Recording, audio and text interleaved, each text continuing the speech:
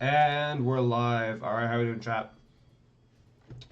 How are we doing? Actually, I'm going to turn off the music completely, at least here for the first game, because we're actually going to be skipping ahead here.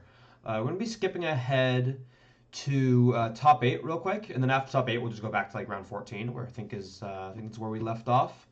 And what we're going to be doing is we're going to be giving. Oh, that's not what's supposed to happen. There we go. We're going to give. We're going to give Uffe Axelsen here a call, and yeah, he's gonna come join us as we VOD review his top 8 game. So it's gonna be a good time. Uffe, for those unaware, is a mod in chat, good friend of mine. Oh, I closed some stuff I wasn't supposed to close there. Yeah, mod in chat, good friend of mine. And of course, just made a top 8 of the EUIC, so we're gonna celebrate that. We're gonna bring him on. It's gonna be a good time. Vufa, of course, was also on the stream when we were testing post rotation. On PTCG Sim. That was who I played with, so, high quality content, right? So I'm going to give him a call, and then I think I'm going to share my screen with him as well, but you guys will get to hear the funny Discord notification. Hi, Uffe, how are we doing? Hello? Hello? There we go. All right, can you speak again? Hello, hello? Yeah, that's okay. Actually, that should be perfect. Actually, I think that's perfect volume. All right, let me share my screen with you then. Yep. So it's actually synced here. There we go. Can you see it? Yes. All right, perfect. All right, yeah. I mean, I think we'll just jump into it. Unless, I mean, do you have anything you want to say like before we go into the game, like any context or anything like that? Not really. No. No. Okay. Well, I guess I'll just ask you, like, how do you feel about this matchup? I'd assume it's Uh, unfavorable for you, right? yeah, it's pretty unfavorable. You Yeah. can win if you really have to hit generators for it to Right. go well. Because if you just lose every energy on the V-Star, Mm-hmm. you have a hard time responding. And you also can't one-shot the Tina V-Star, so you have to set it up or go around it. Right. Yeah, that makes sense. Okay. Yeah, cool. That's kind of what I figured, but I obviously want to know your opinion on it. So yeah, we're just gonna go into this. You were first seed into cut as well, which is like Yeah, kind of I, hype. I did beat the deck in Swiss once as Yeah. well, but that was due to him pricing two two-thirds of his Tina, so only one Tina on board, and then me counter-catching his only Tina and knocking it out, putting me way too far ahead. Yeah, I feel like if you kill Lone Tina in this matchup, you kind of just win, but that's obviously Yeah. easier said than done. So yeah. All right. Well, let's go into it. We're gonna be playing at 2 times speed here. So if you just want me to pause at any time, just let me know. Sure. Cool. All right. So yeah we're watching Ufox in here on the left playing Iron Hands, Turbo Iron Hands, and Isaiah Bradner here on the right on the Lost Zone Giratina. By the way, we've seen this is the fourth time so far we've seen this exact 60 on stream for EUIC. That's kind of crazy. I think this is the second time we've seen Isaiah, and then we've also seen John and Rahul on stream, um, which is which is kind of crazy. It's a lot of times to see the same 60. All right, so let's look at these prize cards real quick. Nothing really like super notable. A couple switches for Isaiah's rough. One crown could fuck with math for Uffe. I don't know. Does it mess with too No, much of your math or? no, you only really need 2 crowns to one-shot the Comfy, Okay. and for Miraidon to comfortably set up for amp Yeah. on the Tina or kills, so the Okay. 1 crown price is not too bad. It's not too bad. Okay. You're never trying to Yeah. you're never trying to like amp a Tina V, are you? No, No. because Okay. they always evolve them. Yeah, that's If fair. anything, I would try to arm press the Tina Mm-hmm. just to get it off the board. Yeah, that's fair. Yeah. Okay. Cool. If you can keep Tinas off the board, it gets a lot easier, but Yeah. they won't let you do that. No, no, of course, of course. Like their goal is to stop you from, getting to do that to them, right? So, Yeah. all right, cool. Yeah, so we're just gonna start off here with Isaiah's turn. See what Isaiah's working with here. Gonna be losing a Psychic for a Nest Ball. It seems reasonable. I believe we have double Nest here. I'm gonna point this out again because I keep seeing people do it and I keep disagreeing with it. Is the whole flower selecting before deck search, which I mean, yes, it's technically optimal sequencing, but it's also incredibly greedy if you get like really bad lost zones because you kind of can't price check beforehand. If you can price check beforehand, but And you should. That's what I'm saying. I'm saying you should, right? But if you don't, you get awkward lost zones, and you're kind of just fucked, right? Now, obviously for Isaiah, I think Isaiah's playing like 5 psychic energies. Like, it's very, very, very rare that you're ever getting punished for lost zoning a psychic here, but I'd still like to see the nest ball first. I believe there was an nest ball, an additional nest ball in Isaiah's hand. Um, but the only like really relevant thing for Isaiah here is that we have 2 switch and a jet energy prized, which is like annoying, but not nothing like not anything you like necessarily play around. So we're just gonna skip over Isaiah's prize checking here. But The price checking before flower selecting depends on the list. Well, if you have anything yeah, really important in the matchup, you don't want to lose. Like if you have multiples of it. Yeah. But in this matchup, I think it's pretty fine because there's no specific card he needs to have. Olaf, he just needs to have more than 1 Tina. Yeah, I'm more so speaking like in general. Obviously, like with this specific Tina list, you're playing really high counts of your energies, right? But if it was a more traditional Tina list, or even like Paradox Box, where you're playing like a bunch of different basic energies, right? You could very, very, very easily end up lost zoning, say, I don't know, let's just play you play 2 waters, right? Or sorry, let's say you play free grass. That makes more sense. You play free grass, or maybe you play free psychic. And you prize 1, right? And then on turn 1, you flower selecting, and it's like psychic grass energy, right? Well, okay, naturally you're gonna prize. Well, hold up, I'm losing my train of thought already. That's bad. Okay, let's rewrite that scenario for a second here. You prize 2 psychic energy as Tina. You're playing 4 psychic, 3 grass, 2 water, 4 jet. Okay. You prize 2 psychic. That's rare, but not not incredibly unreasonable, right? You flower selecting before you nest ball. You see psychic grass. Logically, you play more psychic. You therefore lost on the psychic. You then play a nest ball, looked at your prize cards, realized, hey, I prized 2 psychic energies. I only have 1 psychic energy now, and I don't know when I'm going to hit another prize cards, right? So in that sense, you're kind of inadvertently getting punished for correct sequencing. Now, I think specifically with Bradner's 60 here, I think it's very, very, very, very rare that you actually get punished for that, just because everything is in such high counts. It's either a 1 of count, which means you can't prize it if it's in your flower selecting, or is like at these like really, really high, like either 4 ofs or like even the energies are all like pretty much maxed out, right? But like as a general rule of thumb, I do really like nest ball first, but um, again, like kind of as Uffe said, it really just does depend on the deck and the matchup at the end of the day, and also your hand. Like, how desperate are you actually for the basics, right? So, yeah. That aside, I want to see a nest ball for a comfy into. Get rid of the iron leaves. It's not iron leaves. For a rod, I believe. So we have a Tina V, and I see a Prime Catcher, a Psychic, a Rod, a Gate. Temple of Sinnoh, yeah, not a whole lot in Isaiah's hand, but I mean, you get the Tina down, you're doing something, right? So, let's take a look at yours. Let's turn 1 for Uffe here. Uffe, I'll let you talk a bit more here. Just stop me if anything comes to mind. I don't have a switch out in this hand, which is a bit annoying because I really want to attack on turn 1. Yeah. And so I have to play the research because I don't have an Arvinather. And I really need to hit one of my 5 switch outs. I play for booster capsule. One is priced, of course. But attacking with Miraidon here is super important because I need the energies in play. Yeah. Because I'm not gonna get the opportunity to attack with Miraidon later in the game. That makes sense. Yeah. A couple quick questions already. So you hit a research off of the Pokegear. You have a research in hand. Are we ever just grabbing the research to thin it, or is that just bad?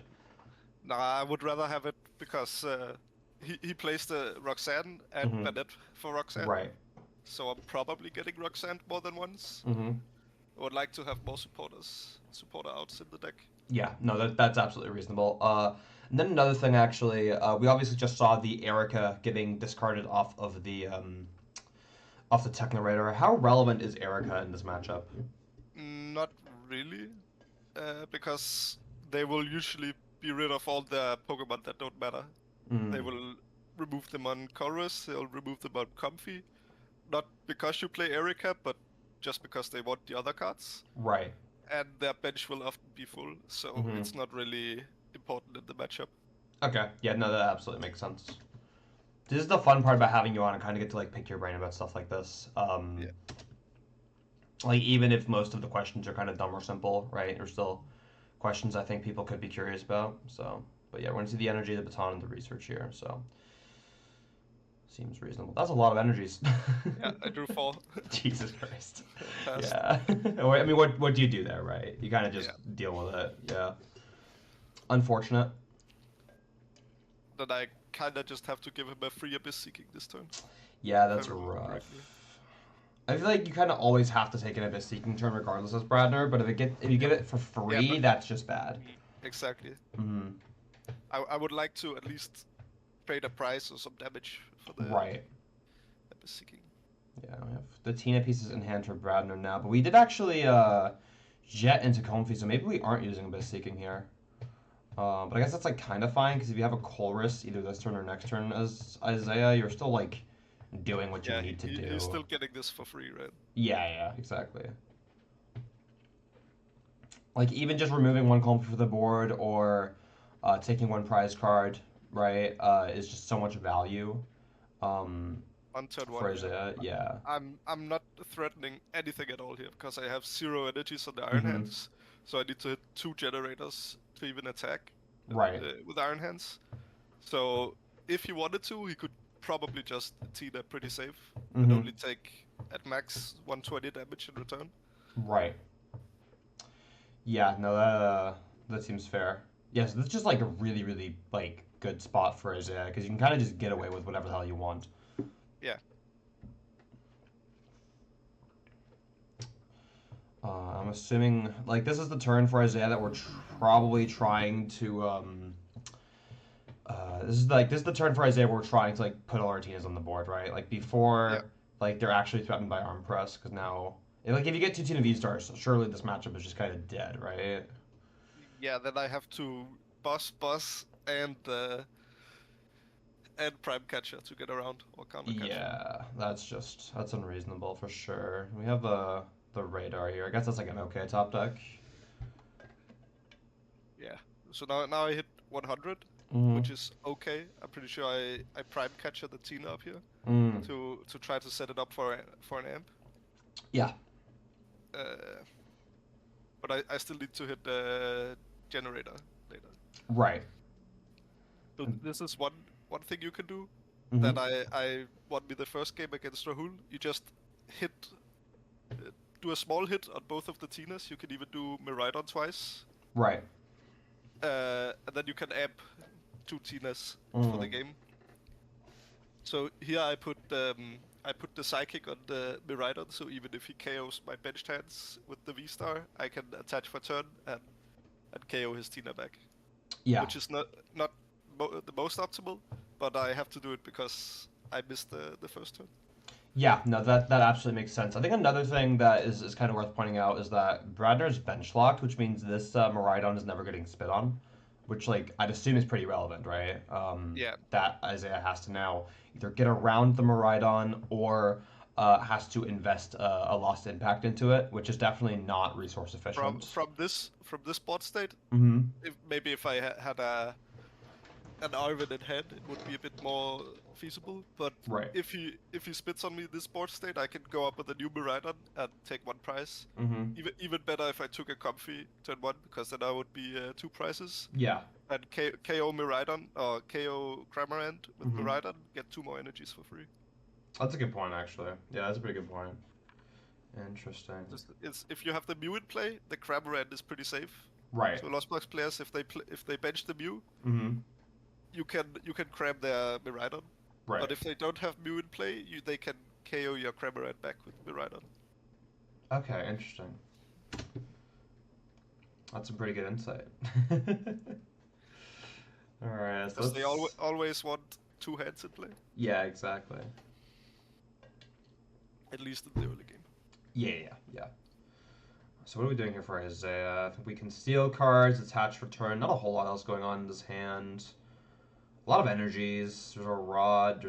No, we already have Altina V-Star. I don't know what else we have. I think we're shuffling back energies and then... Yeah. Then what? Not a whole lot going on. Yeah, it's just gonna be a bonk. Yeah, because I put the energy there, it's pretty safe for him to hit it there. Yeah. Maybe the arm Because press then I still though. need to have generator. Yeah. So And now then like he can V-star this thing, and I have nothing on board. right, right. Well, so this is really interesting because now we were kind of forced into arm press here, which means you can't amp. So say, I don't know, hypothetically speaking, Isaiah whiffs here. Like, what's your line? Um, with the cards I have in hand, I don't really have anything at all. Okay. So I'm probably just KOing the comfy and hoping. But if I had access to something like a boss, I would Mm-hmm. pull up the Tina and hit it. Right. Because it forces him to bench the third one. That makes sense, yeah. Then I he can't do guess. any stabilization. Yeah. Oh, that's true. Stabilize is pretty relevant here.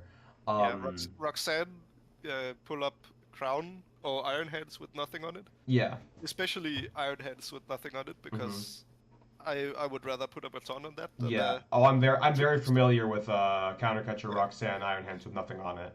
Yeah. Yeah. But yeah, no. Yeah, no, that seems reasonable, right? But I'm assuming like if Isaiah keeps up with the prize trade from this board state, he kind of always just wins regardless, right? Yeah, he does. Yeah. Okay. It's just like Roxanne at this point, or what's it called? The Star Requiem is kind of just insult to injury, right? Yeah, he can't Roxanne because I'm at 4 prices. This is true. This is true. I cannot count. Yeah, I did not amp. Yeah.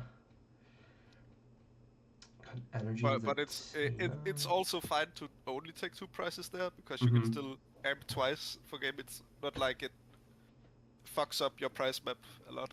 Right. Well, so actually, here's another question. Are you ever, like, kind of getting punished for not playing Bundle here? No. Bundle is mostly for the first couple of turns, or Okay. really late game. Doesn't really do much in this matchup, because if I bundle here, he just gives me another comfy. Or the Greninja. Yeah, well, so I mean, like, if Isaiah had the Tina V-Star, right, and you want to go amp twice per game, you can go, like, bundle. And then if he gives you Tina V, you arm press. So bundle's only bad if they have V-Star, right? Yeah. Okay, but I guess, like... But I you guess... also need to find bundle, and sometimes your bench is just full. Yeah, that's fair. I think if you're arm pressing, realistically, your bench is full, so... Yeah. Okay. Just curious. But, okay, so Isaiah is passing here, so we are just going to get to amp. Nice research. Now I hope to hit some electric generators. Yeah. You kind of have to hit generators here if you want to stay in this game, right? Like, you're kind of forced to. Because now, I mean, theoretically speaking, you're ahead, right? You amp the comfy, and then you go amp or arm press to take 2 prize cards with, I mean, I guess gusts for game, but only 1 off the generator, and the inevitable Roxanne Star Requiem is kind of just, yes, you're technically ahead, but that's only technically. So, yeah, I'm thinking, and like, what are your like odds of drawing out here? I mean, not like exactly, of course. I'm not expecting you to do the math on that, but my outs are yeah. the 1 psychic energy I have. Because I'm gonna... I know I hit the generator next turn, then I hit the Tina for a bunch. So it has I hit it for 220. Right. So, and then I have the baton on the other Iron Hands. So I move the energies down to the Iron Crown, and then I just need my psychic energy. Okay. To hit for 70. Interesting. But I don't draw the psychic energy. He's got a Roxanne. So I have the 1 psychic energy, and I need to KO it with the crown. After I hit with hands here. This is my... Okay. Or I could draw me right on energy, but he's got a... Yeah. Yeah. So I have 0 cards at hand. Yeah. my only out here is the psychic energy. So, but if you do top deck out to psychic, and Isaiah procs the heavy baton, there's no out to psychic. I need to draw you have to raw draw the psychic. Yeah. Okay. Well, I guess like research for psychic energy. Research for psychic. Okay, but like, you can't hit Arvin's a dead card. Yeah. So yeah, It's like, Arvin, no, I think I already played the Nest Ball, so Arvin doesn't get Mew. yeah. Yeah. And if Arvin doesn't get Mew, it doesn't do anything, so. Yep. Actually, that's another thing. Were you ever, like, in a position in this game where you could have put the Mew down earlier, or was that just never an option? Because I kind of don't remember. Probably not. I had the Nest Ball, but my bench was full and I played Research. Right, that's fair. That's fair. Do you ever just go for 2 crown plus Mew instead of 3 crown here, or? Yeah, if I have the opportunity. Okay. Boom. That's fair. Like, I will always find Mew over Crown if I don't need the damage. Right. But... So if he finds another gate here, I just lose because he hits with a fresh Tina, and I can only hit 50 on the bench one. Right. But he doesn't find, or he doesn't have the energy. I think he had a gate in hand. But... So I guess you're kind of just forced to take this knockout for Isaiah and just like, hope you don't have Psychic, but that never feels good for Isaiah. But you can't just like, you can't just let Lightning Energy top deck be game, right? Like that's just not an option. I guess Isaiah like could go into the fresh Tina and pass, but I don't know. That puts him the same situation for next turn. Yeah. Yeah, that's fair. That's fair. But yeah, we didn't top deck. Psychic there, unfortunately. Yeah. Yeah, that's crazy. the top deck Psychic would have gone hard. That would have been crazy. The line of Danes on the front row in London would have lost their shit. All right, let's go into game 2 here. So game 2, I remember these prize cards. I remember seeing these prize cards live and kind of losing my shit. Did you ever see these prize cards, Uffe? Yeah, I saw them on the highlights after. Yeah, okay. Wait, I never noticed they taped over the logo on the chair. Oh, they do what? They taped over the logo on the chair. Oh, like for like the brand of chair? Yeah.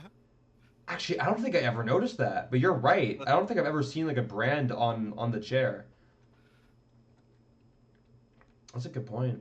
No, that is absolutely just tape. Okay, yeah.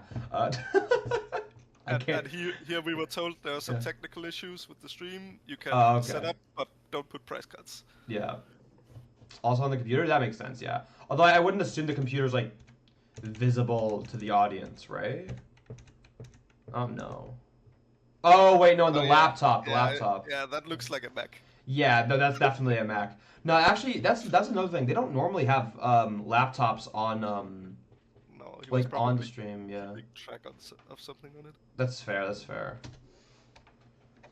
At least I don't recall any time I've been on the stream where they had a fucking laptop on the table. All right, let's take a look at these prize cards. The 4 lightning energies. I mean, I still have 10 in the deck. So right. It's not too bad. Usually, I would be more sad about the hands being priced because I play 3, and if you lose the first one, right, it can be hard to chain them. But the 4 energies, I'm not too sad about. Maybe if it was 1 psychic or something. Yeah, that's fair. I feel like the issue with the 4 energies is more so that, at least from my one Miraidon, you don't hit generators. Exactly, right? Like, this is a matchup where you really need to hit the generators, and your odds of hitting generators just fell off a cliff. So, yeah. You will also see with my opening hand, I'm not hitting any generators this game. I'm throwing 2 out on turn 1. Oh, shit.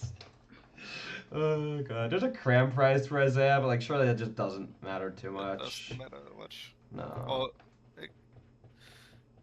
Yeah, I accelerate to my crown, turn 1. Oh shit. Okay. Top deck generator is tragic. So there's just no supporters in this hand, right? Nah, no supporters. No supporters. That's wild. So just put a psychic on each. And we can't even knock out the Sableye. I think that's like the saddest part. Yeah. So maybe later I can hit with crown. Maybe. Same line. Yeah. Copium.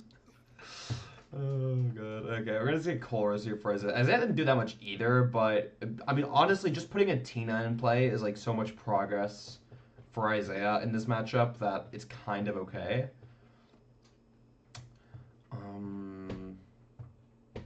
The Rod Boss, Ultra Ball, Sidekick, and didn't quite catch the last card for Isaiah. Nest Ball maybe, not sure. Probably, yeah. Yeah. So just gonna price check. I'm not gonna bother watching that. We already know what's inside his prize cards. Yep. Nest Ball for Comfy. That's actually kind of interesting. I low-key would not hate just grabbing double Tina here, off the bat, but I guess like. I mean, I'm only hitting for 60, and I didn't play anything, so Yeah. the Comfy is never dying either, and he can just get energy for Abyss Seeking. Right. Oh, I guess. Well, I guess not. actually what's really interesting, we have the jet in hand for Isaiah. So like, why aren't we just jetting here? Because then he can jet next turn and hit with it as a V-star if I do anything. That's fair. But I drop back the research. Uh-huh. I got another generator in hand. Here I have to nest ball for the Iron Hands. Yeah, So, that would. so I got my last generator here. The last one is priced. Right. And if I remember, I don't hit anything on this one. Right, because you have like how many energies are you down? Like you're down like 4 in discard between discard and board. No, you hit 2. Okay, I hit 2. Okay, you're just that guy. Yeah, but now he can prime catcher my only hands, and I have nothing to accelerate. Right. Yeah, that's the scary thing about like being so reliant on the heavy baton, right? Yeah. Yeah. Yeah, if I had 2 hands here, I would have split the energies, put 2 on each, and I can arm press into the active Tina. Whoa, what the hell? Okay, just got flashbanged. We got flashbanged by the stream?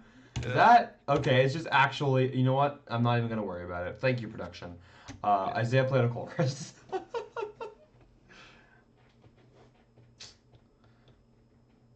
I would probably, if I had another hands here, I would have split it 2-2, because I just want to arm press it to the Tina. That makes sense. Yeah, because you just go attach from hand and then go from there, right? Yeah.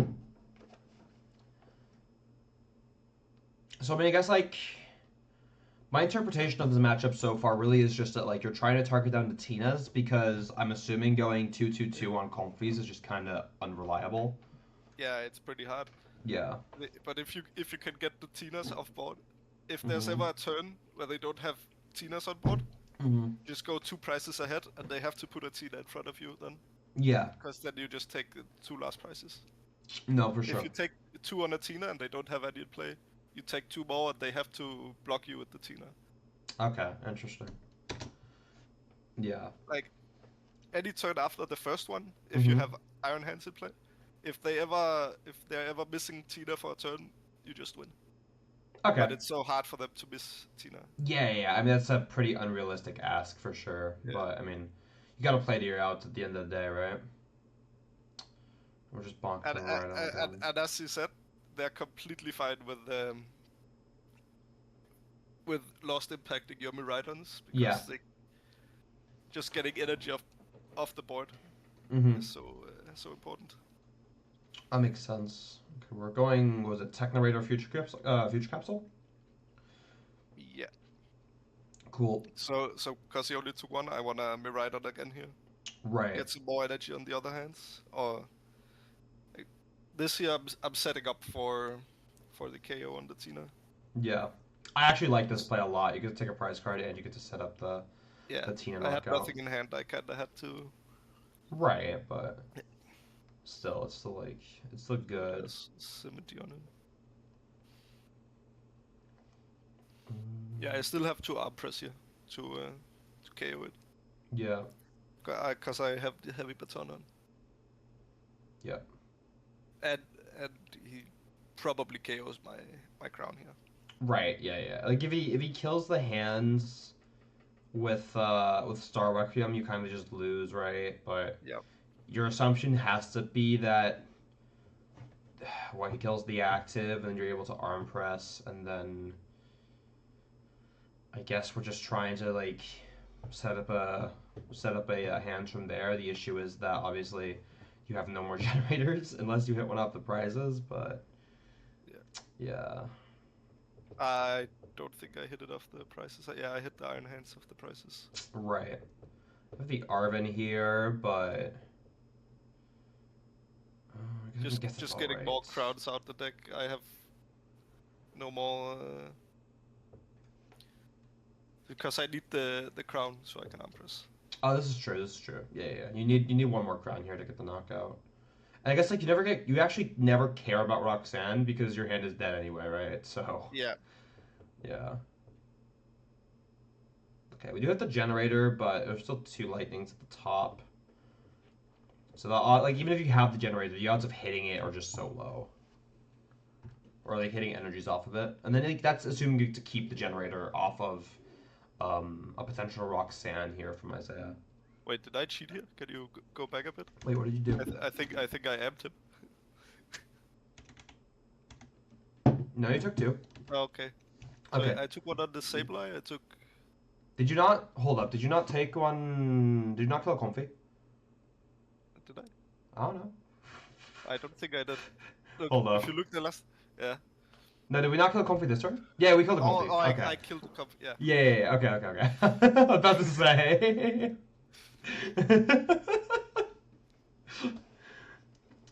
Dude, did I cheat here? Is such a hard quote.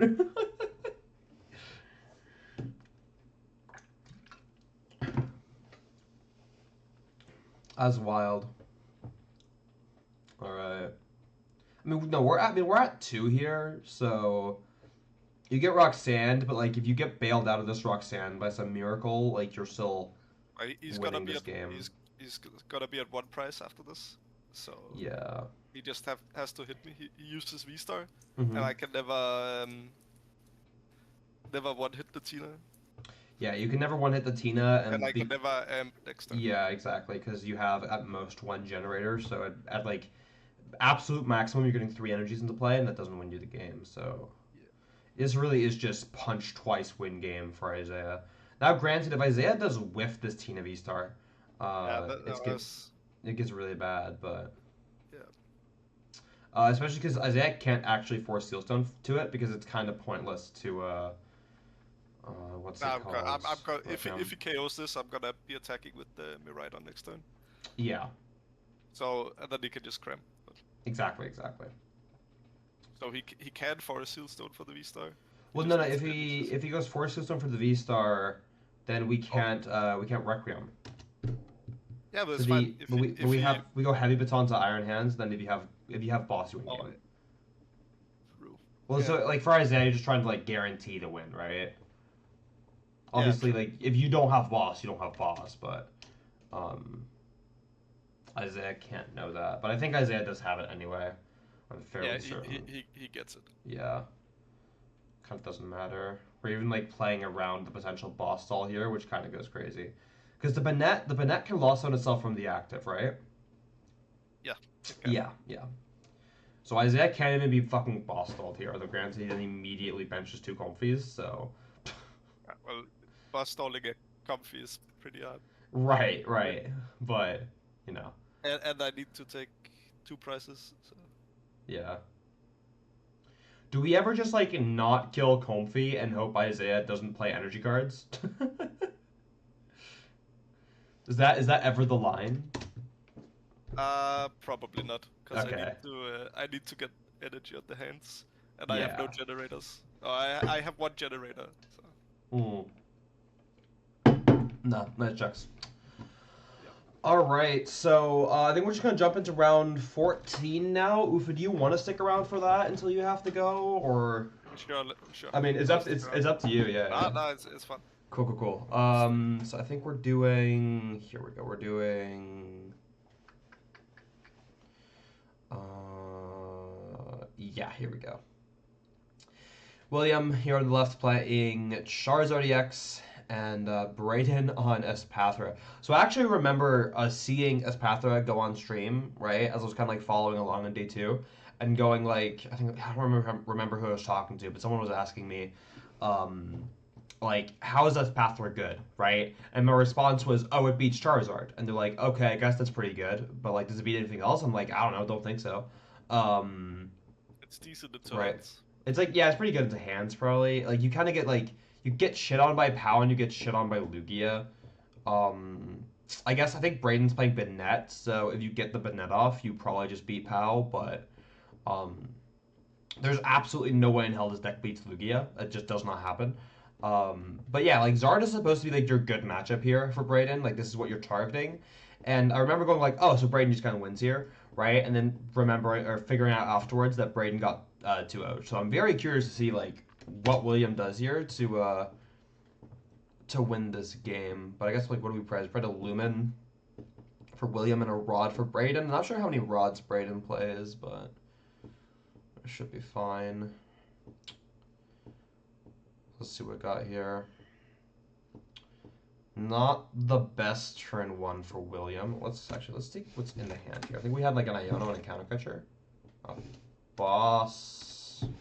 Boss counter catcher collapsed. Yeah. Sorry, I keep thinking I can just pause on Alpad, Iono collapsed, counter catcher. Yeah. 2 Ionos. And boss.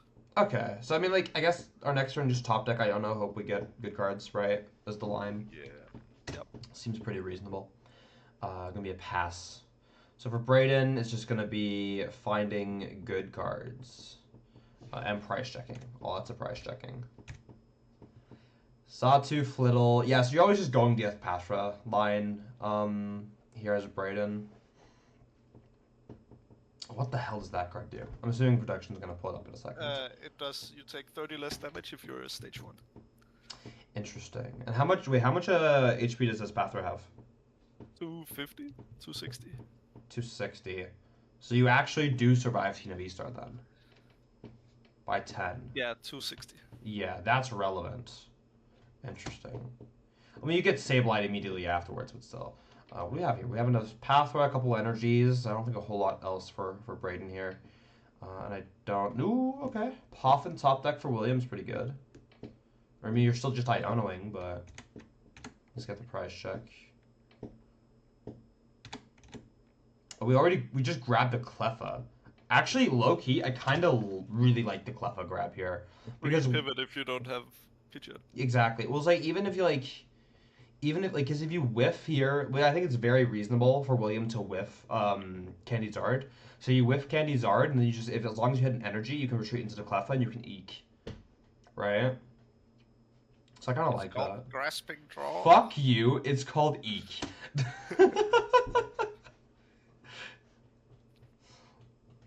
We have, there's a Force Seal Stone and an Ultra Ball. We're close, but I don't think, yeah, we don't have it. We're very, very, very close as William here. We have both a Charmander and a Pidgey. Good opt for play the Poffin and just whiff in. I guess we're just thinning the hand for Eek. Go into that. Do we ever? A lot of Charmanders in hand. Yeah, so I think the hand before drawing 4 is Ultra Ball, Charmander, Forest Seal Stone, right? So you hold that, and you have Forest Seal Stone for Rotom, plus or you have Ultra Ball for Rotom plus Forest Seal Stone in hand, right? So you kind of have that out to like candy, but now you just have, I think you have like a couple of candies and an Ultra Ball in hand for Williams. So it's pretty good. It's pretty good. Let's see what Braden's doing here. We did bench the Shuppet. I'm assuming that's just for the baby Banette, right? Yeah, probably. Yeah. You have the Xatu, Ida buff the Ultra Ball. Zatu's like low-key, like kind of a crazy draw engine. I'm really, really, really surprised like Shadow Rider, Calyrex / Xatu hasn't seen more success.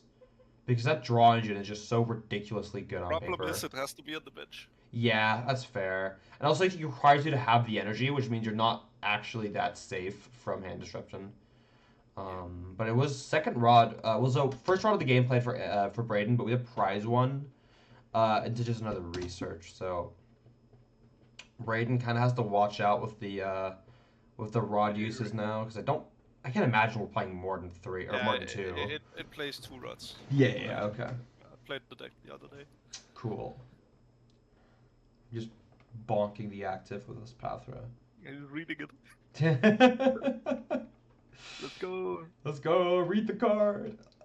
So I mean, like, what's William's line here? It's like probably just punch it hard, like punch the bird hard with a fucking lizard, right? But like that doesn't feel really that good because you need 3 energy and then you just immediately get cyballed.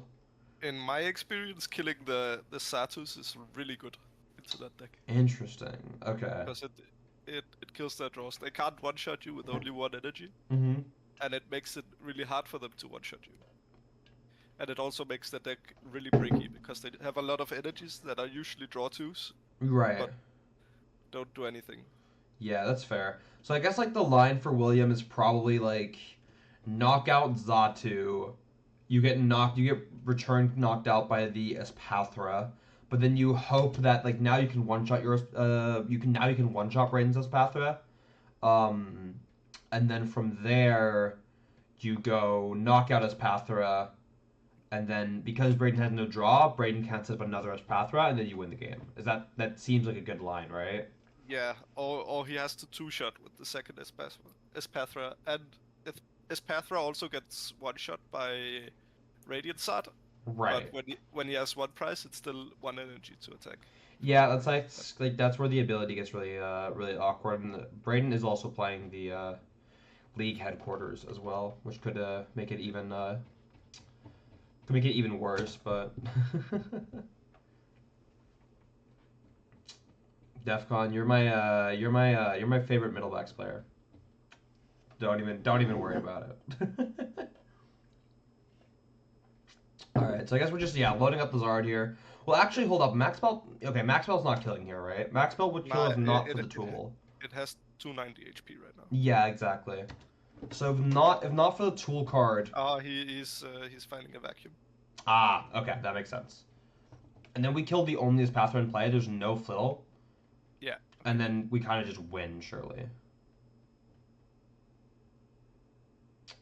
Yeah, that's rough. Yep. That's rough. Did we? And now he just searches a boss a return, kills Flittle a return. Yep. GG. Yeah, I'm looking at this hand for Brayden. I'm fairly certain we just top decked the Ultra Ball.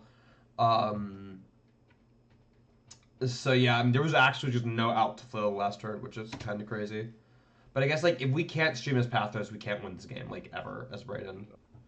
So you have to get 2 fiddles into play, and then you're forcing, or at least trying to force, a 7 prize game from William. But at this point, you're probably just losing the prize trade because both players now guarantee 1-shots on each other.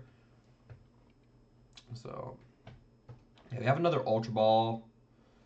There's not Yono in hand for Brayden, and a research as well.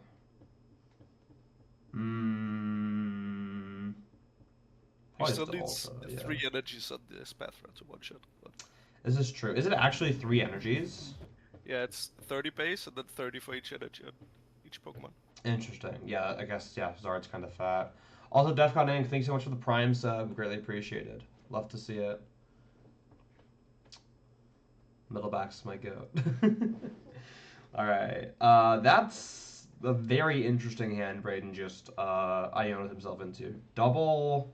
What are we looking at? We're looking at double Espathra, Shuppet, Psychic, and I can't quite see what the last card is. It looks like a Radiant Alakazam, but I don't think it is.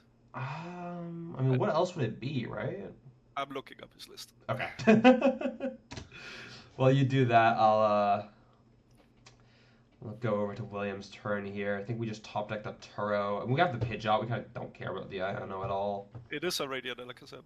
Is it actually? Okay. Yep. I guess that like kind of makes sense. It's not even bad. It's not even that bad of an attacker, honestly.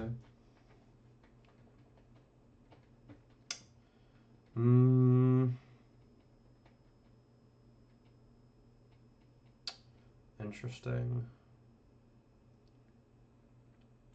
Boss probably Fiddle. not a good attack after we just Iono to 4. No, that's absolutely true. Also, like, real quick, William opts to target the Flittle, which I guess, like, target Flittle with energy is good because, what, Brayden needed 3 energies on a Espathra to kill Zard, right? That's the math? Yeah. Yeah. So, you target down the energy, and now Brayden shouldn't be able to one-shot the Zard. No, wait. Oh yeah, that's a Bennett under his head. Yeah, he Yeah, can't yeah, one yeah. shot. Yeah, so he can't one-shot the Zard. Yeah, so I guess this is fair. But, like, if Brayden could one-shot the Zard, He could also kill the Satu, the and Zatu. then he has no draw, and then Yeah. can one shot the side. I think I like killing Zatu better, if I'm being honest. Just because you eliminate the draw and you kind of do the same thing, right? Yeah. Yeah. What Lost Box Pokemon would spit the best freestyle? Surely it's just Cram, right? Because Cram be spitting. Kind of has to be Cram. Alright, gonna be the Banette promotion for Brayden and a Zatu here. We see the Cleffa. Fucking everybody playing Cleffa now. Love to see it. I gotta find my character art Cleffa. I know I have one somewhere. Need to get me a Cleffa as well. Yeah. I have a pre-release promo and I have a character art Cleffa. No way, I play Cleffa in hands, it's fine. That is very valid. Yeah. Okay, I think we just kind of lose this Brayden here, right? Like I don't like what's the win condition? Like what are we getting out of this Iono here? Wasting the quick search to KO the Espathra? I don't know. Guess. I mean, maybe if we play multiple vests or whatever the fuck that card is called. He plays 2, yeah. Okay. He could draw into another Flittle. Oh wait, is 2 a one shot? He only plays 1 rigid band.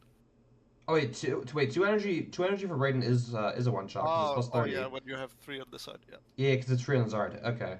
In that case, we should have absolutely targeted the Zatu, right? Then he just needed 1 from hand anyway. Well, true, but you get rid of the draw, right? But now he has no Flittle in play. This is true. This is very true. And he only plays 1 rigid band. Yeah. Oh, is it only 1 rigid band? Yeah. Yeah. Okay. If we had rigid band, this would be really, really good for Brayden. He plays Hero's Cape, but he didn't draw it. Hero's Cape would be even better for Brayden here. Alright, we're gonna be the fish. What are we fishing for? Roxanne seems pretty good. Yeah. If you go Roxanne kill active, you kind of just win, right? Surely. Yeah, I think you win if you just kill active. Yeah. Oh, we're going for the Charmeleon here. I'm going for the... Why?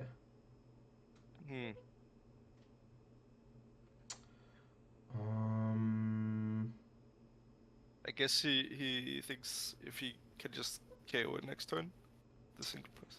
I guess, but like you're ahead on the prize trade here, and there's nothing Brayden really should be able to do to like catch up. The Espathra can't KO the Pidgeot. Oh shit, you're right. Yeah, I guess Espathra hits for 90 right now. Yeah, I guess that's kind of why Espathra's like shit. Just because you're reliant on your opponent to like decide how much damage you get to do. I have an Iono Psychic here off of the Zatu. Oh, we're just going for the Flutter Mane. Why? Radiant Sad, I guess. Maybe. But like, surely the line is just. Well, okay, I guess. Actually, okay, hold up. Maybe Flutter Mane wouldn't be that bad. We're gonna Eek instead, but like maybe Flutter Mane wouldn't be that bad. Because if you Flutter Mane here as Brayden, right, you're kind of forcing William into this really, really awkward position where William wants to quick search for Zard, right?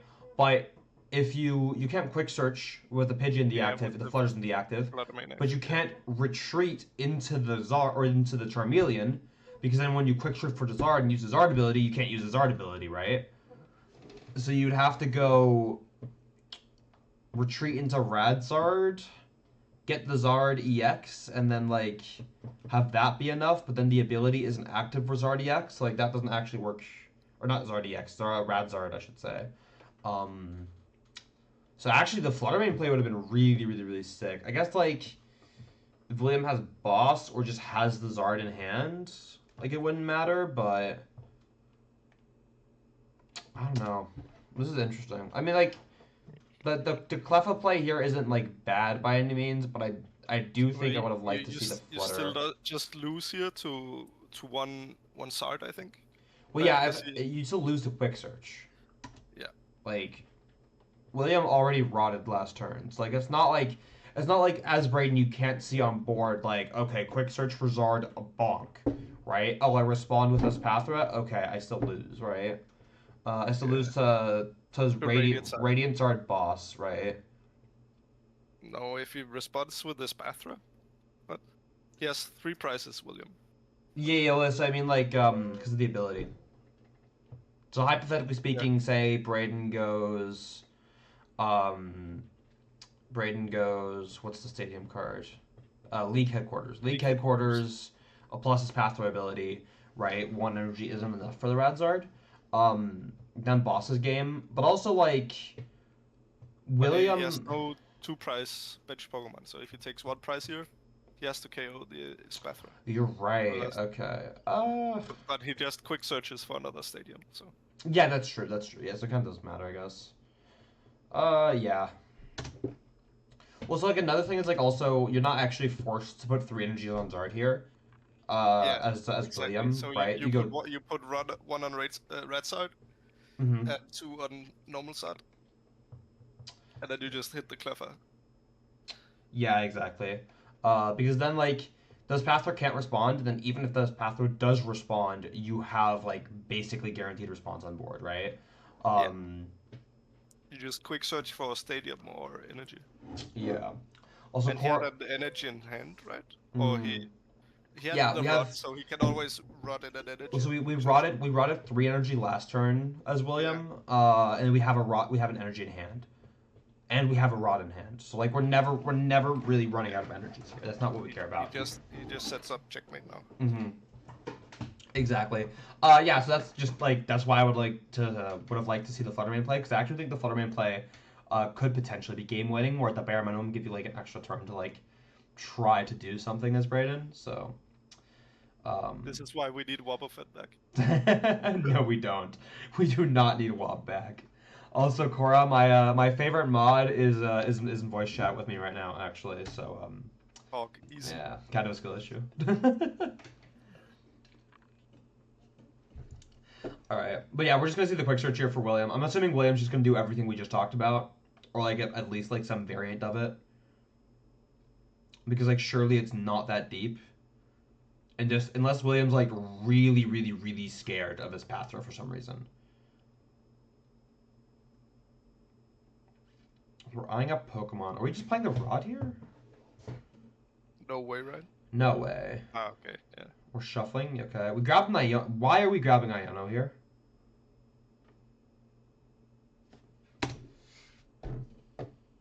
I don't. I don't know what we're trying to do here. Do we not have Zards? Maybe. Are there no Zards in deck? We had the Rod though. Yeah. So maybe we missed the fact that we didn't have Zards in deck. Or you're just waiting for Brayden to play into something. I guess, but like you just don't need to do that as William though, right? You're kind of just winning anyway. He just uses EEC again. Yeah. And now like, okay, can we just like Ultra Ball for Zard, please? Thank you. Okay, we had the Zard. Yes, like I don't really know what the hell William was doing last turn. I mean, like obviously, the odds of Brayden, threatening anything if you just Iono pass is not like. Playing the timer legally. Oh god. Yeah, actually, bro's just straight up legally playing the timer. You're kind of not wrong. That's you know what? That's some interesting gameplay from William. I respect it. I've done that. Sitting with game in hand, just how long can I hold this thing in hand before I need to play it because I'm playing against control? That was the Erica. I would personally not do that, but that's just because I want to finish the game so we can go get food. Yeah. Yeah, that's some crazy fucking gameplay from William. Like Brayden just scooped the second Dazard hit the board as well. Jesus Christ. Okay. Fish prize again for William. Energy retrieval is apparently in Brayden's deck. The vacuum is pretty The huge. vacuum's relevant. The vacuum was like the big swing card last game, right? Yeah. So yeah, that's relevant. Counter catcher. I'm not sure how many William plays, but another rod prize for Brayden. I'm finding William's list. Okay, perfect. Just jump into it. So Brayden actually chose seconds, which I guess makes a certain amount of sense. 2 counter catcher, 1 vacuum. Okay, that makes sense. So I'm gonna see Ultra Ball on turn 1 here for William. Probably not your best turn 1 supporter, or turn 1 supporter, turn 1 ball search card. Getting rid of a TM Devo and a Turo. We're playing double TM Devo as William here, by the way. God, yeah. Rare Candy Pidgey in hand? That's crazy. What do we have? Yeah, we have Candy, Pidgey, and Zard. Wait, this hand's nuts. Hello? Yeah, you just rare candy Pidgey and then roleplay Pidgeot control until you can hit. Yeah, also the crazy thing here is actually kind of getting fucked by the Fluttermane. Like, low-key, the Fluttermane's kind of fucking you over here as William. Because assuming you want to Pidgey into your Zard, like, this is bad. Because you can't, like, retreat into the Charmander and then go... Like, that just defeats the whole purpose. So, like, Fluttermane low-key... Regretting all the Fluttermane slander. Oh, no, I do... Listen, my Fluttermane... I stand proud of my Fluttermane slander. Like, I think... Actually, yesterday when we were VOD reviewing, I straight up saw people lose games because they benched Fluttermane, which was so funny. Yeah, I saw that. Yep. Okay, good bench setup for Brayden here in a pass, although there's only one Flittle that could get really scary really fast. Although you're, like, never expecting William to, like, be able to boss kill a Fluttermane, or boss kill a Flittle around Fluttermane, right? Like, that's just way too unrealistic.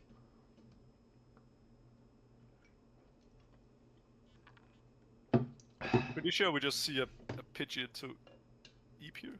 Yeah. That seems pretty reasonable. Both players are kind of trying to go 2-2-2 here, so... Yeah, Pidgey into Eek. If not for the Fluttermane, what's it called? I don't think you want to hit first side in this, unless you can take the only Flittle. That is true. That is true. Yeah. It's crazy how Fluttermane's, like, only a good card when you start it, though. But it's going to be an Eek and a pass for William here, capturing Aroma for Brayden to start us off, getting the Espathra. So, I mean, if you have Espathra here as Brayden, then you're able to get a second Flittle, I think we're kind of vibing. Although ideally, you want to keep the Flutter in the active here. Because, like, again, like, for both players, neither player actually wants to take the first prize, right? Actually, it's Grasping Draw, not Eek. Cora, shut the fuck up. It is Eek. It is Eek. Yeah. But the Eek Cleffer is so horrible. I've never had it stay asleep. No, actually, when I've been playing, my baby Pokemon, they stay asleep when I need them to, and they wake up when I need them to. It's actually optimal. They're so bad. It wakes up every fucking time.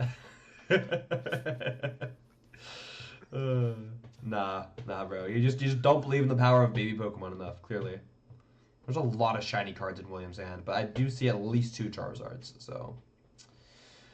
Yeah. Did we have the tool card for Brayden?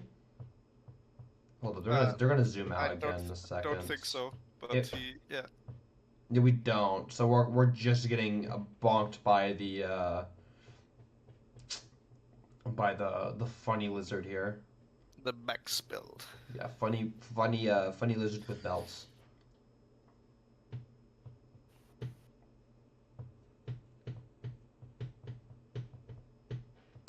We already have the max belt in hand as well. Ooh, Fire to Pidgey's interesting, but like low-key I kind of like it because it responds to one prizers and it doesn't KO get... Satu. Yeah. Yeah, well, so it can KO Zatu and it can't get KO'd by Espathra. Removes the stadium as well before your That's Radiant side. true. That's a good point. Yeah. And it's also very hard to KO for Espathra. Right. You would probably just boss around and then hit stuff and then KO the Espathra when Yeah. they commit too much. Yeah, the Pidgey is actually just like a really good attacker here. But not active, so we're kind of committed to using this Banette this turn for Brayden. Which I guess you're not like that upset about, but I don't know. I mean, Ultra Ball for another Zatu. But honestly, like, considering that this is supposed to be Brayden's best matchup, I don't think this matchup's been looking, like, particularly good for Brayden. I feel like Brayden's been playing from behind, like, the entire series. Like, not even just, like, game one, but also, like, this game. And it's not like Brayden's setups have been bad, right? So... Okay, that's the tool. I'm gonna manually attach here, interesting. We do need another energy, don't we? No, the 2 was enough last time. Oh, was it? Wait, no, Yeah, you're right. It There's is. 90 from both Pokemon. Yeah. I'm just tripping. Okay. So no, Yeah, this so we isn't could probably just- terrible. Yeah, we vacuum the tool, evolve Charizard, Rod first to get the energies back, Yeah. and GG. Yeah, we have the whole sequence here Yep. as William. Right, and like, Brayden has no response to Zard. You're kind of just hoping that William can't Zard. But what next turn? There is no next turn. There's no attacker on Brayden's board. So you get Zarded, and then like, how do you respond to Zard if you don't have a Fiddle? If you can't respond to Zard, which you can't as Brayden, right? There's no Zard response on Brayden's board. You lose the game. So yeah, we just have the whole thing here.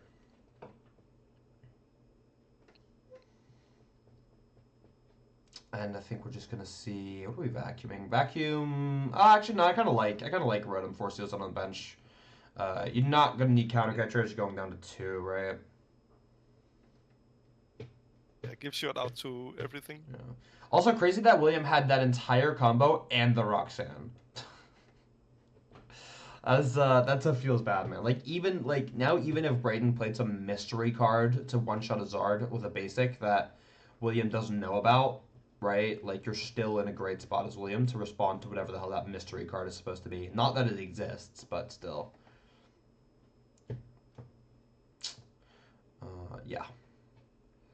Yeah, I don't see the line here for Brayden. Like you put a 1-prizer in the active and you stall a turn, but then you knock out the Zard and you probably still lose to like just getting punched by a bird, so yeah. Plays Devo, right? Brayden? I don't think so. William plays 2. Brayden does not play Devo. Yeah. William plays 2. Yeah. That checks. So now you just quick search, boss at the Flittle. That's a lot of Ionos in hand. I'm assuming it's like 4 Iono in the list for Brayden, right? At least 3 or 4. But yeah, Brayden's just gonna scoop. I think that's fair. Yeah, 4 Iono. All right. Yeah, I mean, really well played from William, right? Goes to show that his path was probably not that good. I mean, that's like, are there other matchups as his path that you're happy to see? I guess if you're playing the Banette package, you're probably beating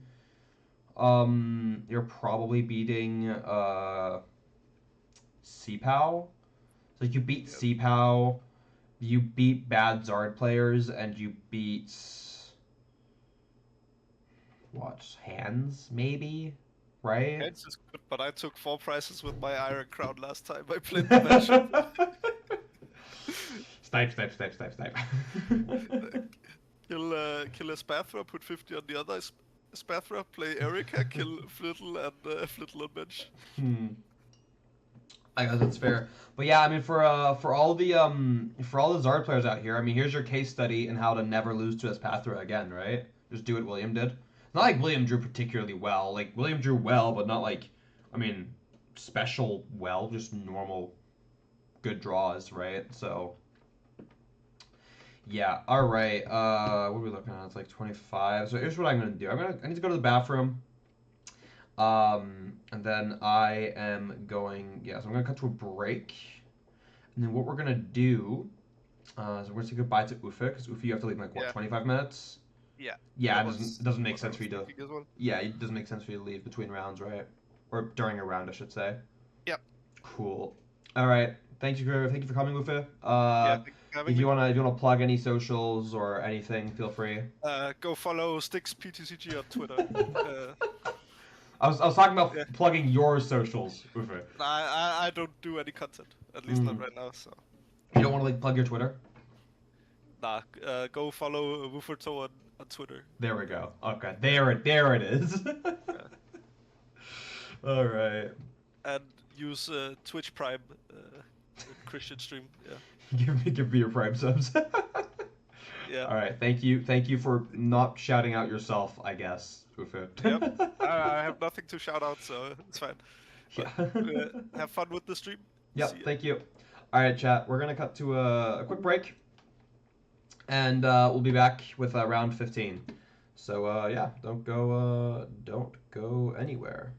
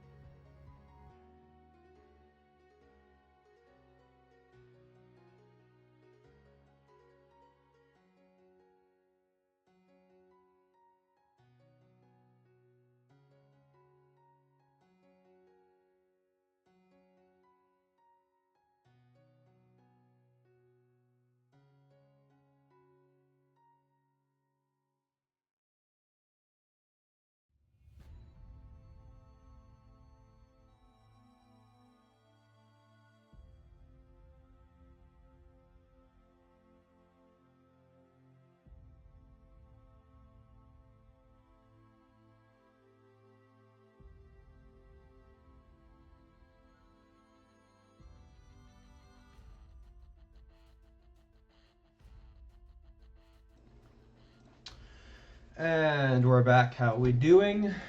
Is Lost Team to go bird trolling again? It seems like it. Okay. Yeah, so let's jump into this. Round 15. Once again, I'd like to thank Uffe, who's not here anymore, but still for coming out today. Always fun to VOD review with someone who was, on the stream, right? And yeah, also, really cool that we had Uffe on earlier, before he was famous. Because Uffe is famous now, trust. Alright, so yeah, we're going to jump into round 15 here. It's going to be Roaring Moon on the left. I believe it's the Dunsparce Roaring Moon, as well as Juho Kama on the right, playing Turbo Hands. Of course, being the what's it called? The reigning LAIC champion, right? So it'd be crazy for Juho to get the back-to-back IC championship wins. That would be that would be very, very crazy. So yeah, let's look at this here. Double Ancient Booster Capsule prize for Andres could be bad. I don't think it will be, but it's the type of thing that's like worth keeping in mind, right? Because that Booster Capsule does fix a lot of math in this matchup for Andres. For Juho, though, nothing super major in the prize cards from what I can tell. Single Iron Hands could get annoying, but it kind of just depends on how the early game pans out here. So, let's see what we've got. It looks like we have Andres going first here, the Dunsparce, not a Dunsparce, a Dunsparce, a normal one, a small one.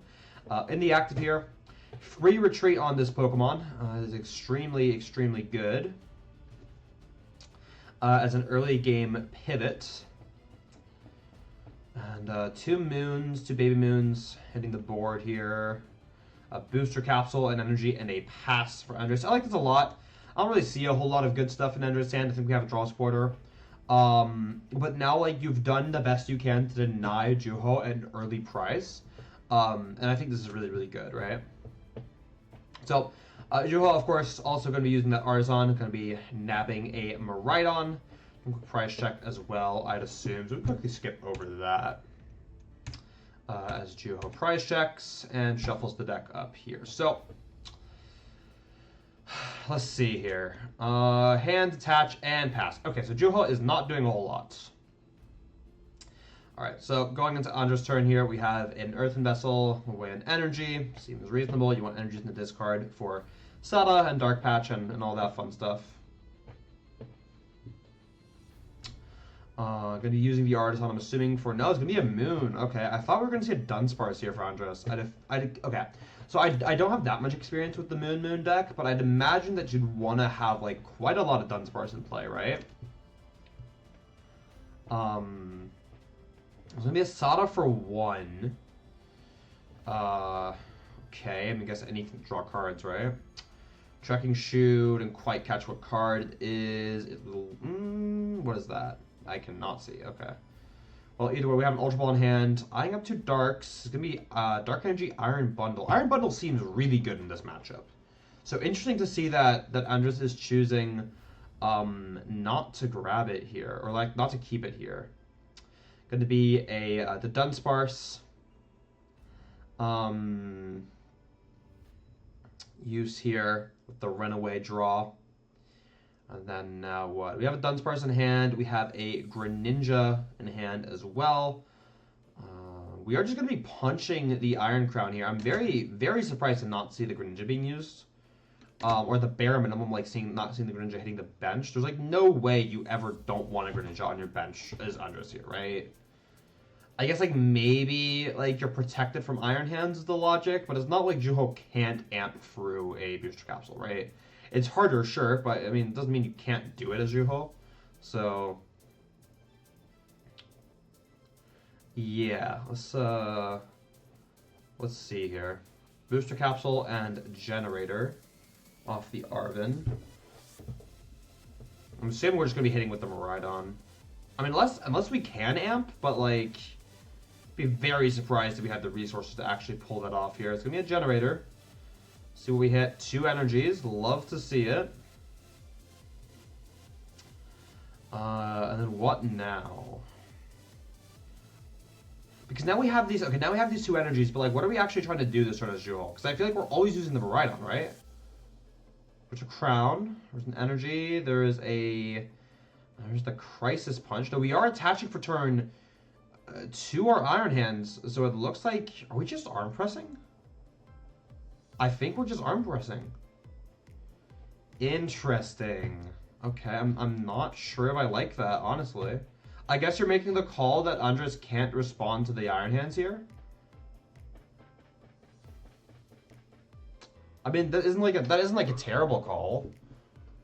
You could take a 1 prize card here, and then you can take 1 prize card later in the game to win.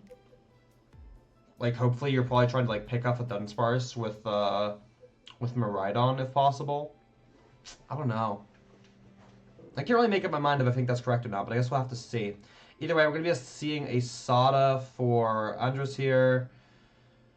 That's good. You get to spread out the energies. We still have attached return as well. Going to be a Dunsparce being used here. With that runaway draw ability. That is a really good ability. We have the Greninja in hand. I really don't understand why we're not benching this Greninja. By all means, we're ahead in the 2-2-2 here. For Andres. At least I assume we are. Like, we should be able to, like, take knockouts here. Yeah, we are benching the Greninja. Okay. Prime Catcher and Counter Catcher drawn. That's super good. That is an extremely good draw for Andres. Booster Capsule. We have the Counter Catcher. Yep. And you get to punch the fresh Iron Crown as well now that you are hitting that knockout. So this is, I mean, by all means, this is just really, really, really good for Andres, right? You have a good board. You have a board that's like well equipped to handle what Jiho wants to throw at you.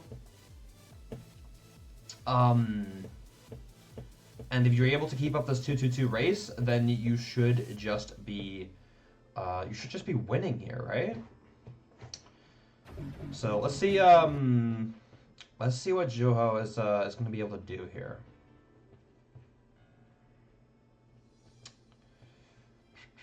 Gonna be a Technorator for a Hands and a Crown. Seems reasonable. You need another attacker, and you probably want another Crown in play.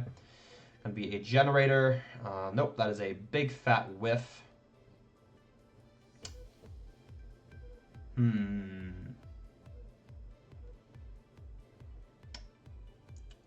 Alright, what now? Heavy Baton to the hands. 1 card left in hand. Looks like that is an energy, and it looks like we're just arm pressing again as Juho. Okay, interesting. I mean, I guess you do what you have to do, right? But yeah, I do not like this board for Juho. Especially because you could just get Frenzied Gouging here and you lose all your energies. Now, granted, if you do get Frenzied Gouging, you just respond with the Miraidon. But you're losing the 2-2-2 no matter what you do. Right, yeah, we're going to see a Frenzied Gouging here, and then it's just kind of a matter of attach Prime Catcher game as Andres. So it has to be like a hand disruption type of deal, but if Andres is able to find these to Dunsparce, Andres will be able to basically just Roxanne proof himself, right? Yeah, it's just going to be the Frenzied Gouging here. 1 card in hand off the prizes for Juho. I suppose 1 card top deck these. Top deck the research. Let's go. Yeah, I mean, for once you kind of have to agree with the stream graphic, right? Okay, I gotta be using the Artisan first. You're probably, I mean, maybe we are grabbing the second Miraidon here. I don't know if I hate this. This is not, like, terrible. But that aside, yeah, I do think Andres is just winning this game 1 here. I really fail to see how Juho's coming back into this unless Andres has like a major whiff next turn. But I'm not sure I see that as realistic. Alright, Iron Crown being nestballed for here for Juho.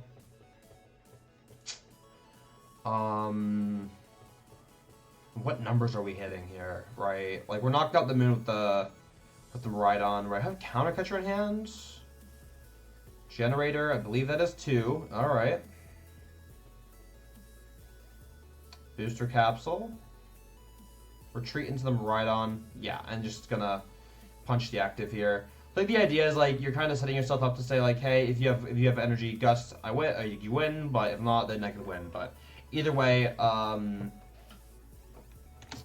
the Prime Catcher was in hand for Andres, so nothing else to do there as Juho. Interesting. I feel like this matchup like is pretty 50-50, but I'd probably favor it to Andres, right? Or, like maybe. No, I think it's just Andres favored actually. I think it's like Moon favored. Let's see these game 2 prize cards. Double Sada is a big deal. Double Sada is a big deal. A lot of energies prize for Juho. A hand number right on as well, but like I'd be more concerned about the energies honestly. So we're gonna start with Andres going first here in game 2. All right, what do we got? Earthen Vessel, Mooney X Bench, and that is a pass for Andres. Okay, not great. We have Armin here for Juho. Yeah. I mean, you're probably just trying to hit with Miraidon here, right? I don't think you're ever trying to do anything else. Technoradar eyed up. I'm assuming. Well, we have the Future Booster in hand. We really don't have to grab the Future Booster, but it looks like it's going to be the Crisis Punch, and we're just going to be discarding it. Which I guess it's fair. Like, you're never using Crisis Punch in this matchup, or in any matchup at all, really. But you know what? That's besides the point, isn't it? Look like it is just no. It's going to be the Crown being grabbed here. Attaching Booster, attaching Lightning. And I think we are just going to be sitting here and hitting for 60 while powering up this Iron Hands. Seems good to me, right? I mean, like, Andres did nothing. You're not really being threatened by anything, right? Yeah, so let's see here. Sada for 1. That means we have 1 Sada left in the deck for Andres. That's pretty bad. Yeah, that is very bad here. So we got a Nest Ball for a Dunsparce. Okay. What now? What now? Looks like we're just being punching with the Moon here for 90. That's bad. We didn't have anything else, right? I really can't see Andres' hand. Andres is not showing his hand to the camera. I'm assuming, like, okay, I'm just assuming that as Andres, like, we had no way to, like, actually increase our numbers here, right? Like, I'm just kind of assuming we couldn't. I'd be very, very surprised if we could. I'm assuming Andres would have just done that, right? So, kind of hard to say when I can't see Andres' hand. Whether or not Andres could have done anything differently there, but if we're not doing anything, then I'm assuming because we have nothing, right? That seems like a pretty reasonable assumption to me. But let's see here, Juho is going to use the generator. It's going to be a whiff. Like, what's your goal here as Juho? Honestly, if you could kill this Baby Moon with a Miraidon, that seems really good to me. The energy of the hands. I think, is that an Ultra Ball hand? That was Niono. We have Niono in hand. Yeah, I mean, this is fine, right? Like, realistically, your Moon really... Or not your Moon, your hand isn't really that threatened by anything. So... Yeah, you're kind of fine to just take this knockout and, like, keep powering up the hands. But let's see what Andres has. It's going to be the Dunsparce being used there. Yeah, not a whole lot going on. Oh, there we go. Here's the hand. Pause. Boss, Ultra, Ancient. Interesting. I'm thinking we had those Ancient Boost Capsules in the Ultra Ball in hand the last turn. We probably didn't, but if we did, we could have Ultra Ball 2 and then hit the knockout. But then, like, Boost Capsule is pretty valuable in this matchup, so do you ever actually just hold it and then not knock out the Miraidon? That's interesting regardless. That's very interesting regardless. Alright, we're going to see the Earthen Vessel being used here. I think Andres is probably mapping out some stuff with Ultra Ball. Trying to get a Dunsparce, I'd imagine. Having the Ultra Ball for this Dunsparce feels really, really bad, right? Like, surely... Oh, it's going to be the Greninja. Okay. That's probably better. Yeah, because you really want to have Artisan in play. Trekking Shoes is good. Then we kept an Explorer's Guidance. Have we supported this turn? It doesn't seem we have, but we do have the boss onto the crown here. And I do believe we're hitting the knockout. Yeah, so this is super good for Andres here, actually. This is probably about as good as it could have gotten. We did hit a Sada off the price as well, so we are able to Sada next turn. if need be. So now the ball's in Juho's court, and we are immediately going to counter catcher up the Greninja. I love this play. I think this play is super good. Yeah, and you Iono as well. You're forcing so much from Andres. 4-card hand, no draw support, no nothing. This Roaring Moon needs so much to threaten an Iron Hands, and if you get to keep his Iron Hands in play for Juho, you're pretty reasonably threatening back-to-back amp turns. I think Counter Catcher Moon is better. No, you're taking out the draw engine here because you can get more. Because you get more HP and Ninja can't. That doesn't make any sense. You don't need to one-shot the Moon. You don't need we're talking about the Moon EX. You don't have to one-shot the Moon EX as Juho here, right? You're very content. Two-shotting it, right? You're very content two-shotting it, and also the only way the Moon EX ever threatens Juho's board is by using Frenzied Gouging, right? Because Calamity Storm doesn't do enough damage to actually really threaten Juho's board. The only thing Calamity Storm is doing is hitting an Iron Crown. But if they're hitting a Iron Crown with a Moon EX, then that's kind of just bad because they'd rather use the one prizer for that, right? But yeah, you play the Iono, you get rid of the Greninja. There's no draw here, and Andres needs either a million ancient cards in the discard to kill the hands, or a way to accelerate 3 energies to Moon EX, right? So yeah, this amp here seems really, really good for Juho, because now I'm just sitting here with this now 5-card hand after the top deck, and realistically just does not have the options, which means Juho gets the amp again. We did hit a generator, I think, as well, so that we have 2 hands powered up, but it's going to be the counter catcher for Andres here. I don't like that. I actually really don't like that play. Mainly because the only thing you're achieving is you're taking a prize card, but you're not actually forwarding your win con, right? Because you're taking prize number 4, and now you've just put yourself into a 7-prize game. Juho's going to try to force you into a 7-prize game anyway, but when Juho forces the 7-prize game, then that's when you counter catcher, right? I think punching a roaring not a Roaring Moon, an Iron Hands here would be incredibly okay. Especially because you have the booster capsule, and there are exactly 0 Iron Crowns in play for Juho. So you can kind of just punch it, and then hope that Juho doesn't have either boss or crowns, right? And I think that's probably your most reasonable play as Andres. Because the bare minimum, now you're two-shotting the hands, and when you're two-shotting the hands, you're going to be able to set up for the knockout the next turn, right? Because you're trying to do 2-2-2. And if you can two-shot a hand and kill a crown for game, that's surely just a line for Andres. But we do have the Prime Catcher here for Juho. And that's just going to be an amp, surely. We have an Arven here as well. Insult to injury. Nestball, Mew, love that. Absolutely love that. A Techno Raider. Yep, absolutely. I actually low-key... Well, no, you can't grab the Techno Raider. Actually, what I really want to see here... we just grabbed the Nestball. Interesting. So what I really want to see here as Juho is I actually want to see the Mew being held. I think Mew being held here would be super good. Because if you're getting a Iono'd, it means Andres isn't using Sada.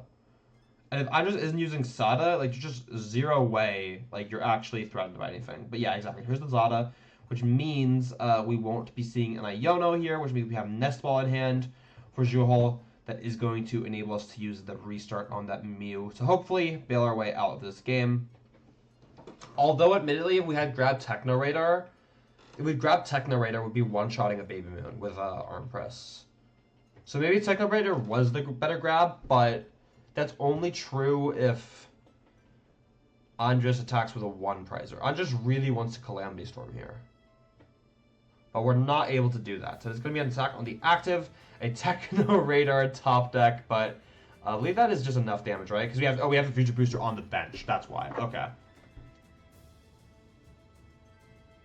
Yeah, that's reasonable. That's very, very reasonable. Okay, going into game number 3 here. Let's see these prize cards. See the prize cards? Thank you. What does Juho got? Double heavy baton. Ooh, that could be rough. That could be rough here. Andres seems to be mulliganing. What are we talking about here?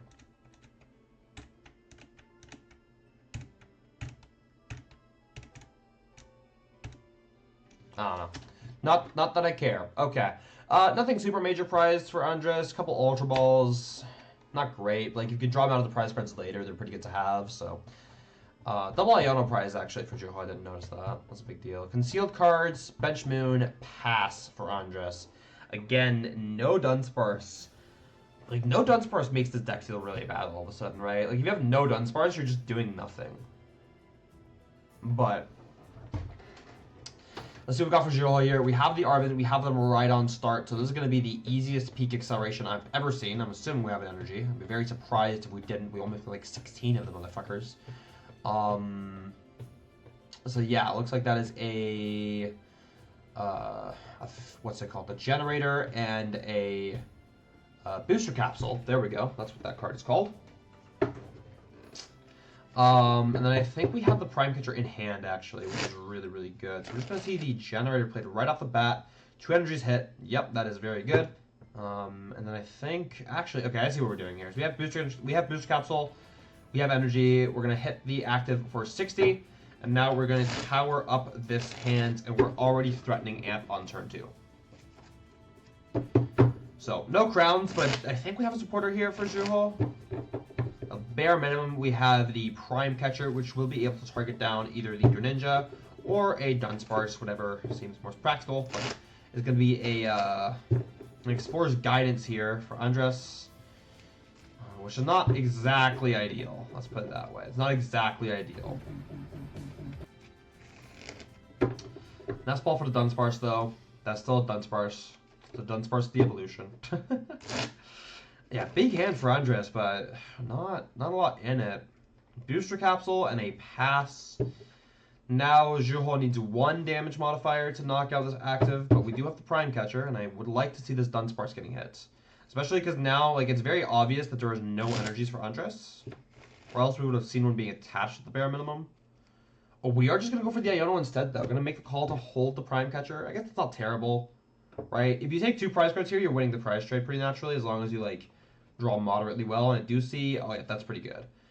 Future booster, I guess we don't have our heavy batons anyway, right? We can actually, yeah, we can hold the Techno Radar here in the hand, which means you don't have any of those Dark Week 2 prizers on the board. Pretty much like denying Juho the chance to, like, compete in this 2-2-2, right?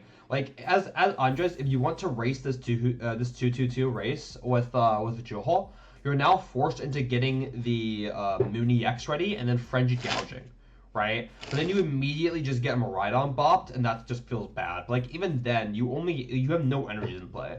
So unless you hit the absolute nuts off Iono, you're not taking 2 prize cards here, and then next turn, Juho could then bench 2 Iron Crowns and start amping stuff for even more damage. So this is just really clean play from Juho, honestly. Nothing Andres can, like, really do about it. Like, Andres' draws have been really bad this game. But the play from Juho is just super clean. Yeah, I'm just very impressed by this, actually.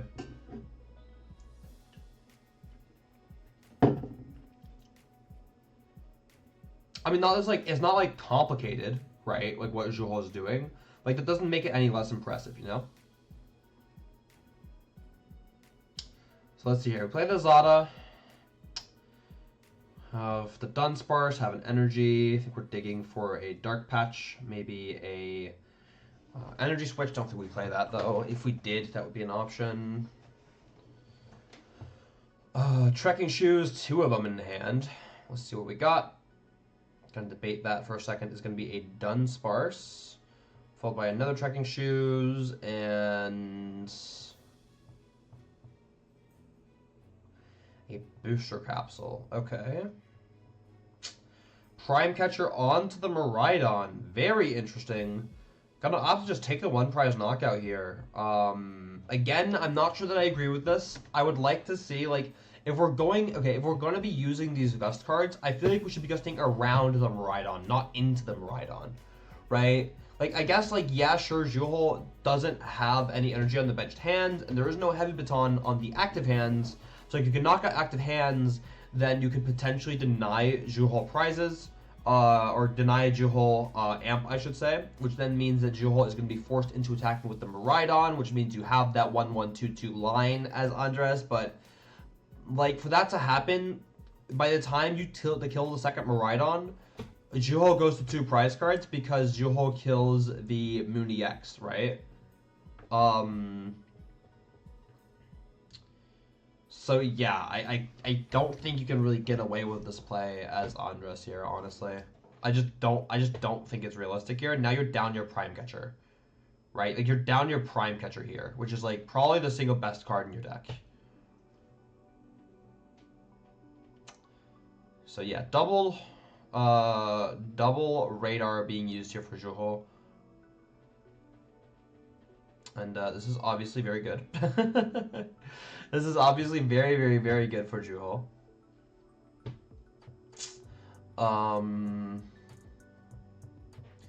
Yeah, gonna put all the crowns in play. Energy to the Miraidon. So Juhol is gonna bench the second Miraidon. Okay, so, like, I guess, like, that doesn't make Andres play fine, but it does kind of, like, mean that Andres is getting less punished for it. Because Juhol is still probably going to want to attack with Miraidon.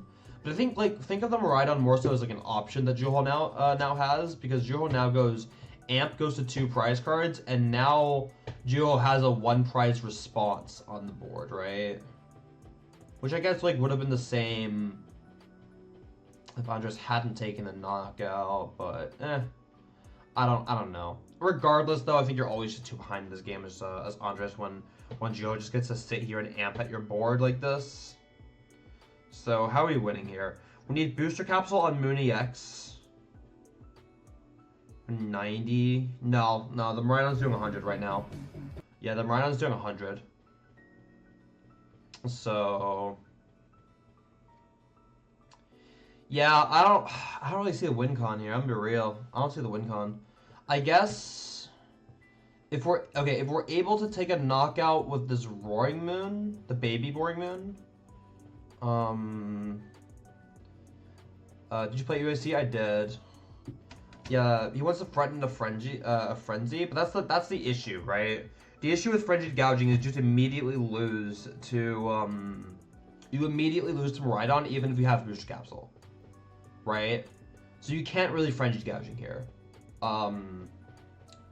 So we're looking at you have to go knockout with the baby moon, right? You go knockout with baby moon. You take 2. Juhol doesn't hit the energies, so Juhol goes hit you with Miraidon, because, like, what else, right? You then respond to Miraidon with whatever the hell it doesn't get amped, right? And they'll try to win from there, or you go target then you could go target the hand back-to-back turns. You know, knock out hands this turn, and then knock out a hand's the turn after, I guess, is, like, not bad. But then we should have held the Prime Catcher earlier as Andres, right? Like, we're in very niche lines to win this game as Andres, right? Yeah. No, yeah. Juhol played the Miraidon, so Frenzy wasn't an option, right? Like, that's the whole point of the Miraidon hitting the bench here. Like, obviously the Miraidon is, like, isn't the bad, like, attacker here, but the whole point is that now Andres literally cannot go Frenzy gouging because it's a game-losing play on the spot, right? Frenzy gouging will immediately lose Andres the game. And despite that, we seem to be powering up our Moon EX. I guess we could go... Okay, we could go Calamity Storm with Moon EX. But no, we're still... we can go... Okay, hold on. We can go Calamity Storm Moon EX with Moon EX into not hands. We don't one-shot hands. So we have to go target a crown. And then Juhol needs 1 damage modifier for game, which would mean another crown. But if Juhol whiffs crown, then you can try to go knockout active with a 1 prizer. Hope Juhol whiffs boss and then you win. I guess. I mean, we're several turns behind here as Davis, right? We're several, not Davis. What? I saw the David and I got confused. No, Andres here. Yeah, we're several turns behind here, so we need Juhol to whiff for several turns, right? It's just about like figuring out what Juhol is most likely to whiff. And yes, Juhol did win LAIC. Playing Maridon. Alright, let's see here. Sada is going to be played. There's a counter catcher. Okay. So we can knock out this. We can knock out this Iron Crown.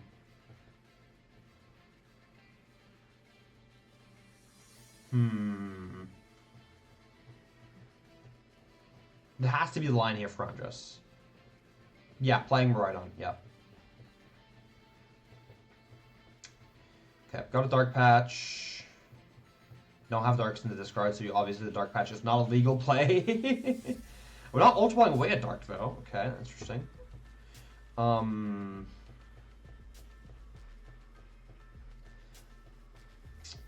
Alright. Andres is counting to see if we are able to hit the thresholds with the Baby Moon. There's the counter catcher.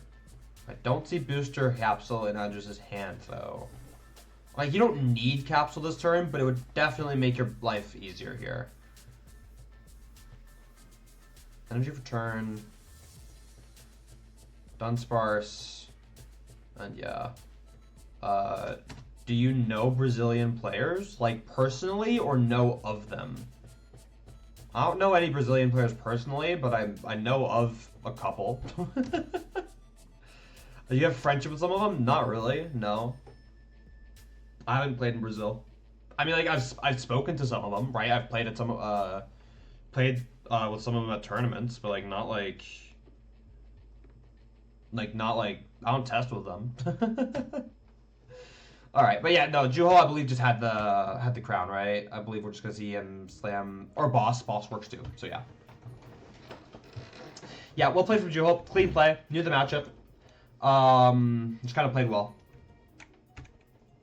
I do think this matchup is favored for Moon Moon though. Like, not by a lot, but by like a small margin. Alright,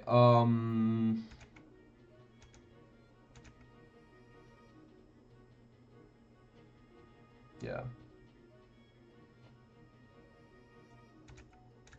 Alright. So let's go into top 4. We already did top 8. We actually already watched top 8. We had Uffe Axelsen on there to review his own top 8 game, which was fun. So that VOD will be up when the stream is over on Twitch. Isaiah's going to be talking there. What's going on here? I'm gonna pause. We don't want to see Isaiah yapping in what's it called? In not slow motion. What the hell? Sped up, I guess? I don't fucking know. It doesn't matter. Either way, we're gonna get into top 4. Alright. Tord on the left versus William. William on the right here is a good old-fashioned Charizard mirror match. Charizard mirror. Okay. Now, important things to note about this mirror match is that William plays 2 TMD evolution, my bad. 2 TMD evolution in William's deck and 2 Professor Turo in Tord's deck. So Tord is going to have a lot more defensive tools to reuse these Charizards, heal damage, etc. However, William is going to be having these several TM Devos, which is going to make this game very hard for Tord, right? I'm assuming at this stage in the tournament, both players have quite a lot of deck knowledge on each other. So, yeah, I would consider, I would assume that both players know what they need to know here, like, about this matchup, about, like, what, both players are playing that's unique. Another thing to take note of is the A-spec choices. William is playing Max Belt, but Tord is playing Prime Catcher, so that, that does hold quite a bit of relevance as well. I thought people said Tord was playing as Pidgeot Control in top 4. Well, then people were lying to you, bro. I don't know what to say. The next game is Tina versus Pidgeot Control. Isaiah versus Kremskully. That aside, though, let's jump into this game number 1. It's going to be William going first here, it seems. Already debating an Ultra Ball. We have a Force Seal Stone in hand and an Arven. Lining up the Rotom, we have the 4 Seal Stones. So 4 Seal Stone for Puffin seems like our best line.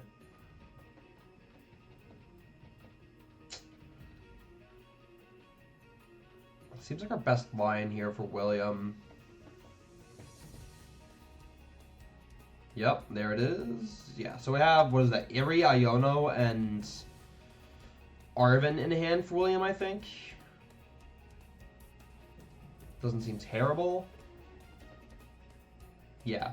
A lot of supporters, not a whole lot to do this turn, but you're giving yourself options for next turn, which you can kind of use whatever's best, based off of what the Rotom gets you.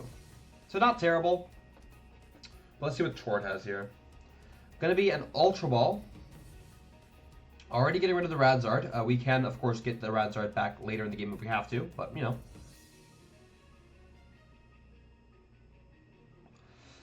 Let's see. Tord's going to be prize checking here. Looks like we are getting the Lumineon and Arvening for the Buddy Puffin. Did we grab anything else? I don't think we did. I'm assuming we grabbed the Seal Stone at least, right? Do we have Seal Stone in hand? Yeah, we have a Seal Stone. Okay. And we are also going to use the Seal Stone for Tord here. Both players are going to be showing off the fucking V-Star graphic that Pokemon paid way too much money for, probably. And now we're going to see the Cleffa being grabbed here for Tord. I like this a lot. You're probably just retreating this Bidoof. Oh, we're Prime Catchering. Oh, interesting. Okay, we don't have the energy, so I guess. Yeah, we have nothing else in hand for Tord. This is your best bet. Also, I love this as Tord. Tord is not looking at the cards he got from the Cleffa, because then you have perfect poker face. Okay, now we're picking up the cards. That'd be funny, though, if Tord just didn't look at his own cards. We're going to see the Airy. All right. What do we have here? Rod Ultra Ball off the bat. That's not great. Not great for Tord. We're looking at an Iono and a Prey next turn. Not that we weren't already, but it just got worse. Now you're down to Rod. You have a Rod at the top of the prize cards as well. Ugh. And the Radzard in the discard pile, so a whole lot of not good, but William also did a whole lot of nothing, just airied and passed. So he's doing the fake Shemansky? The fuck does that mean? Alright, gonna be the Collapse Stadium here for Tord. I like this a lot. You Collapse Stadium before William fills his bench. This means that the Rotom is probably just sticking on the board for the rest of the game, which is obviously really good for Tord, because William is down his own Collapse Stadium. So, how does Cleffa work? Yeah, so Cleffa's attack is 0 energy. 30 HP, free retreat, 0 energy. Yeah. Alex did that last year, versus Tord. What, passed? Did what? William is our best player nowadays? What, in Brazil? No. Your best player is Vinny Fernandez, and it's not close. Your best player is Vinny Fernandez. Come on, who are we kidding? Gustavo's also, like, on that list. Gustavo's on that list, but Gustavo, I think, is, like, busy with med school. You don't agree? Well, deal with it. I think the Fernandez brothers are, like, just ridiculously good at the game. Straight up. Like, to the point it's kind of unfair. I'm actually kind of terrified of when Gabriel ages up. Not gonna lie. Like, I don't think I've been that scared of a senior prospect in a long-ass time. Vinny is good, but better is William is better. What do you mean nowadays? What do you mean nowadays? Like as if Vinny is washed, bro. Vinny won in like 3 months ago. There is no nowadays. Play guys, I don't think you know what you're talking about, but I ain't gonna lie. I'm not gonna sit here and say William is bad, but in the present, okay, but like what? So Vinny was the best player 3 months ago? Doesn't change that fast. That does not change. Like, I'm not saying William is bad. Don't get me wrong. William is obviously really good. This is like what, the 3rd time we've seen William on stream this tournament. And I've only really been impressed by his play. So either way, sorry, got distracted there. So I think it was an Iono here for. Oh, we had the Candy Pidgeot for William. We had the Candy Pidgeot, and then we Iono into. We Iono into, I think there's a Candy and a Zard actually, so yeah. He has to prove more? Vinny has already proven more than William. Vinny has already proven more than William. Okay. Definitely change with raw skill, not really. I don't know. Are you going to Stockholm Regionals? I will be at Stockholm Regionals.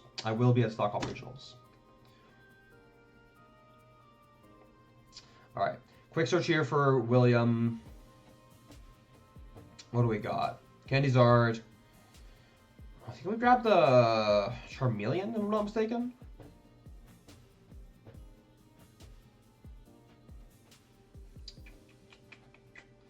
Yeah.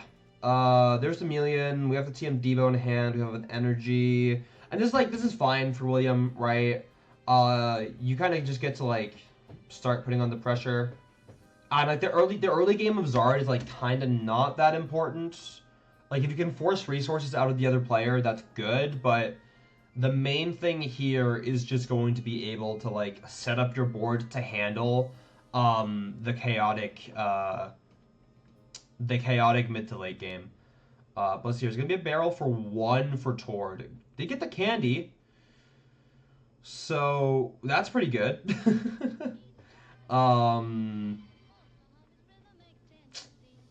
So we are able to smack the Zard back. We do have the Defiance Band.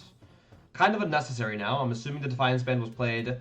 Oh, we're going for the Rotom. Okay, well, that's still unnecessary for the Defiance Band, but I like the Rotom grab a lot here. You just get the Rotom prize before William has the chance to Turo. Now we have a Rotom on the board for Tord, which is really, really bad. However, if William opts not to kill the Rotom, then you're looking at a Turo next turn for Tord, although we still don't have the Pidgeots. What deck did I play to EUIC? I played Shenpao. To EUIC.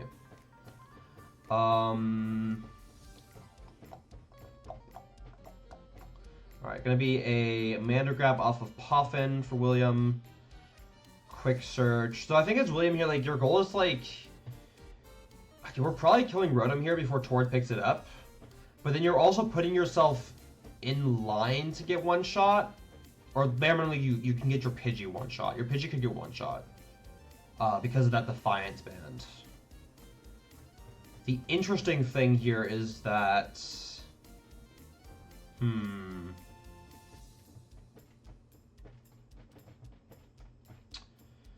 Yeah, I mean, like, the interesting thing here is, like, Tord still doesn't have the Pidgey.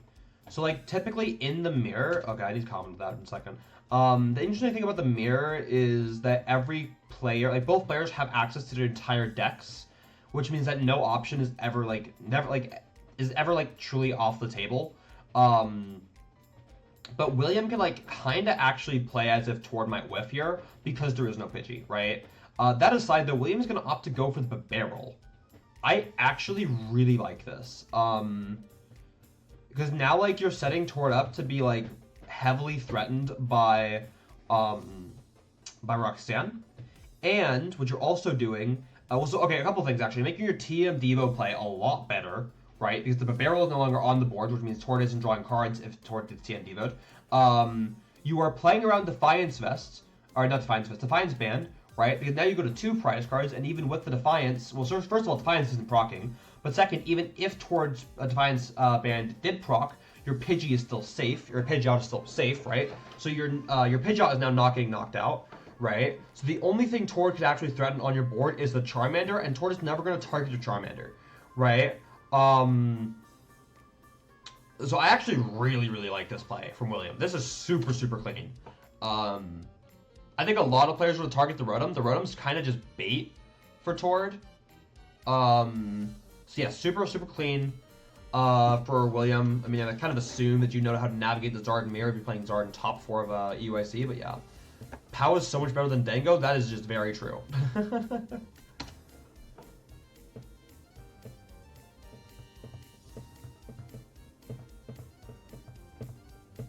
Alright, let's see here. Gonna be the Turo. Yep, absolutely.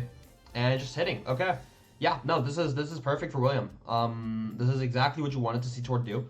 Right? I mean, obviously, like, you don't want to see Tord play the Turo, but, like, you can't sit here and expect the Turo not to be, you know, be coming down, right? So within realistic expectations, this is literally perfect for William. Right?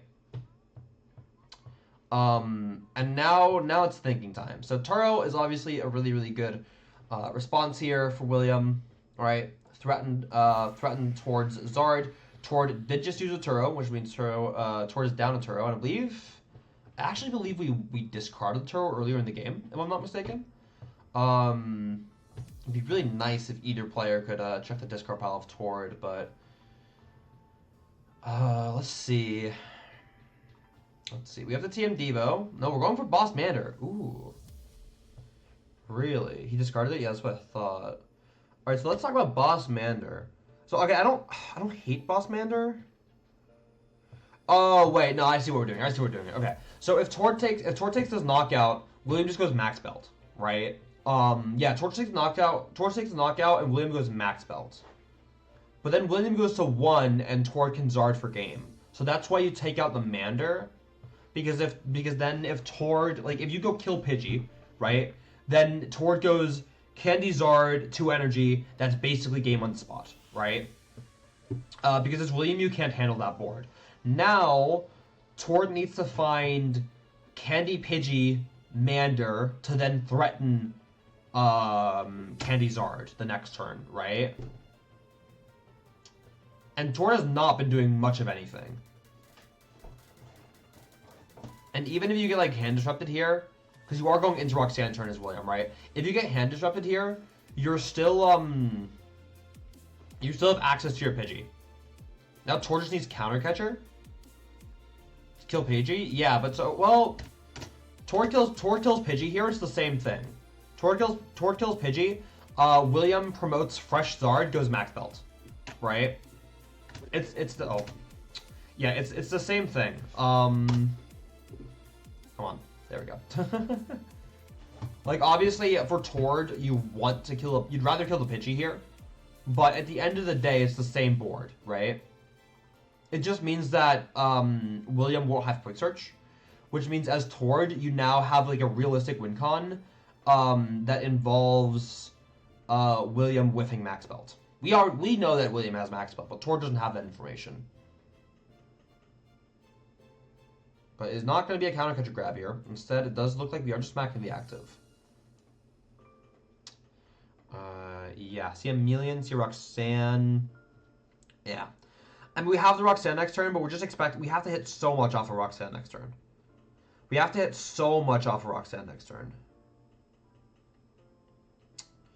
So, surely Williams' best line here is just max belt, Roxanne, knockout active, right?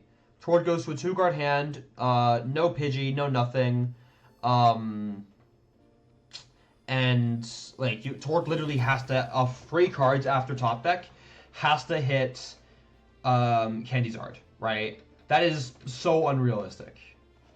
That I think you just always assume as William that Tord never has it.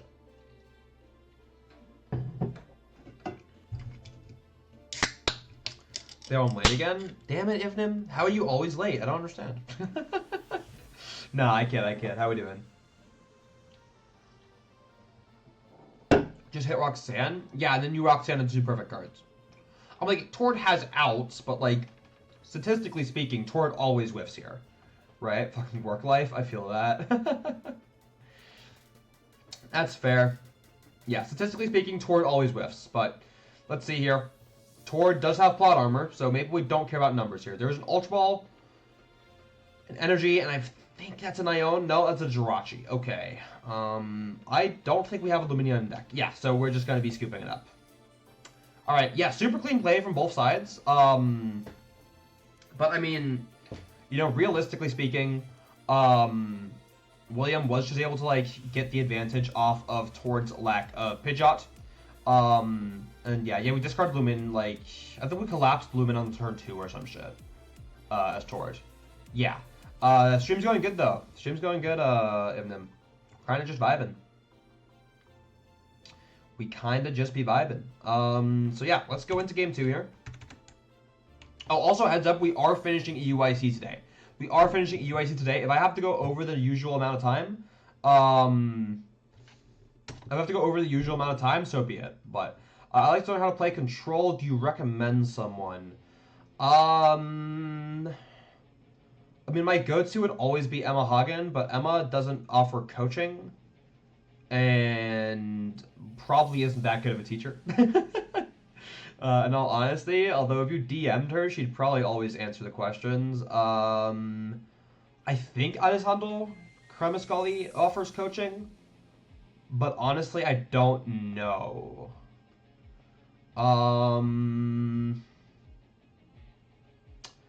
Besides that, I mean, like, I could probably teach Control if you're interested. I'm gonna plug myself anyway, right? Just because I have so much exposure to Emma, right? Like, I've been, you know, primary guinea pig throughout a lot of Emma's testing, at least last format with Control. So I know Control from the other side of the table pretty well.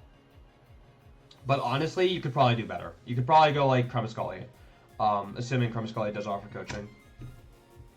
Worst case, though, just DM Emma Hagen. Either way, let's look at these prize cards. 2 energy, any Rod prize for William could be relevant. Erie as well. Tord has prize Team Yellow's Cheer, I guess, but like that's not really what we're too concerned about. Candy prized on both sides, so that's relevant as well. So it's gonna be a Mander Bench and a pass for William here. Tord, on the contrary, does have the what's it called? Does have the Arvin. So we are just gaming here for Tord. I think it does have a Doof in hand as well. If she's here, you're dead. Emma's at work. Don't even worry about it. I am also not scared of Emma. Emma Ogden can't hurt me.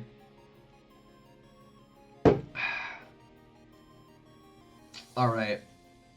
Boffin, Bench Bidoof, pass, seems reasonable. Both players trying to avoid these 2 prize Pokemon. Interesting to note here is that Tord is opting not to go for Cleffa. Which I actually like here, because looking at Tord's hand, we can't see Tord's hand. It's Iono, Ultra Ball, Pidgeot, Bibarel, Forest Sealstone. So you have the Bibarel guaranteed as Tord next turn.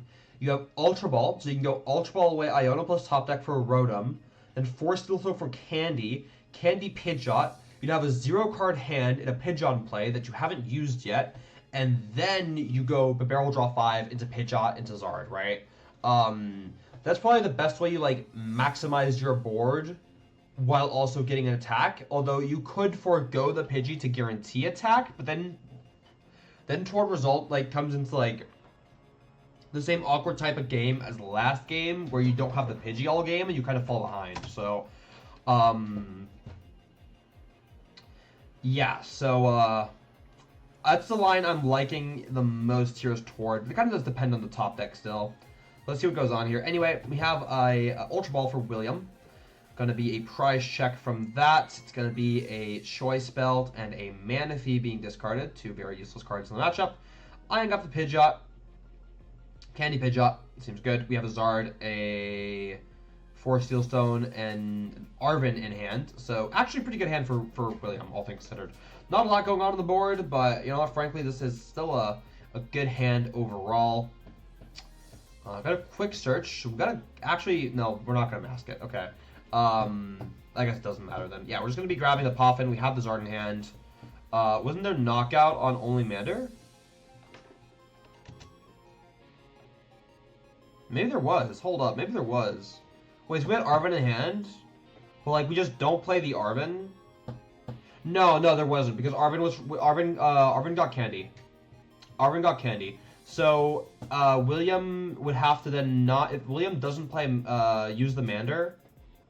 If William doesn't use the Mander... Or, fuck. If William doesn't use the Arven, William has to quick search for Rat Candy. So, no, there wasn't. Put Rotom in Forest? Rotom Forest from what? Rotom Forest from what? We Ultra Ball for Pidgeot. So we got, what are we doing? Like Ultra Ball? We don't have Forest either.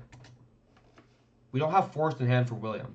Oh, we do have Forest in hand from William. Wait, we do have Forest in hand. Okay, so we can go Ultra Ball for not Pidgeot, grab a Rotom, Candy Zard, Forest Sealstone for boss. Yeah. Do you have a team to build and test decks with, or are you just a one-man army? I do have a team. Or I don't have a team. I play for a team. But I'm involved in a couple of different testing groups.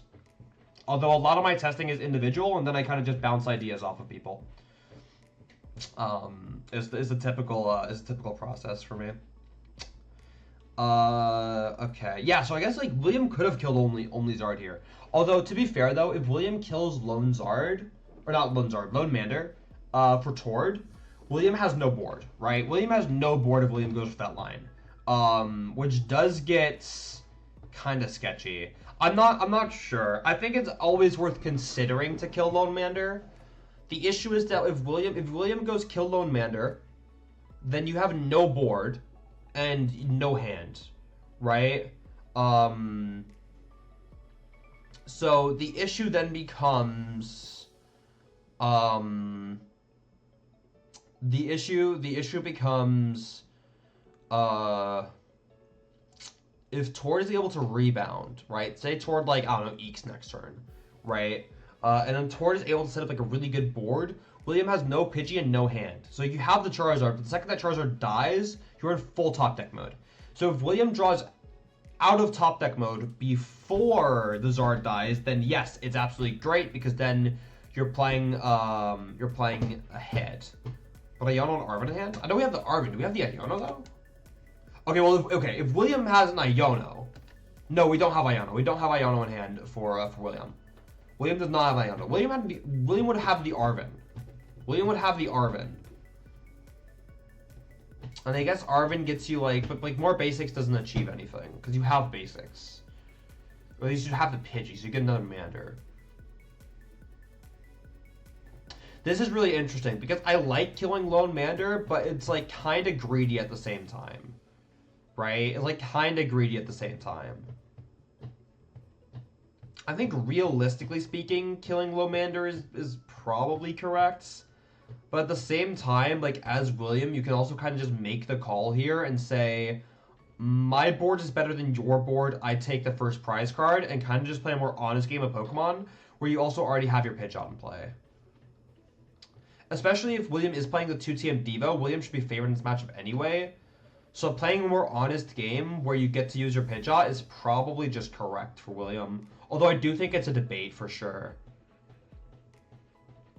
It's very interesting. My local scene is so casual. I mean, like, if you have a more casual local scene, I still think you should, like, absolutely go play with them, though. Because it's very easy to turn casual players into competitive players. That's what I've been doing. I've just been showing up to locals and, like, beating people until they learned how to beat me.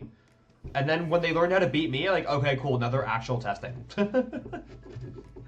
Like, when I moved back to Aarhus, the first month I played, there was exactly one player who was even remotely challenging to me. Now, most of Aarhus is pretty stacked, and, like, everyone's pretty good. I still think I'm the best, I still think I'm the best player in the city, but, like, other people are actually able to compete with me and, like, actually give me good games. because I showed up to League and I beat the shit out of them until they, like, got good. Right? So I think, like, if you're trying to grow the cap, fuck you. If you're trying to grow as a player, even if your local scene is, even if your local scene is, like, more casual, right? Then, like, if you show up and you're, like, better than them or, like, you're more competitive than them, then by playing with you, they will also get better. So, yeah, regardless of how good you are, right, always show up to your locals. Always, always, always support your local scene. Also, supporting your local scene means you get to play League Cups and League Challenges locally, which is good.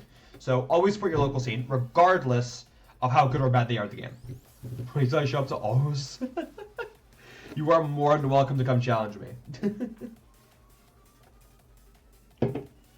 We'll make it like a roleplay, pretend I have like a gym or some shit. And I'll play gym leader. I'll show up in some like super gimmicky outfit, and be like, I specialize in this type. Let's see if you can beat me. That'd be funny. I'd low-key love to play gym leader. I'm not gonna lie. That sounds super fun. All right, let's see what we got. Modern DLC. Low-key though. All right, Torrid Poffins. Then use barrel. Wait, hold up. Did we not? Okay, so we talked about Torrid's line last turn, right? But Torrid instead seems to have opted.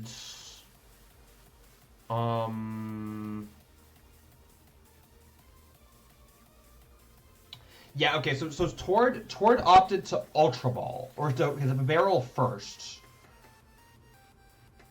Like, when we played the Poffin, and then we got Nest Ball off of the barrel. But then why are we Ultra Balling when we can just Nest Ball for Rotom? Because we're getting Rotom here, right? This seems weird. This seems bad. This just seems bad, right? Because like, okay, if you're going for Rotom here, you go Nest Ball Rotom, Force Sealstone for Candy Pidgeot, play the Iono.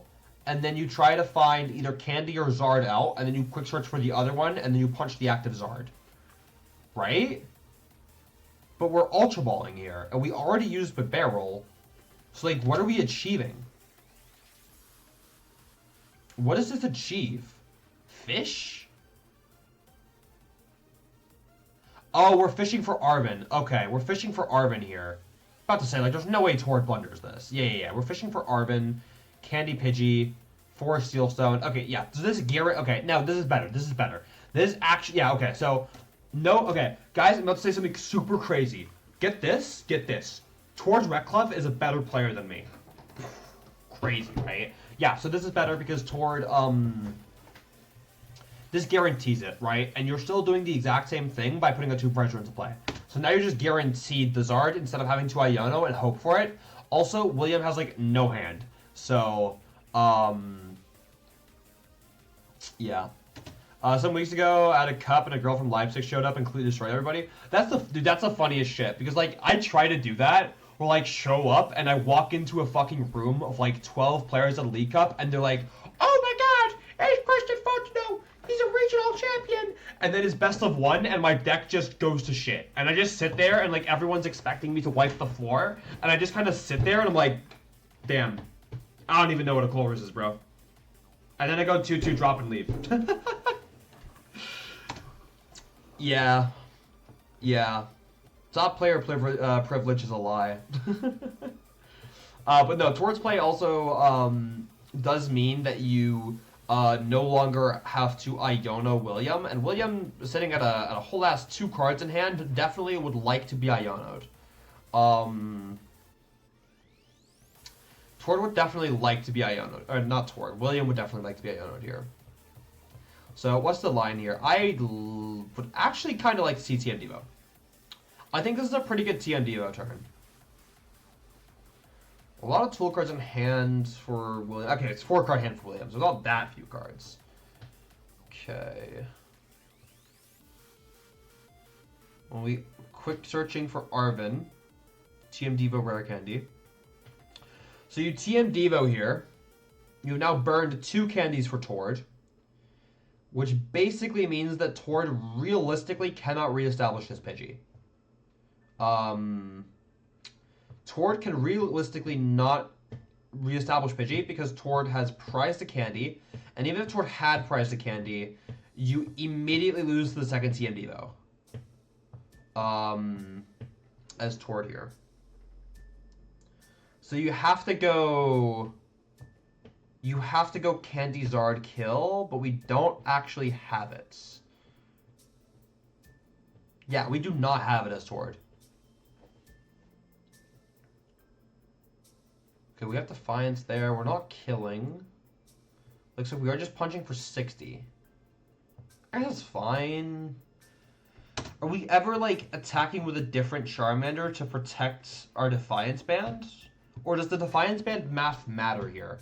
So how much damage are we up on? We're at... Okay, so William Zard has 60 HP left. So I guess if, like... I guess the idea here is that if William goes Boss Bibarel, Boss Pidgey, or Boss Fish, then Heat Tackle kills. I like that. I like that a lot. Because now, like, even if... Like, as William, like, you're... Realistically, what you really want to do is you want to target the barrel here, right? Killing the barrel is, like, the best thing you can do here. However, killing the barrel means that your Zard is about to just get bonked by a Charmander. And that's very relevant. Because it means Tord's keeping up in this game, when Tord otherwise really shouldn't be. Now, that being said, I still think bossing the Bibarel, or maybe even the Lumen, is correct for William. But let's see here. Yeah, it's gonna be the Bibarel. So, like, yes, the Mander is just killing the Zard here, but, like, you've still gotten rid of Tord's draw. Also, Charmeleon top deck is just ridiculously good here. That's where you're supposed to play the top deck graphic animation, okay? That's when you're supposed to use it. Yep.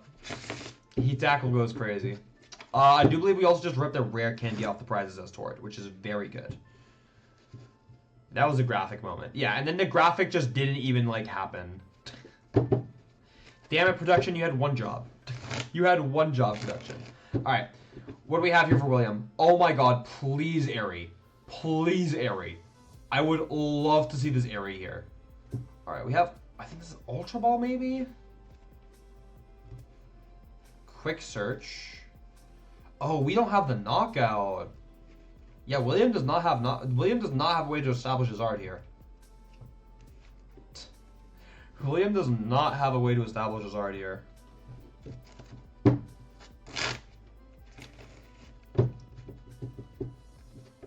No, we have no, okay, never mind. We forced those, fuck. We quick searched, there we go, for we quick searched for the Ultra Ball for Fish grab boss? Do we have candy? We do have candy. And we go candy boss. Oh, okay. Yeah, we go candy boss here. Candy Zard boss. Wait, do we have the Zard? We do have the Zard. Yeah, we go candy Zard boss. Boss what? Charmeleon? Vitality knockout with Mander? If we have Vitality, then yeah. I don't remember what William's playing. William plays Max Belt, so we're probably not seeing him. Okay. No, this is good. This is good. So, this is probably the safest play for William to make, right? You go to 2 prize cards, Tord's at 4, and you have a very, very, very fail-proof board here.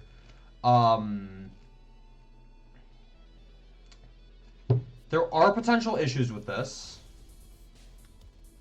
Potential lines that... What did he Pidgey for turn? He Pidgey'd for Ultra Ball.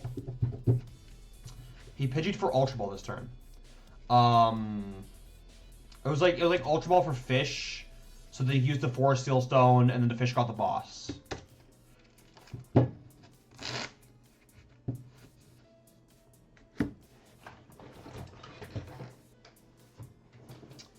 Yeah. And yeah, Tord has candy. So Tord hit candy off prizes. There's a Radzard. If we can... What are we trying to threaten here as Tord? Like, there are definitely lines for Tord to win this game. There are plenty of lines for Tord to win this game.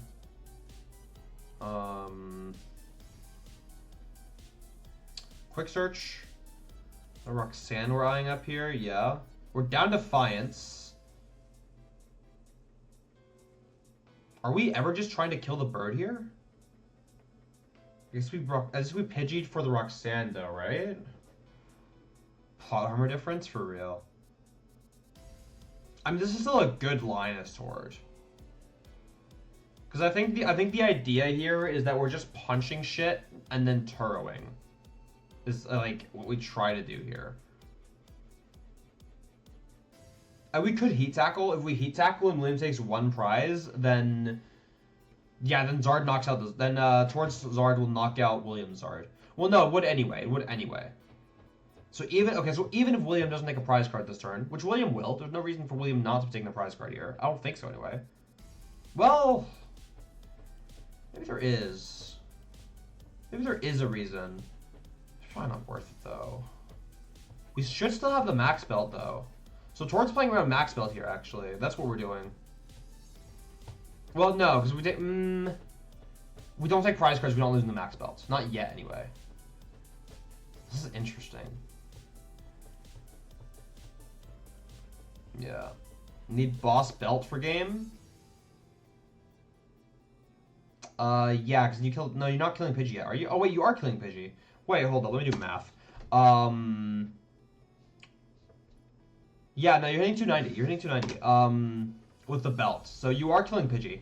Yeah, we all know how this ends. I'm just very curious to see how this ends. Because I was at dinner when this was happening. So I haven't... Well, like, we were watching the game at dinner, but... Not, like... I'm kind of too busy eating and, like, being social and shit. Alright, so it's gonna be an Iono for William. And a Puffin. Wait, you didn't play the other top 4 match? Not... Fortunately, I did not. Not this time. Okay. Puffin for William. Filling the bench up. Might as well. I don't think you're ever really... You're just thinning at this point. Yeah, we're just going to knock out the Mander. I guess, like, the idea here is that boss is... Like, you're trying to make boss game, but, like, boss isn't actually game here. Because you also... You need boss and Zard here. There's also too many one prizers for Tord to pick up on this board to ever deny... boss game. We have the Prime Catcher, we have Rod. Just play the Rod though. We have Counter Catcher Iono as well. We can go kill Pidgeot, hope William doesn't have max belts. You're hoping William doesn't have max belt or Zard.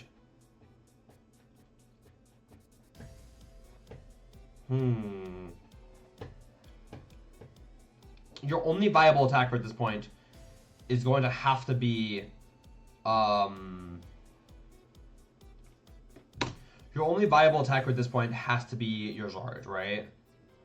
Couldn't he power up Pidgey attack somewhere? I don't think so. I don't think we had that option. I'd like to have seen Tord use the counter crush on the Pidgeot. I guess like maybe we're just saying knockout active is better. Well, I guess no. Arvin gives you max belt for game. But is Arvin game anyway? I don't know how many energies William is down. If William is down energy, then knocking out active is correct. For sure. But I'm not... Oh, we're just grabbing Prime Catcher. Okay. Wait, why? Why are we ever grabbing Prime Catcher instead of Counter Catcher? I guess it doesn't matter because we're taking 2, but... Like, we're going to be behind anyway.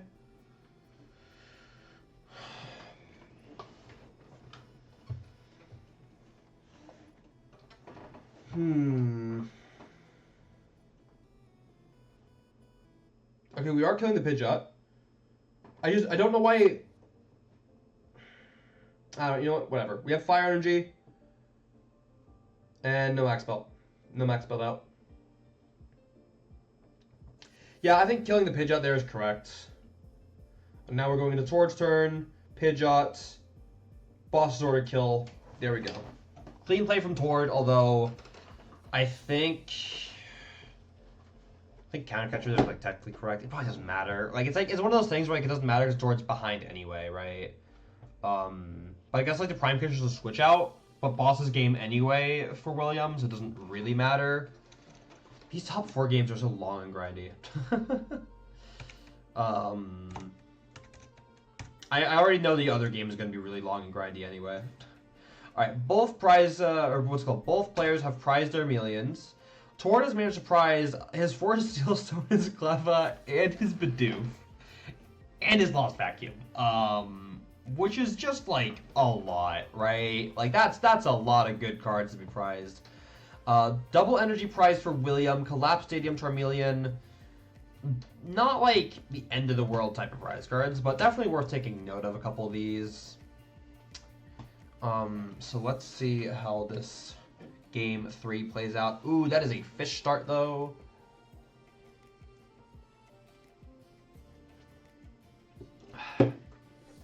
I also know that that both top 4 games went to time, like in Top Cut. All right, we're gonna start off with a Poffin for William, and then what now?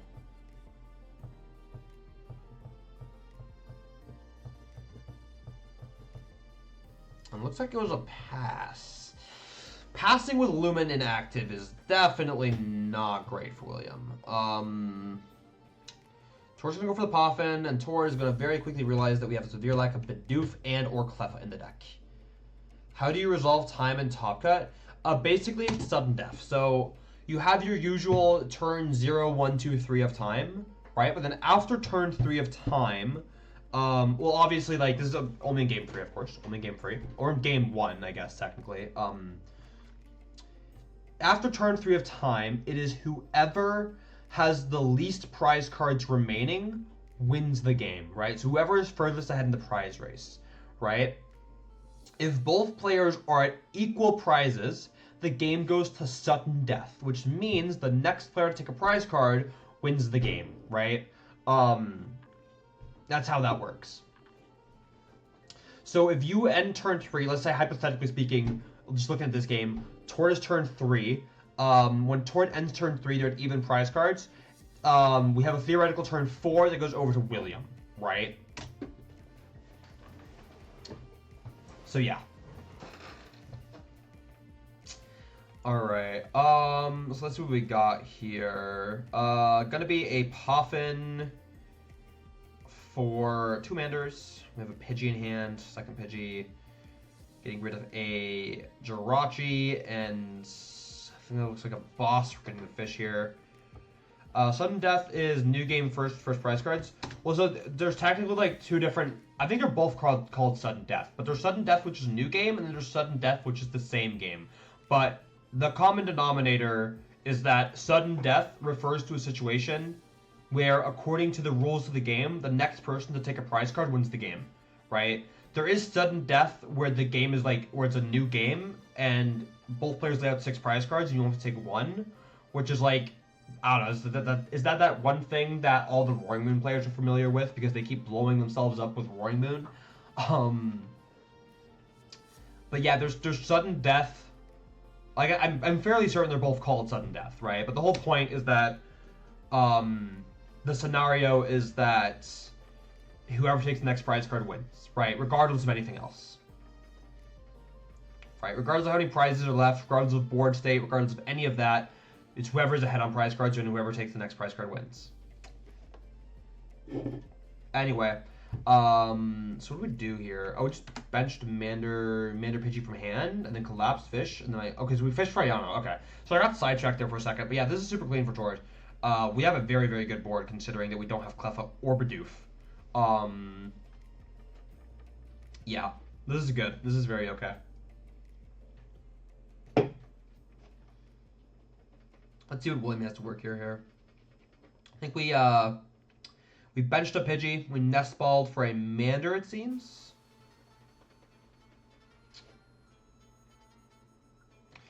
Getting prize penalty and sudden death is a game loss. I mean, I'd assume so.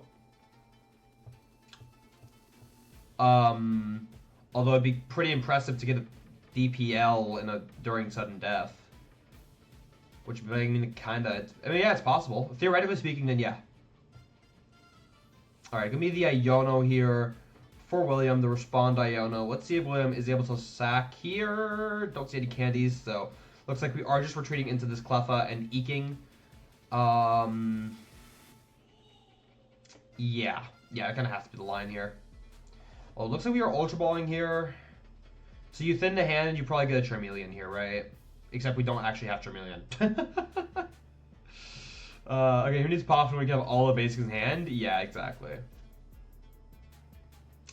Exactly. But it's going to be a Grasping Draw here. Tord's going to draw for turn. Going to be Candy Pidgey because he is him. Just got Iono'd into Candy Pidgey. Oh my god. That's why you prize check? Nah, I mean, you still play the Ultra Ball for the Pidgey there as William. That's why you play it. That's why you still play it, because it thins your hand. But you'd obviously like to have the Charmeleon there as William.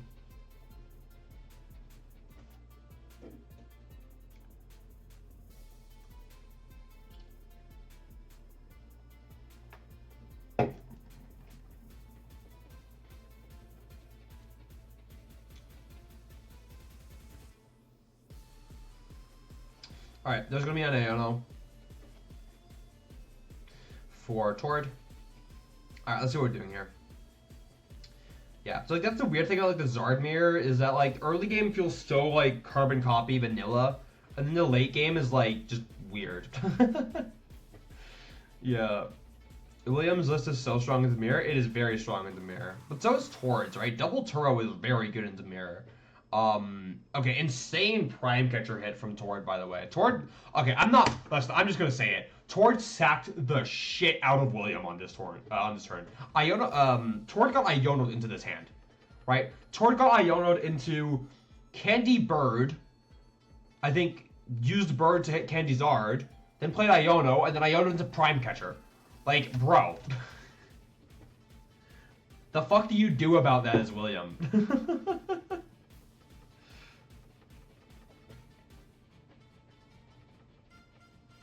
What do you do about that as William?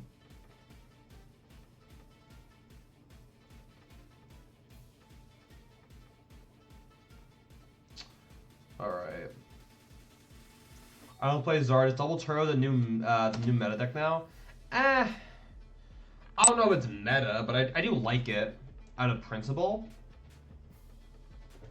Up your shuffle game. Real.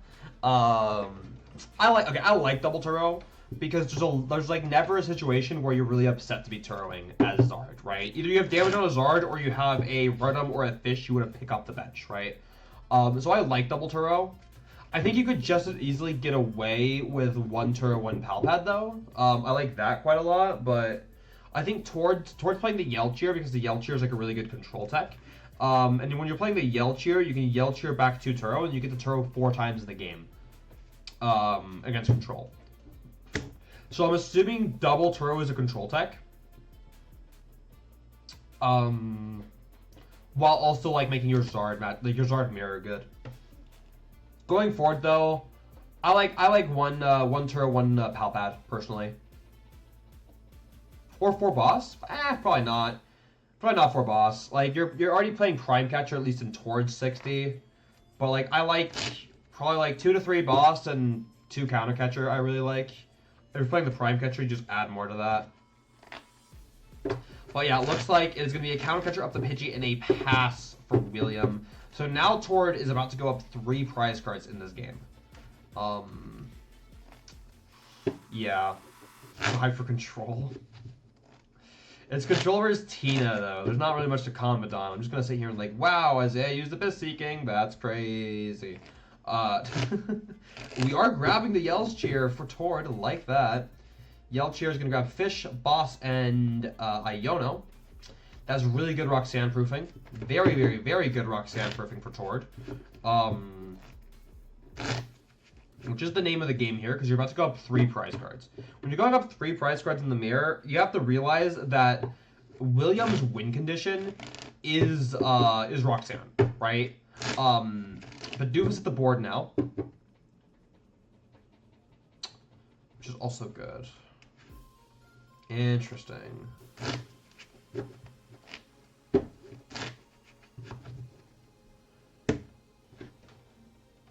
So what do we have here? I see Charizard.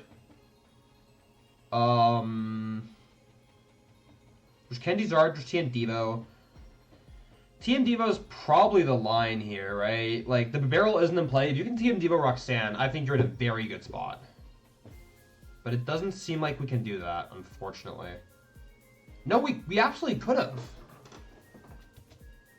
Right? Okay, so we had... Oh, we're going to Pidgey instead. Okay, so So the choice here, you have 2 choices here, William, right? You can go counter catcher kill Pidgey with a max belt, or you can go Roxanne TM Devo, right? I like Roxanne TM Devo a lot, but at the same time, if Tord hits up a barrel, you just kind of lose. You get rid of the Pidgey here, and then... Well, and then what, right? Like, now Tord has a turn to respond to the potential Devo play. If anything, I would like to see us kill, like, the Bidoof at that point. But the real kicker here is that now Tord has a turn where Tord can get Charmeleon into play. Now, we know Tord's Charmeleon is prized, but William doesn't.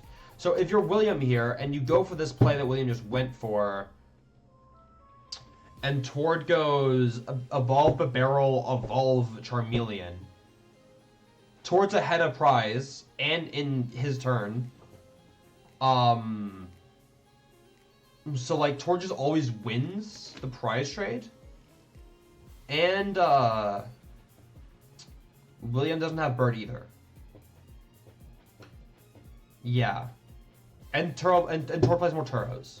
So I think what I would like to see instead, it was the Roxanne TM Devo play, because then if Tord bricks, you just run away with the game, right? You just get to run away with the game from there. Is it likely Tord bricks? Not necessarily. There's plenty of outs, right, in Tord's deck, because you really just need a barrel, but I think that's still your best line for William, right? Because now that the barrel's in play, I just don't see how Tord loses this. Unless it's the second TM Devo.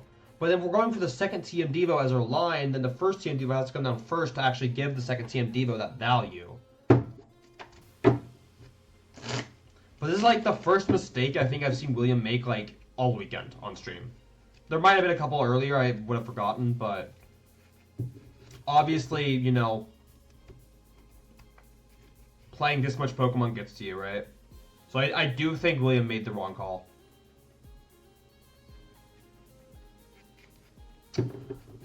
That aside, though, killing the Pidgey is by no means bad, so William might still have a way into this game.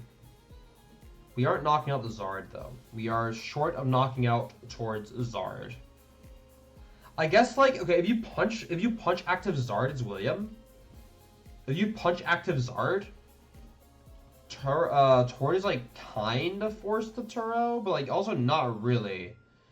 Because William would just two-shot the Zard, and then Tord would just win. We don't have Pidgey, which means we can guarantee boss. This is super interesting. Dude, Zard mirrors are like surprisingly complex. Okay, we're going for the TM Devo play now. But the issue is that the barrel is there. There's a barrel now. TM Devo does jack shit into the barrel. You waste a candy, that's good. If Tord whiffs candy, you're chilling. And Tord only does have 1 candy left. So we could do TM Devo twice. And then you waste all of Tord's candies. But if Tord then whiffs... if Tord hits Charmeleon, then you still lose. Because the Charmeleon doesn't get de-evolved because of its ability.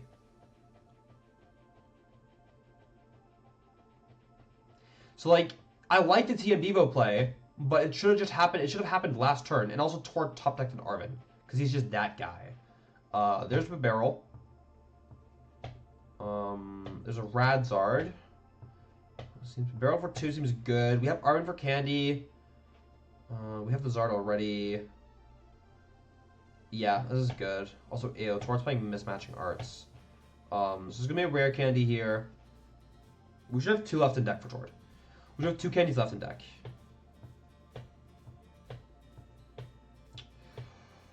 Ultra Ball. Grabbing a Pidgeot. There is no way we're talking with Pidgeot here. Are we actually going for this? We can go Candy Pidgeot into Candy Zard. That's what we're doing. But I guess we go down to 1? No, we're going down to 2. But we're still okay. Well, still saying boss game. We're still saying boss game. But what if William goes Turo? What if William goes Turo the Zard with damage? Turo the Zard with damage. TM Devo again. If William does that, William just wins. Right? Because then Tord is out of...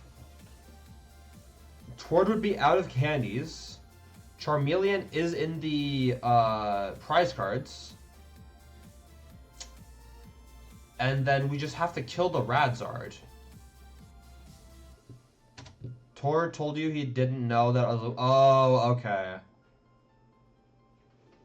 I'm very surprised that Tord didn't know that. Well, just because, like... We've seen William on stream. Like, this is the 3rd time we've seen William on stream. Like, I guess there's, like, not a lot of downtime, but, like, typically, like, top player groups, like, when someone makes, when someone's in cut, like, others will, like, try to, like, gather information. But it kind of depends, I guess. Okay, that's interesting. But if Tord didn't... Okay, obviously if Tord doesn't know there's 2 TM Devo, then display is fine, because, like, hey, you're playing around TM Devo. Like, the TM Devo's gone. But the TM Devo's not gone. There's one more. I don't think we have Turo. I do not think William has Turo. Also, have we not seen 2 TM Devo in one game in this set yet? Surely we have. By now, Tord should know. I don't know.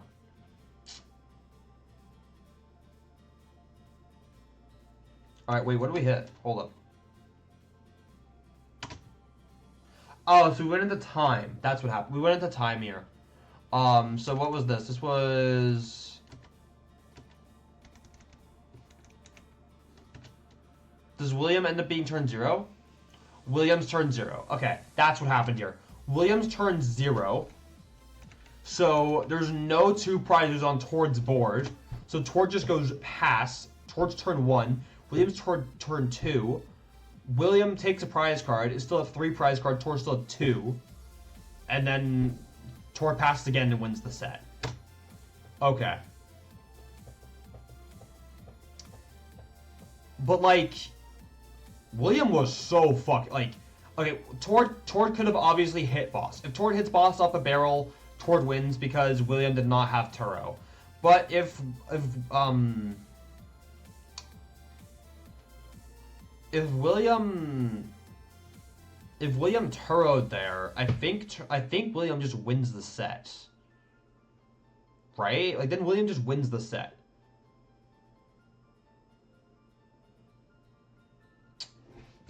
Interesting. Alright. Oh, this looks like another game that is abruptly ended by the stream. Yeah, started 0. So we're gonna have to go to Bellstar's Pokemon for this one. Because he's the GOAT. Here we go. So we're gonna go into top 4 here. God, these games are so fucking long. I'm never gonna finish this shit, bro. I'm never gonna finish this shit. Okay.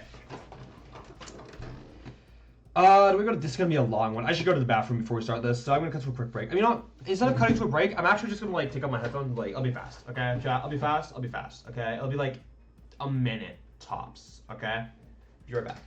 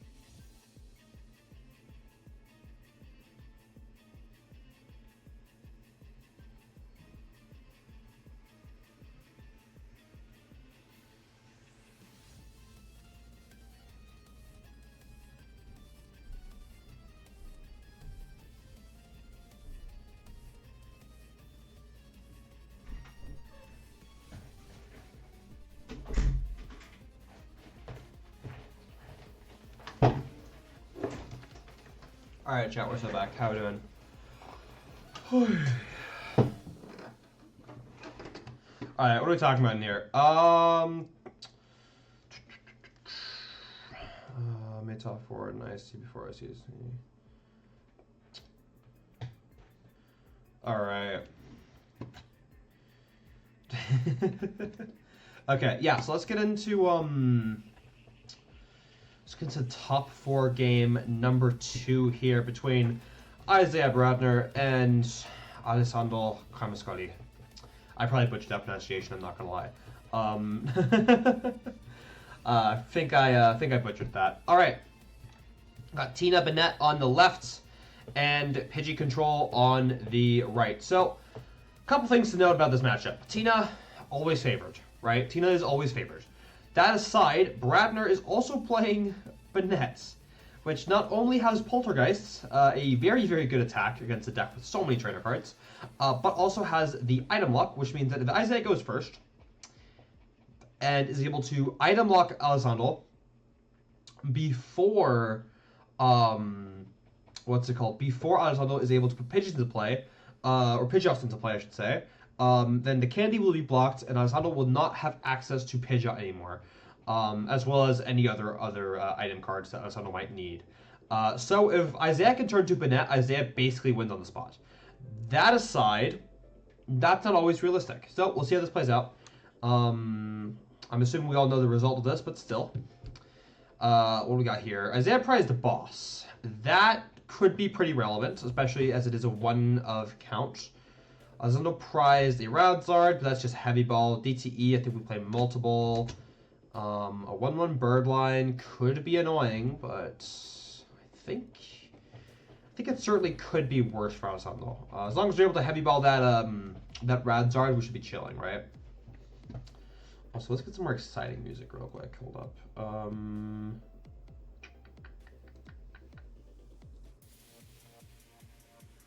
Yeah, that works. All right. Let's hear. It's gonna be a Noibat start for Alessandro, and it is gonna be the heavy ball right off the bat. We're gonna have the heavy ball for the Pidgey. Do we have no other outs to Pidgey here? No, we have Nest Ball. Let's playing around Prime Fisher. Well, so typically your win condition for Alessandro is to eventually start attacking with Radzard. But now you have both Radzard and Heavy Ball in the prizes. So unless we're somehow playing 2 Heavy Ball for Alessandro, then this feels rough. But I guess like we couldn't get Pidgey and Rotom if we didn't do it otherwise, but I guess like you can take prizes with Pidgeots. Oh, he does play 2 Heavy Ball? Okay, well then in that case, that's completely fine. Yeah, if he does play 2 Heavy Ball, this is absolutely okay. Isaiah is going to Cold Rush off the bat, get rid of Manaphy and Psychic. You play enough energies, you can get rid of 1, and Manaphy's a dead card, so just get rid of it. And then let's see what we have here. Isaiah's not really revealing his hands. I'm assuming we're going to see a Shuppet hit the bench, just kind of in the case Alessandro somehow whiffs Pidgeot. Besides that, I'm assuming we're just going to see some Tina shenanigans. But yeah, I'm going to rock that list at locals later. Go shit on. Yeah. That was valid. There's a Shuppet. Probably only a Shuppet, right? Maybe 2. Actually, 2 Shuppet seems good. Yeah, 2 Shuppets to play here. I like 2 Shuppet a lot here. You could also use Shuppet's first attack, which is just item block on a coin flip. I think I like Abyss Seeking more, but you know, it's an option you have, right? We have Jet Energy and Tina V-Star. So I'm assuming that's what we're probably going for as Isaiah here. Get rid of a Colress, okay. There's Tina. There's Jet. I believe. Well, we're gonna see a Tina V bench and then an Abyss Seeking. Switch, Nest Ball Psychic. Didn't quite catch the last card. That was an Artisan. Okay, yeah, don't need any more Ball Switch here. I think we'll be fine with what we have. Alright, Pokegear for Sundle to start us off. Probably looking for, what, an Arvin maybe? Definitely not a boss. It's going to be a Roseanne's backup is the choice. Sure. Going to be Pokegear number 2. And let's see what we got here. A fat nothing. Okay. Well, do we have a different supporter? We have the 4 Steel Stone still, right? Nope, we have a 3rd Pokegear. Okay. Sick invite. What do we got? Penny, Airy. Airy's good. Not optimal when you kind of want a Pidgeot in play. That's priority number 1. Also interesting that we nest balled after Pokegear. Typically you nest ball before Pokegear to thin the deck. But I don't know. Gonna be the Airy though. And let's see what we got. Single switch card, and that's about it. Nothing else really going on in Isaiah's hand. Got a Jet Energy, got a Banette. And it's gonna be an instant charge. So if Isaiah is able to find the Banette EX here, we are able just to make the play. Although this Tina is kind of stuck in the active now that the switch has been milled. So we have the Banette. We are going to Lost Zone it for the course. I like this from Isaiah, right? But I don't think we got there. Rod, Cram, Grass, Double Comfy. If he would have gotten Arvin, he wouldn't have wanted to get the second Pidge. That's probably true. Yeah, that's definitely true. That's definitely true. Oh, we're benching the Greninja. Oh, we're getting greedy for it. I don't know that I like that. Unless you like already have intel that Alessandro doesn't play any trapping cards, but I don't know that you know that. Or also, I don't even know that I know that. I'm pretty sure he does play at least a Mawile.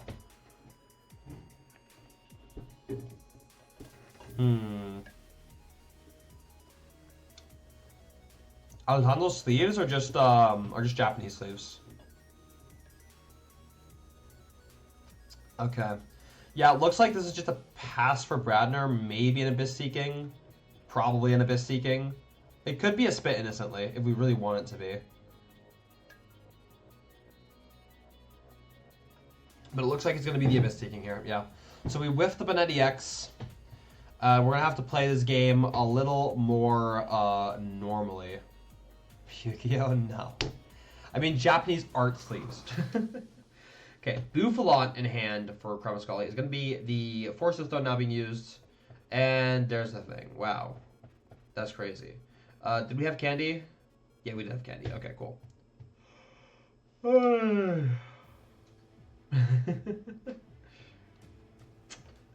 Damn.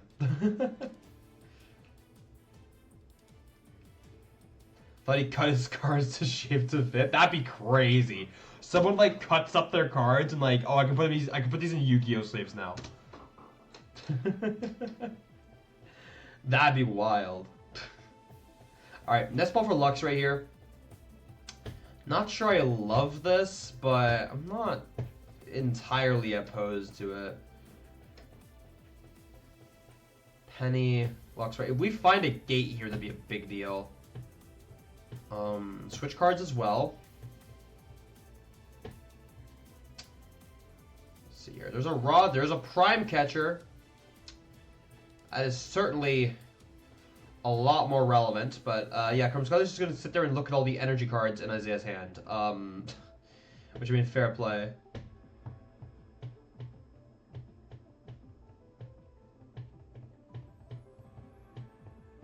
Alright, Poke Gear seems to be the top. No, I think we can steal cards. Never mind. Yeah, we can steal cards. So what's the Poke Gear gonna get us? It looks like an Roxanne, I guess. Might as well put it in hand.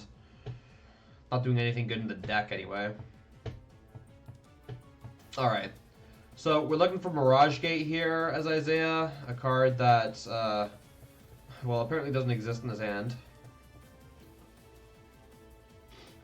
Nor do we have Colress. Greninja didn't get us anything, so it looks like the Seeking is kind of risky, low-key.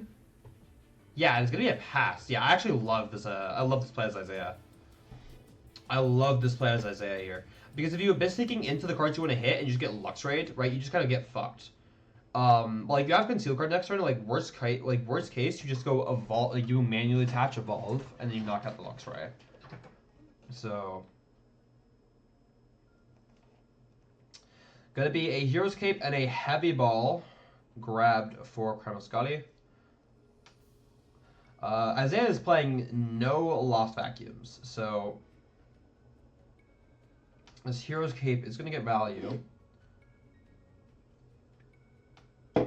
one way or another.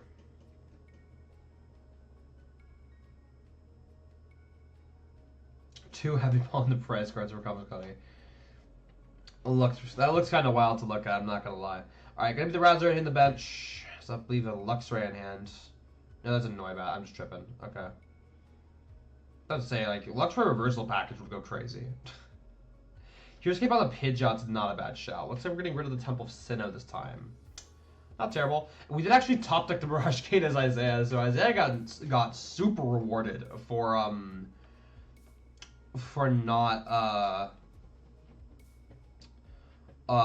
not using Abyss Seeking, right? Because if Isaiah had used Abyss Seeking,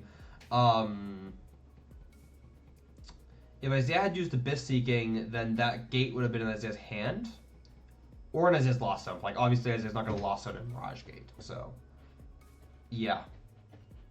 I think we're just looking at an impact here. Get rid of the Jet and guess the Grass, yeah.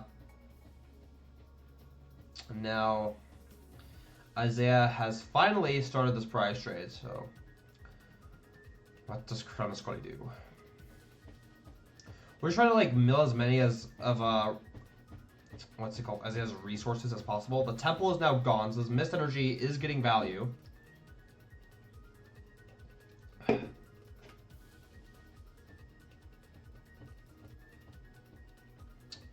What can you really do? Going into the Rotom. Okay. We have pennies in hand. We're pennying Pidgey. Oh, I see what we're doing here. Okay. So, Kramuscully gets Isaiah to take 2 prize cards here, and then you go for your Zard play, right? That's the line. You would rather Isaiah kills the Rotom than let Isaiah punch the Pidgey. Because if Isaiah punches the Pidgey, then Kramuscully is now kind of just forced to penny it, or sorry, to Turo it, which you really don't want to do. But Double Tina V-Star now on play. We have V-Star available to us. I think we might as well go for it as Isaiah. You're not getting to V-Star the Pidgey. Now there's a Mist Energy on it.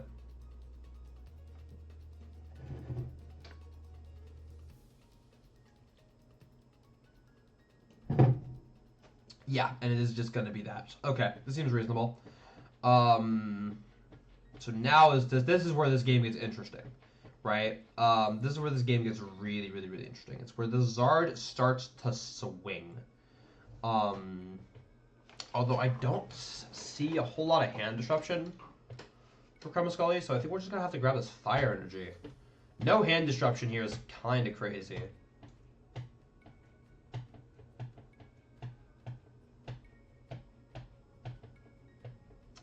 Yeah, so it looks like we are just going for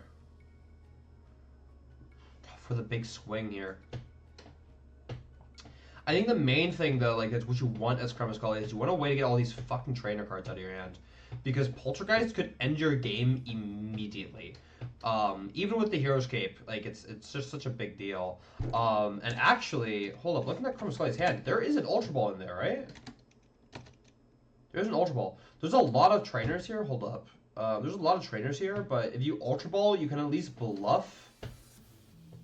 You can bluff to Isaiah that you no longer have a bunch of trainer cards in hand, right? You get rid of 3 trainers, and you bluff to Isaiah that you don't have enough for Isaiah to kill a Pidgey, right? Because that's kind of the issue we get to here. As Kramuscully, is you're kind of forced to bluff to Isaiah and say like, hey, I totally don't have enough trainer cards, but there's only one way to check, and that's to look at my hand and use the Poltergeist. But if Isaiah whiffs off of Poltergeists, then the Banette dies. Isaiah doesn't get rid of the Zard, which means Kramuscully would kind of just win.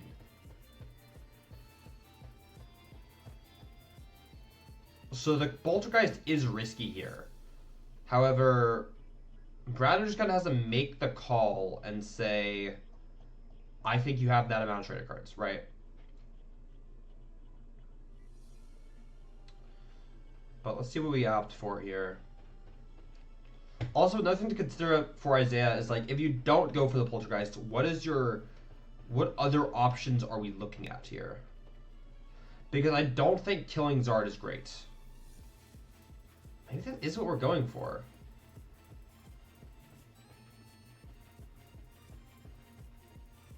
Nope, it is what we're going for. Okay, interesting. Oh, we don't have Boss. Herder. Yeah, Isaiah doesn't have Boss. Boss is the prizes, and we lost our Prime Catcher to Luxray. Okay, well in that case, yeah, Isaiah doesn't have a choice. So now as Kramuscully, what are we trying to do here? I think we have a choice belt in hand. Or are we using Roseanne? Wait, hold on, what are we doing here? Roseanne would be the line. Yep. Let's just recycle that, No, we're going for the gear first, okay. But let us recycle the Defiance Band being the big one, right? Yeah, right. Got a Roseanne backup. Check the hand. Use the Pidgey. Grab the DTE. Very interesting.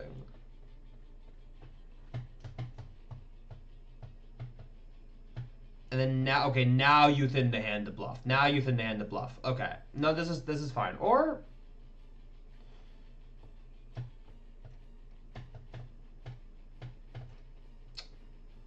maybe you don't. Are we actually able to thin out all our trainers as Kremascoli if we kept the Pokemon in hand and got rid of 2 trainers? Could we have actually gotten away with that, or do we need these trainers too bad? 1, 2, 3, 4, 5, 6, 7. Only count 7.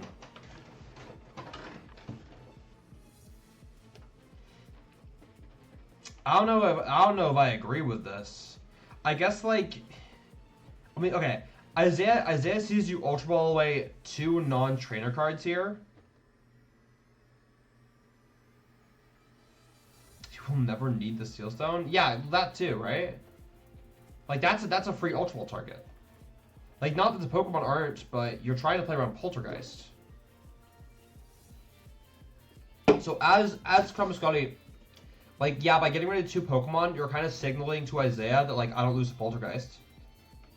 Right? You're still signaling that to Isaiah. But, like, if you can avoid taking that risk, you do. Surely. This Pidgeot has 380 HP. Right? You have to have a lot of trainer cards in hand as Kremascoli. For Isaiah to hit this.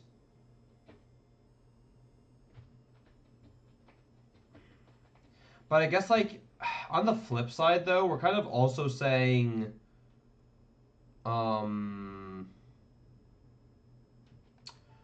I guess we're also saying that if you get rid of the trainer cards, do you lose anyway as Alexandre, right? Like, does getting rid of any amount of your trainer cards lose you the game anyway? Maybe it does.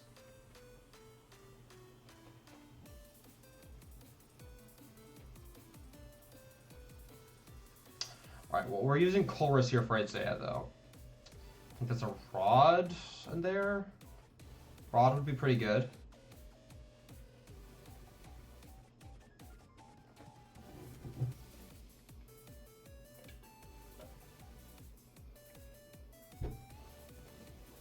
Here's the Banette.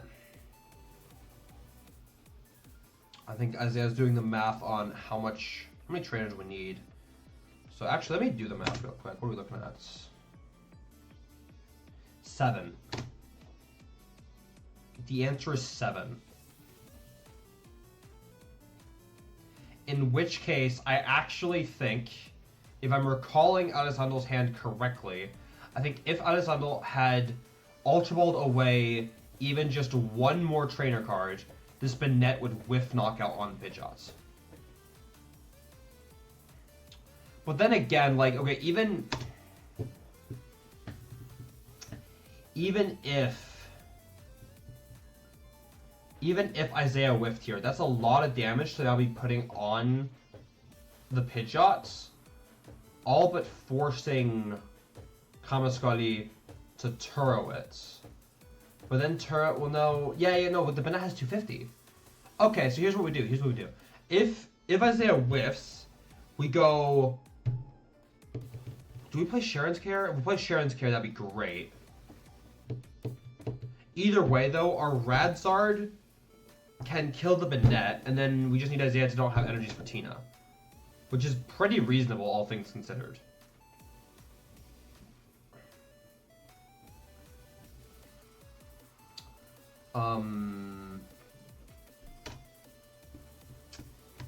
Yeah. So I grow over now, have a good one. Alright, have a good one. Yeah, we could have Ultra Balled away at least the Forest Seal Stone. Like, I'm not saying Alessandro would have won then, but he would have at least had another turn, right? Yeah, there would have at least been another turn.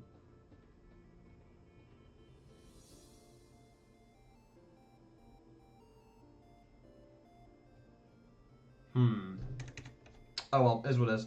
Alright, I know I know this goes to game 3, but honestly, I have no idea how. So let's see this here.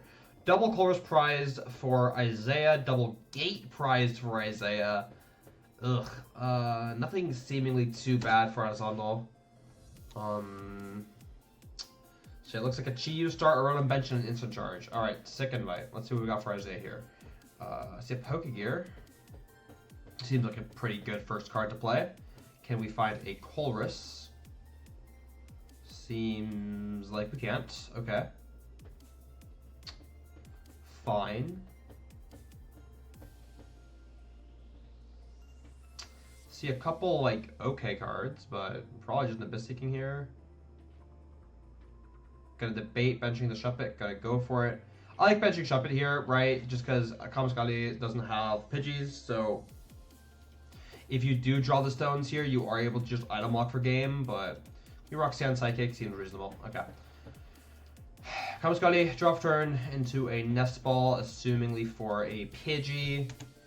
Right? We don't need to wait for Kamascali to price check. One thing to note here as well is that Isaiah's like always favored in sudden death, and we spent a lot of time on that game 1. So even if Kamascali wins game 2, he still has to like somehow prize race Isaiah in game 3. Which is not easy. Alright. Gonna be Arvin Nestball here. Arvin Nestball for Sealstone. There we go. And then what? Instant charge, probably? Yeah, seems to be. Okay. That is very, very reasonable. Now let's see what Isaiah has here. Not a whole lot. I see an energy attachment. And a Abyss Seeking, maybe? We have Prime Catcher, so if we had Altiped EX, we would have had it, but it doesn't seem like we have that option. Alright, Candy Pidgeot. Off the bat here, Force Stone, Nest Ball, Alessandro just kind of establishing this board here. Yeah. I was very curious to see how Isaiah lost this game too, but looking at it, it seems pretty plausible that Isaiah just bricks and Kamascali eventually just takes prizes. Because what would Isaiah's response be to Alessandro swinging, right? There's not a whole lot he can do here. That area is brutal though. That is a brutal area. Maybe a quick search for an energy, and we're just gonna start milling. Okay, that works. No, that works. You just want to get this Chi-Yu out of the active. It's fine if it gets knocked out, so. Jet Colress. Alright, cool. We now have 1 Colress left in deck for Isaiah.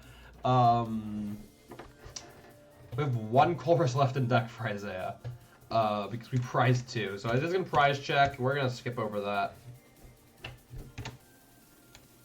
Yeah, it's going to be Comfy Shuppet. This seems pretty reasonable. And we used what? Nest Ball? For Greninja? Cool. Concealed cards. Banette EX. But it's gonna be an Abyss Seeking here. Okay.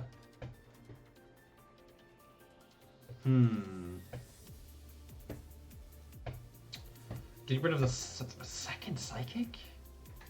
Okay, I mean we play 5, but still, that's a lot. That's a lot of Psychic to be down. I think we prized 1 as well.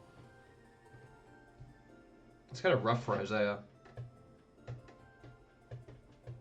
Well, it's gonna be the Yarbin.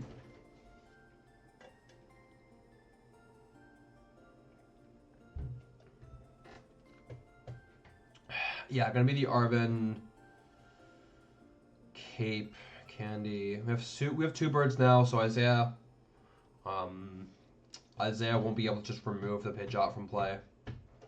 I mean, obviously you can still kill a Pidgeot, but not in the same way. Not for the effect you want it to have, right? That being said, Alessandro's board is literally just all 2 prizers. So once Isaiah starts swinging, Isaiah is like swinging. Not that Alessandro obviously can't just like start picking them up and using Hero's Cape and all that shit, but still. Gonna be instant charge instead of a Chiyu Mill here, which is fair. There's the V-Star. There's a Jet Energy. Yeah, you cannot be lost hunting Psychics, so you cannot attach that Psychic in hand. Don't think we have a whole lot else. I think we are just punching. And that coming down, and it's just gonna be a punch. Okay. We have a Colress. We still have 2 gates down, but at this point, like, the gates really aren't like your biggest concern here as Isaiah. At least I wouldn't think so.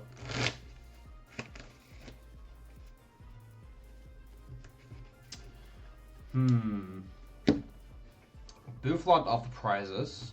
Oh wait, Boufflant Psychic would be crazy here. Hold the fuck up. Wait, that'd be crazy. Oh, is Kamikali about to do what I think he is? Chat, we might be about to witness a murder. We're Ultra Balling the Boufflant. Kremascully plays Thornton. If we have another energy in hand, do we? Do we have another energy in hand? Yeah, the commentators know. There's the Thornton. Oh, that's so good. That's crazy. Lost Headbutt. And this sets up so that the Zard killing this Tina no longer needs the Defiance Band. Damn. And the Hero's Cape as well? Okay. Okay, pause. Actually, I don't know if I agree with the Hero's Cape here. Because this puts the Boufflant to 230. You still lose to Lost Impact. You still die to Lost Impact. I guess it's to play around Poltergeists, maybe? Now if Isaiah does punch you, you still just, like, lose your Hero's Cape. I actually think the Hero's Cape's getting that much value. I don't really know what the Hero's Cape is protecting you from. I'm gonna be real. Maybe the Banette. Like, that's the only thing I can think of. Shred, but there's no Tina B. I don't think Isaiah's gonna shred to shred. But maybe, well, then again, maybe Isaiah would. Maybe Isaiah would shred to shred. I don't know. That aside, we are now 3 Psychics down. We have 2 in hand, so we did manage to draw them off to prize cards at least. Alright, what now? Gonna be a Colress here. Couple of Archdrake cards. We're probably always getting rid of the Sealstone, and then what else? Comfy, yeah, seems fine. Got a couple grass energies. A lot of energies we can't use with gates, because they're in the hand. I don't think we're attacking against Isaiah here. We have a switch into a Comfy. Okay, sure. Selecting, get rid of Manaphy. Don't know what we kept. Can't tell. Looks like a Mirage Gate. Okay. Are we gating this turn though? No, there's Rod 2. We are shuffling though. It's crazy how like more intricate the game becomes with the Airy, because now like both players are trying to like bluff each other. Because like as Isaiah here, like you can kind of bluff the idea that like, oh, I Comfied into Rod, and like I'm using the Rod to play around the Airy. Whereas in reality, he Comfied into Gate, and if he really wanted to play around the Airy, he would just get gated here, but gating here feels bad, so you'd hold the gate and then you just say, Kamikali won't Airy me because he thinks I hit the Rod. Not that it always stops Kamikali from going for the Airy, but, or the Luxray for that matter. It's worth taking note of, though. I do also think the Rod is, like, infinitely more important than the Gate, though. Like, at worst case, you can just, you know, manual attach, right? Can't really do that with, energy in this card. Wow, I'm tired. I don't know why I'm tired. I believe that was a penny.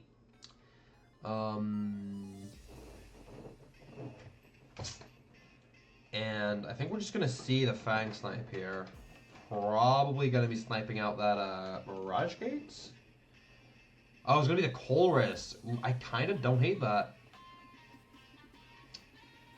Yeah, because Isaiah's hand's like low-key kind of dead. Now, Isaiah is going to have both a concealed cards and a flower selecting, so...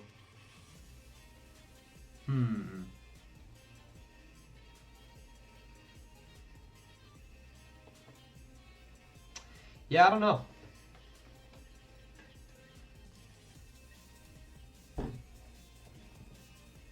Garage Gate. We need our energies. And where are they going? I just don't think you have enough energy to finish this game by attacking with Tina. I think that's the scary part here for Isaiah. Well, no, you do. But you have to impact, not impact. You have to Requiem the Luxray probably then, right? Well, then again, Kramascali has 4 3 prizes on the board. You knock out 1, he picks up 1. There's still 2, and then Cape goes to 1. So actually, Cape goes to 1. Cape, well, it has to be, yeah, for it to matter, it has to be Cape and Mist. Now Mist has no value. We can't Cape both. Although we could do... If we play Defiance Vest, we could go Defiance Vest. Oh, well... Interesting. Because I think, like, as comes we cannot protect both Pidgeots. So we have to kind of, like, choose to make sacrifices here. We can kill this Tina, though. That's probably infinitely better. I think we've already used 2 rods as Isaiah as well. So yeah, this Zard is just going to start going ballistic on Isaiah's board. Gonna be really hard to knock out as well.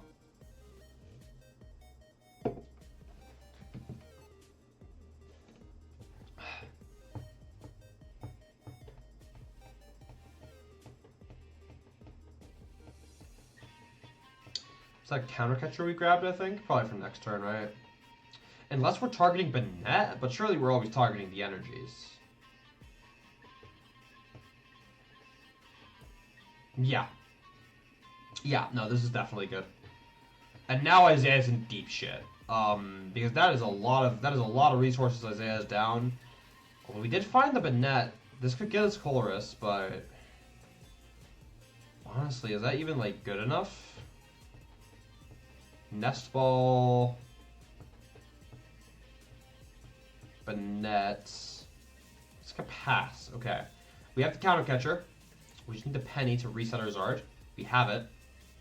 And now we can quick search ahead, which is great. There's a counter catcher, although I fairly certainly already have a counter catcher in hand. But this lets us quick search for penny next turn, which would be game.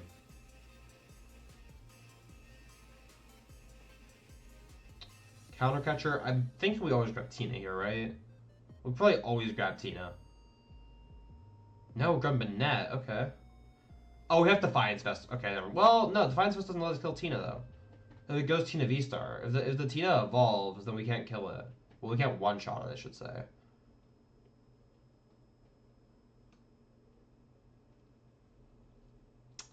So well then. I guess counter catcher also like doesn't work here though, so.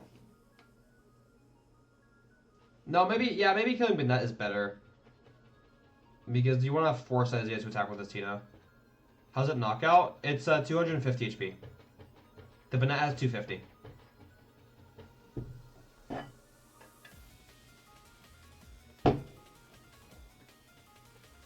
Is there another event streamed this weekend? Yes, there is the Orlando Regional Championships. Actually, speaking of Orlando, I'll be VOD reviewing Orlando as well. Yeah, Orlando Regional Championships is going on this weekend.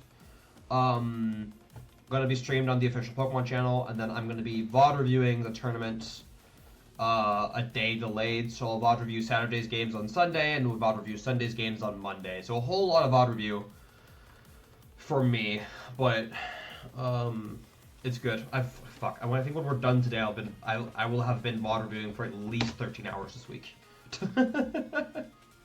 And then if you add Orlando on top of that, holy, it's fine. It's a lot of content. It's good. All right. That aside, though, it's gonna be a flower selecting. Can taking. Thank you so much for the tier 1 sub. Greatly appreciated. Yeah, welcome too. Glad to hear you getting into the game. All right, selecting here. What are we digging for? Has to be the Tina, right? We have the Tina V-Star. Okay, it's gonna be a pass. Why do people hate on PGL so much? Because it's buggy and the ranked ladder is not a real ranked ladder. I hate on live a lot. I'm like live's #1 hater. But it's gonna have to be a pass for Isaiah here. Yeah, it's buggy. And it's just it's not a great client, all things considered. But at least we have a client, right? At least we have an online client. The game just feels better to play with paper, though. Oh, Isaiah has 2 cards left. Okay, well, could Isaiah have avoided that? We used hold up. We used 3 flower selectings here. Did we have to? I think we did. Yeah. I think we did. Can you explain the ladder points? Well, so basically the issue with live ladder points is that it's not like a real ranked elo, right? Like you climb the ladder, that's cool, but there's no like actual rank, right? Well, there is, but how do I put it? Like once you hit the top, there's no like top 500 or top 1000 or top 10 even, right? Like you can't hit rank 1. Yeah, there's no MMR. That's a good way of putting it. Yeah. But the main issue with live for me is that it's just buggy, right? I've lost so many games of Pokemon to the bug, like to live bugs, and testing for NAIC last year, there was a game-breaking bug that gave you auto wins if you used Spiritom's attack. So they had to ban Spiritomb, and Spiritomb was like a super relevant card going into NAIC. So people trying to test for NAIC on live couldn't actually test for NAIC because they couldn't play with Spiritomb, which was a vital part of every deck trying to counter Mew, right? So it fucked with a lot of people's testing. But yeah, sorry, back to the game at hand here. Yeah, so I guess, like, it wasn't forced. Isaiah could have just not dug. But I think the issue is that Isaiah... Well... Isaiah could have just not. Yeah, Isaiah could just not. But, like, if Isaiah just doesn't do anything here... If Isaiah just doesn't do anything... Cart Boss? I don't know if we had Cart Boss, but we might have had Cart Boss. I'm really just not sure. Because Isaiah wasn't really showing his hand. Also, Guardia was shafted for a while. Someone can. Oh yeah. Oh god, don't even get me started. Yeah, Gardevoir EX has had like at least 5 different bugs at this point. It's actually crazy. Yeah. Yeah, definitely wasn't. It wasn't forced. That aside, though, I think Isaiah's losing that game regardless. Like, whether or not it was forced, I think Isaiah's losing that game. Alright, well, let's jump into this game number 3. What do we got here? Double gate prize for Isaiah again. Boss counter catcher and Krumsky's prizes, as well as the Force Stone, although Krumsky might be on 2, I don't remember. Fire prize, so I don't think we are playing 2. I do think we're playing 2 fire. Sorry. I'm assuming it's 1 Rotom, but we are playing 2 Force Stones, so that's pretty good. Alright, Nest Ball for Isaiah here. Important to note, there are 5 minutes left on the clock here, which means we are most likely going into a sudden death scenario, which means that the player, after turns of time, when the player who has the least prize cards remaining will just win.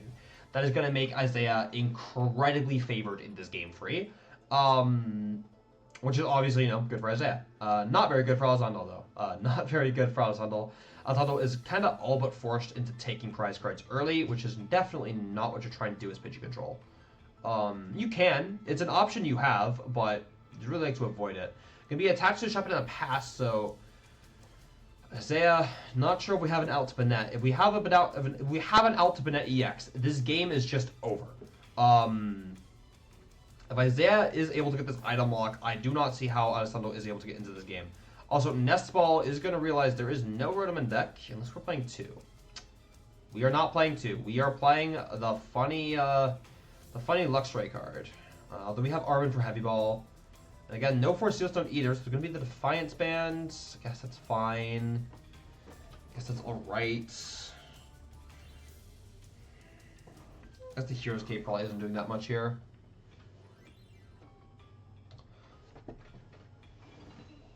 Alright, Heavy Ball for Rotom.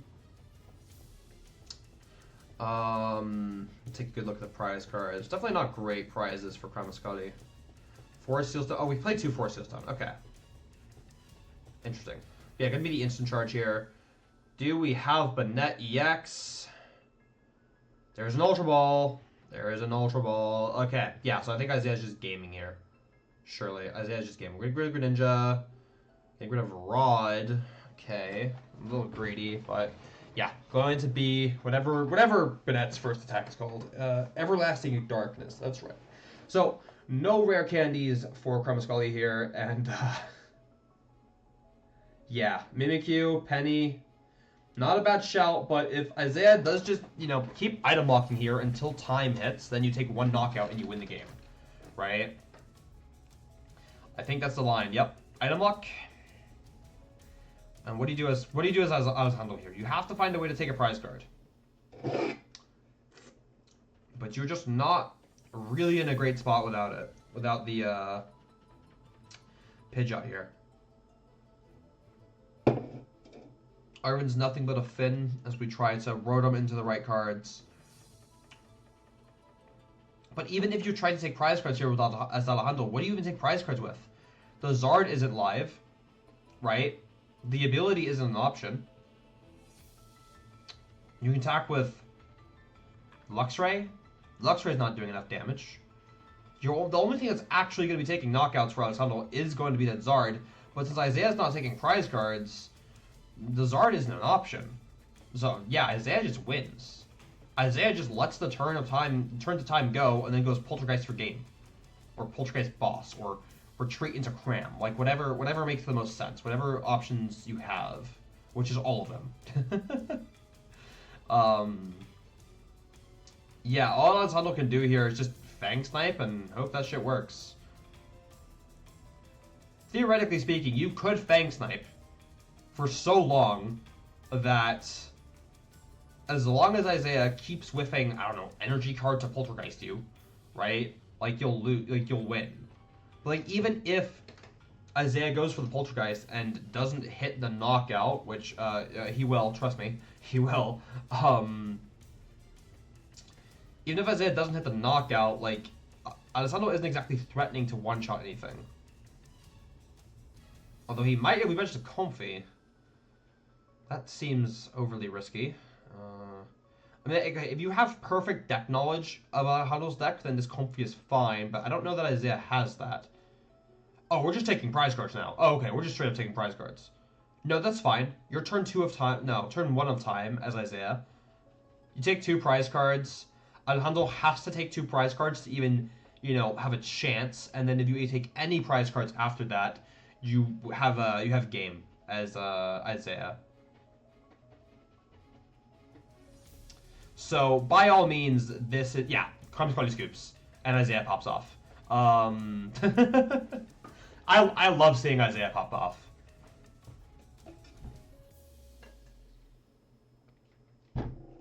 Yeah, hugging it out. True competitors, we love to see it. Good shit from Isaiah though. Well played. All right. Okay, we're on the clock. Let's get into the finals here. Let me grab that. Championship Sunday. All right. Oh, we'll watch an AFK Journey ad. Not sponsored, but okay. Cool. Greggy Steel! Love that guy. Oh crap. We're definitely gonna skip over the Pokemon Go section here, and let's get into the Juniors finals here. Alright. I'm not that familiar with juniors or seniors for that matter, but is this the meta breakdown? Oh, wait, this is for juniors. What the hell? Wait, is this for juniors? Hold up, best of the rest? No, it's not, is it? No, this is just in general. Okay. What's this? Best of the rest? Okay, yeah, okay. I got confused there for a second. All right. So we got Peter here on the left from the UK versus Johan on the right from Canada. Going to be Lugia versus versus Lost Zone Goodra. Here we go. Okay. So this is going to be an interesting finals game here. Pretty well accomplished players, both of them. Of course, this isn't juniors. So I'm going to try to be a little bit nicer to these kids. I've been going off at some of the masters, but maybe I'll be a little bit nicer when critiquing these kids. That's an the reversal Luxray in Peter's deck. Interesting. Not going to help him in this matchup, but I do like that a lot in Lugia right now. Boss prize for Johan. Not something we can't play around. So yeah, let's see what we got here. Luminion Star for Peter. NAV card in the past. Okay, that's Lugia 101. Alright, Cold Rush for Johan. What do we have? Defiance Band and a Metal Energy being Lost Zoned. Goodra switch here. Get rid of the Goodra. That's interesting. I'm assuming it's a 2-2 Goodra. 2-3 Goodra, maybe? Seems Johan is prize checking. That is definitely smart. We already know Johan's prize. There wasn't anything too special in there. So we can skip over that. Alright, what do we got here? Jet, Flower Selecting, TM De-Evolution, and a Samazenta. Do we? No, okay, I'm about to say, we're definitely getting rid of TM Devo here for sure. We're at 4 now in the Lost Zone. We have the Cram. We can just spit on this fish.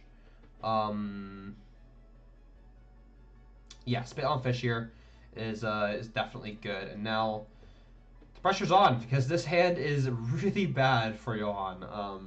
You need to get this fish out of the active, hoping you can collapse Stadium later. It's probably your best bet. I would say Johan, I meant Peter, sorry. Peter cut the Iona. Oh, that's great. That's great. We have a Lugia on a coin flip. That's lovely. Okay. Fuck. And we have no basics. No, Peter. There's nothing you can do there, right? There's nothing you can do there. That's just the Lugia experience, right? That's just unfortunate, honestly. Yeah. Sad to see. Alright, going into game 2, double Goodra V-Star prize for Johan, as well as the Zamazenta. Double DTE Snorlax prize for Peter. Not great, but certainly not stuff you can't play around. More concerned about Johan in this game too. Assuming we don't just see another crammed. Peter's starting to fish again. Come on. That's not cool. We have an Ultra Ball this time at least. Mists. Mew. Yeah, seems reasonable. We're playing the Radzard here as well? I think we're playing the Radzard. I think I spotted it. Price checking our energies here. I haven't seen a Luminous. Maybe we're not playing Radzard. Maybe just tripping.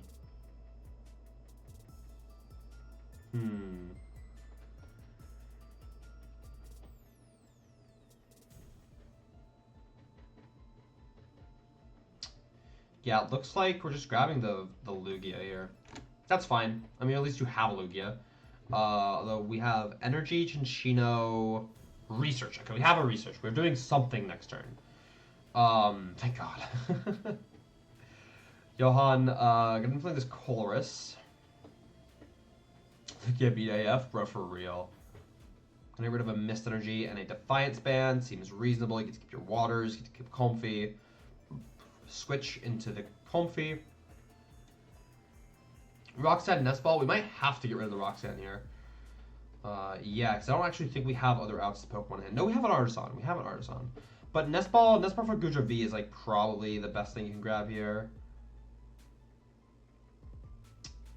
The interesting thing is we're gonna find out now how many Goodra V-Star are in Johan's deck. I don't see any. I didn't see any when Johan was going for the deck, so I'm assuming it's just 2. Yeah, I'm assuming it's just 2. So we're gonna see the switch into Comfy here. Emergency board and rod. You're gonna opt to get rid of the rod. I'm not sure what Johan's rod count is, but interesting nonetheless. We're gonna vacuum. Okay, there is no reason to be vacuuming there. There is absolutely no reason to be vacuuming there. There's no way we are that desperate to deny Peter or Minchino. Yeah, that was pointless. Like, you're at 6 on Lost Zone, that's kind of good. Like, you just lost the water energy for no reason. You just held it and then, like, lost on something later. Also, you get to use the artist on yourself next turn, so. But, yeah, just a pass here for Peter. Wow, that is unfortunate. Nest Ball for Johan. Probably grabbing a Goodra. Nope, gonna be a Ninja. Okay, no, that's fine too. That's fine too. I don't mind that.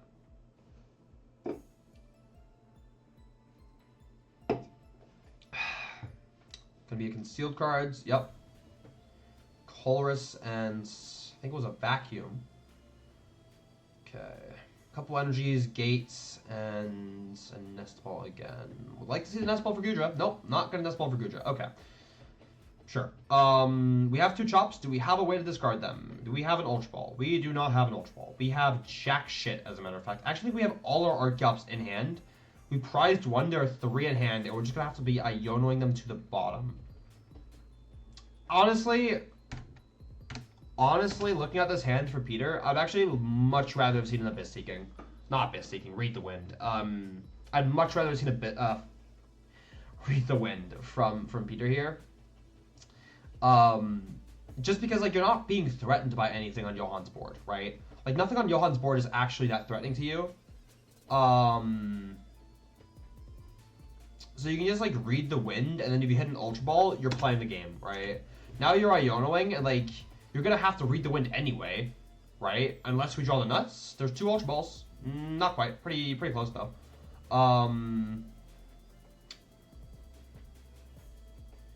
We can do single chops? Are we single chops gamers here? I guess we are. Okay, never mind. I mean, it's okay. It's fine, I guess. Is this fine as Peter? I think I would have preferred Read the Wind because you're just gonna have to get bopped by a boss. But at the same time, Johan didn't put the Goodra into play last turn, so. Yeah, Johan did put the Goodra into play. Which means, like, the Chops isn't actually threatened this turn. Now, that being said, either a Sableye or a Greninja play here would be really good for Johan to start putting pressure on the Archeops with these 1-prizers, but it's not necessary here.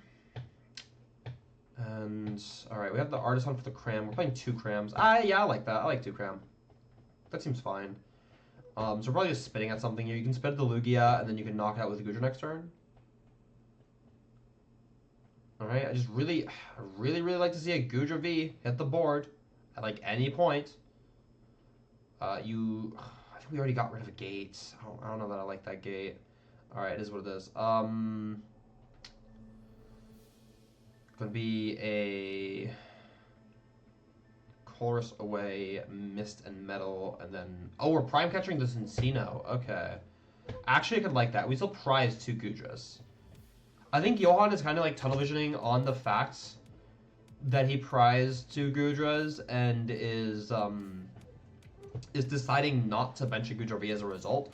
But you're telegraphing to your opponent that you prize 2 Goodra, and you're also not setting up your board to be able to capitalize on drawing Goodra off the prize cards, right?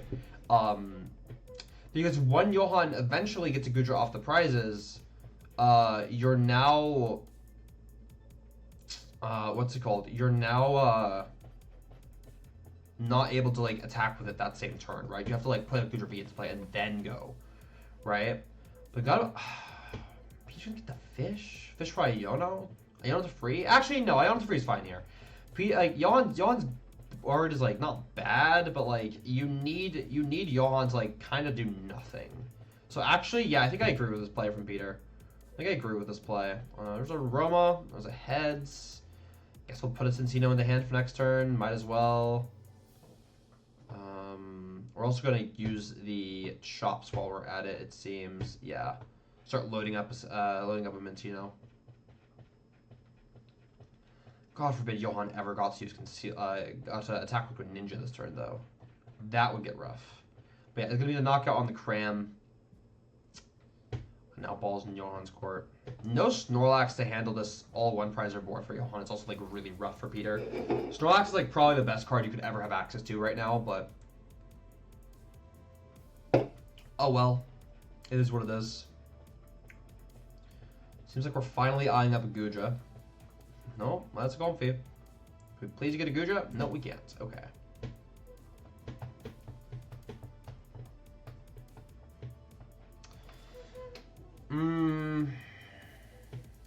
We have a Colress.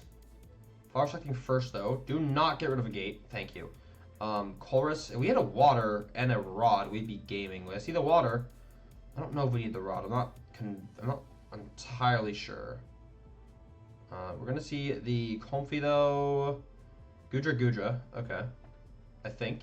No, maybe not. Maybe it wasn't Goodra. I don't know. Comfy here. Didn't quite catch it. Oh, we got the rod. Yeah, we have the play. We have the Greninja play here. This is gonna put you onto one prize card as well. And take out both Minccino. But then again, Peter goes to 3, and now Peter's board has like nothing that these one prizers can actually like handle. So again, I'd like to see a Goodra hit the board. Would let us target either the Archeops or the fish for game.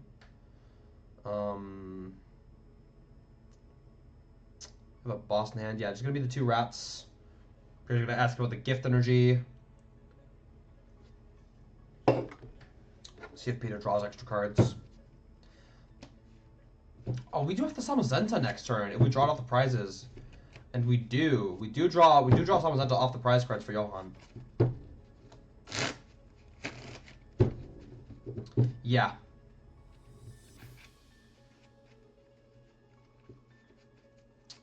We have boss, gates. Oh, we're so close to a knockout. We would have game in hand if we had a Goodra on the bench. Just saying. Now, to be fair, Johan was kind of rewarded for getting the 3 Comfy there last turn. Johan was rewarded for that because the 3rd Comfy was what got the rod. Collapse Stadium Research. Okay. Seems fine. It's not... Actually, hold up. No, we couldn't Iono. Let's say if we could Iono, we should Iono, but I don't think we could Iono. We're just gonna knock out active. Finally get the Snorlax. A bit too late now. This is Lugia's worst mind double breaking in finals? Yeah, for real. That's just like the Lugia experience though.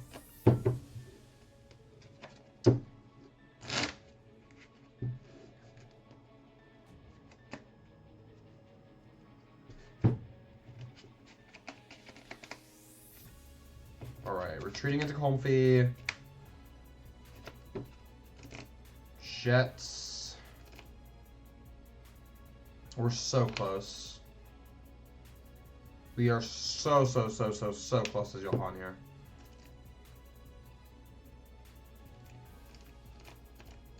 It's important to note that this Lugia with the DTE can't actually one-shot a Goodra V. Peter would have to retreat the DTE off the Lugia, then jet the Lugia back into the active, and then boss. So it looks like it's a pass. You have the boss. I don't see much of anything else, though. If we had Jet, that could be nasty, but I don't think we have Jet energy. Yeah, no Jet energy in Peter's hand to get rid of this DTE. Yeah, just gonna knock it active. That seems fine. And now I do believe we do have game here. We're gonna gate, 2 energies. Never gonna shuffle. We just go Jet into boss into game, right? Jet active, boss Dominion for game. Yep. GG's. Well played. That was definitely a juniors finals, but you know what? I mean, like they both played well, right? A couple of things I would like to see done differently on both sides, but like nothing major. So we got to see some Goodra though. That's kind of dope. All right, let's see what we got here. Got Benny on the left versus Gabriel Fernandez on the right. Gabriel terrifies me. This kid is so good at Pokemon. It's ridiculous. So yeah, let's see what we got here. We got Control Zard on the left and Ancient Box on the right. So let's see here. Giacomo, prize for Benny. Interesting to note that it's being played, but obviously not exactly super matchup relevant. Boss prized for Gabriel, although it is at the bottom, so it's not too bad. An energy. Yeah, nothing super major for Gabriel. I believe we are playing the 3-rod, so one rod prize isn't that big of a deal. So yeah, let's see what we got here. Though I remember watching this finals live and thinking about one thing in particular, and I'll get to it when I get to it. But if nothing else, it's gonna be a good case study in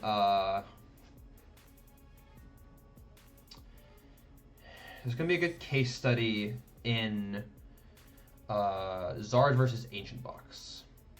Because Gabriel plays this super well. Not that I should be surprised by that. I'm not. But, you know, still.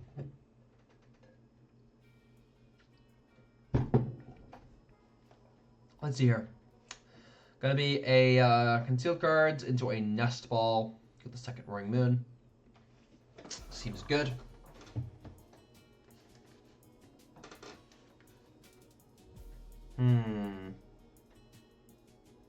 Oh, we forgot to bench the Roaring Moon as Vinny, not as Vinny, as Gabriel. That Roaring Moon is supposed to be on the bench. It is a Nest Ball. That is not a choice. I'm sure someone will catch it, but if not, I'm thinking Gabriel benched it anyway. So yeah, it's gonna be a pass over. So nothing spectacular for Gabriel's turn 1 here, but nothing particularly bad either. Got an attachment. You got a Greninja. You got 2 Roaring Moons. Can't be too upset here. The one thing to know about this matchup is like starting Fluttermane is good, but benching Fluttermane is otherwise really bad. Is worth noting. So what's in the hand here? Boss, Lucky, Candy, TM Devo for Benny. Not a whole lot. And a pass. We bossed the Moon. Okay, interesting. Concealed cards into Adventurous Discovery here. Just gonna start loading up that discard pile full of ancient cards. Seems like a interesting enough grab. Okay. Earthen Vessel here, away at Koraidon. Get those away. Not really wanting to use Koraidon in this matchup, if you could avoid it anyway.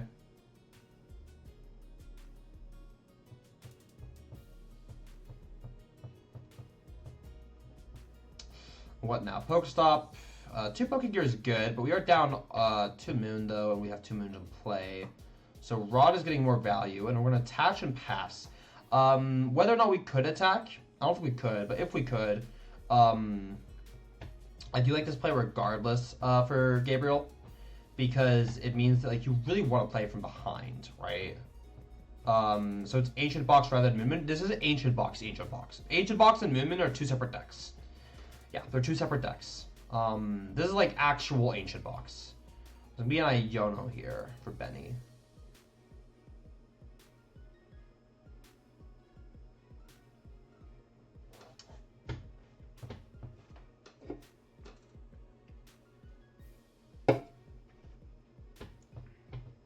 Alright, what do we got?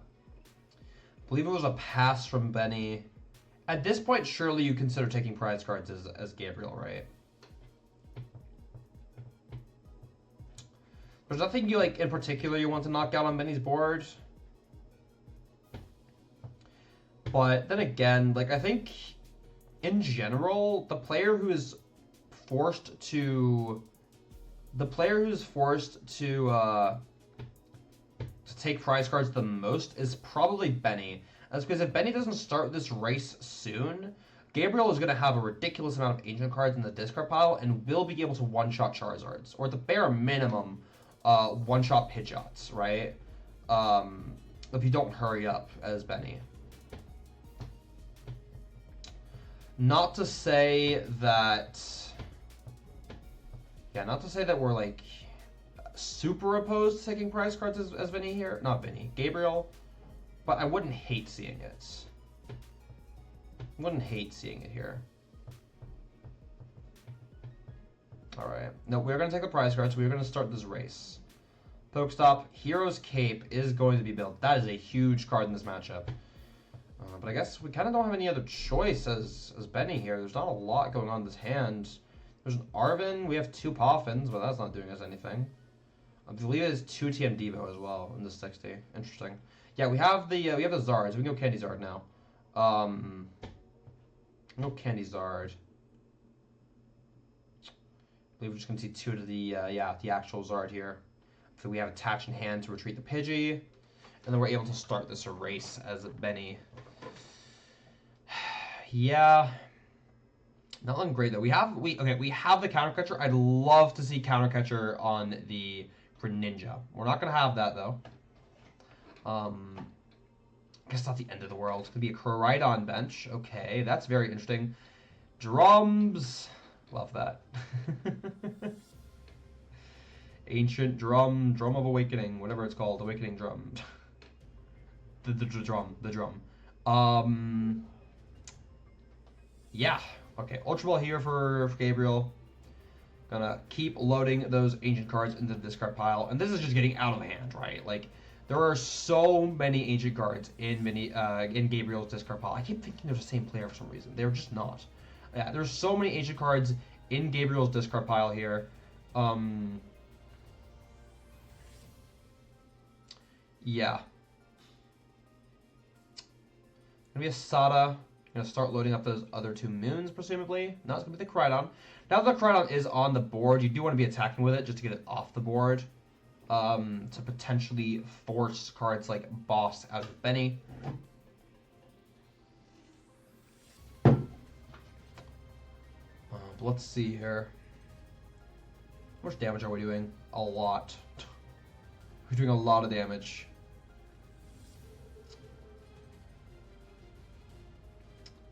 Let's see here. 240. So let's do some math.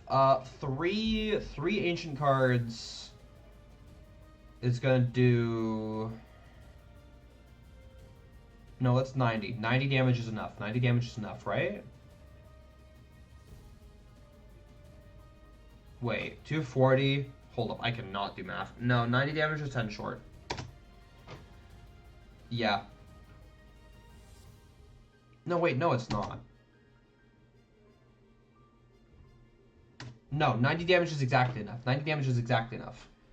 I say that, but there is not 240 on the Zard, there's 220. Okay, so I am absolutely just out of my mind right now. So that being said, Gabriel is going to need, I believe, 4 ancient Pokemon to knock out the Zard with Koraidon. Which isn't like an issue, right? We also think is Aerie, we're going to lose a Counter Catcher and a Superior Energy Retrieval. I'm more concerned about the Counter Catcher than anything else. But yeah, we should be able to bench 1 ancient Pokemon here to get this knockout. Preferably a Roaring Moon, but I don't think it's going to be an option here, so it's probably just going to be a Fluttermane. No, it's going to be Koraidon. Okay. Guess that's fine. Shouldn't make too big of a difference. I don't think you're attacking with it anyway. I think it is just going to have to be a bench sitter for the rest of this game, unfortunately. But this way you do get to conserve the Roaring Moons on your bench. They're not being targeted. Pokestops build up the ancient discard fast? Oh yeah. Oh yeah, it does. There was like no cards left in Gabriel's deck. I think it's actually just 2 cards, yeah. Who's ready for Benny's surprise Chi-Yu about to come down? That'd be crazy. Hey, okay, what do we got here for Benny? Gonna be a Zard promotion.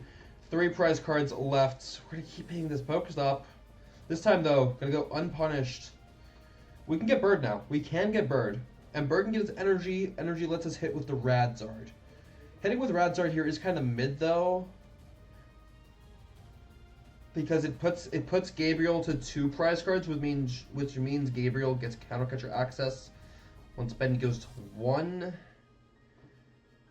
Because you really want to force Gabriel to go down to 1 prize card, right? Like as Benny. That's gonna be our main goal here. But I don't think that is an option. So with that being said, what do we do here? Get Luminite up? Probably always an Iono, right? Probably an Iono. No, I have to Zard. Do we have another candy? Do we have another candy here as Benny? I don't think we do. Maybe? I don't see it. We have another Zard in hand, so... Yeah. 2 seconds.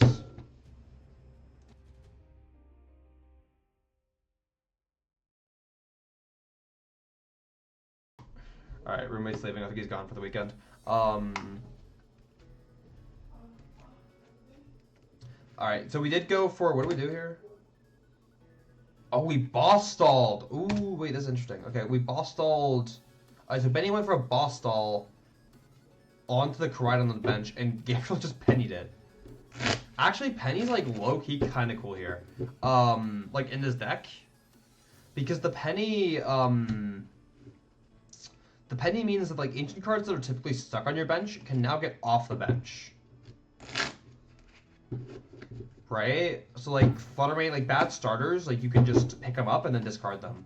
I like that. Who's favored in this matchup? It depends. It's a type of matchup that's, like, very dependent on what techs each player is playing.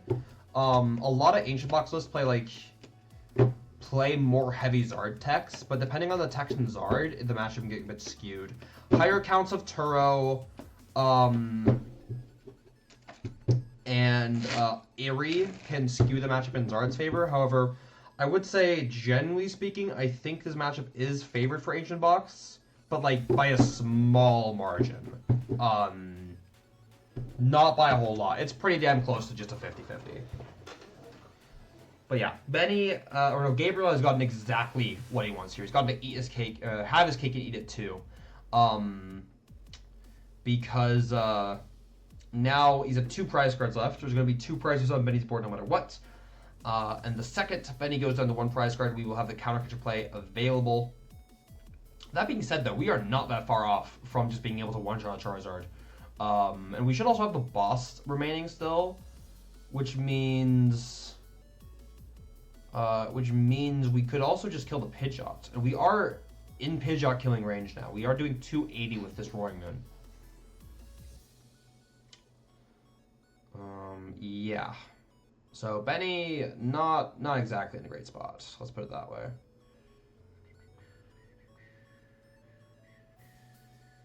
Me Candy Zard. Yeah, all you can do here.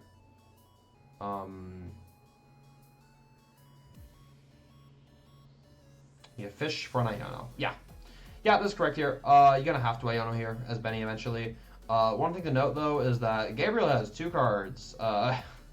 So there should only like be good cards left for Gabriel, right? There should only be good cards left.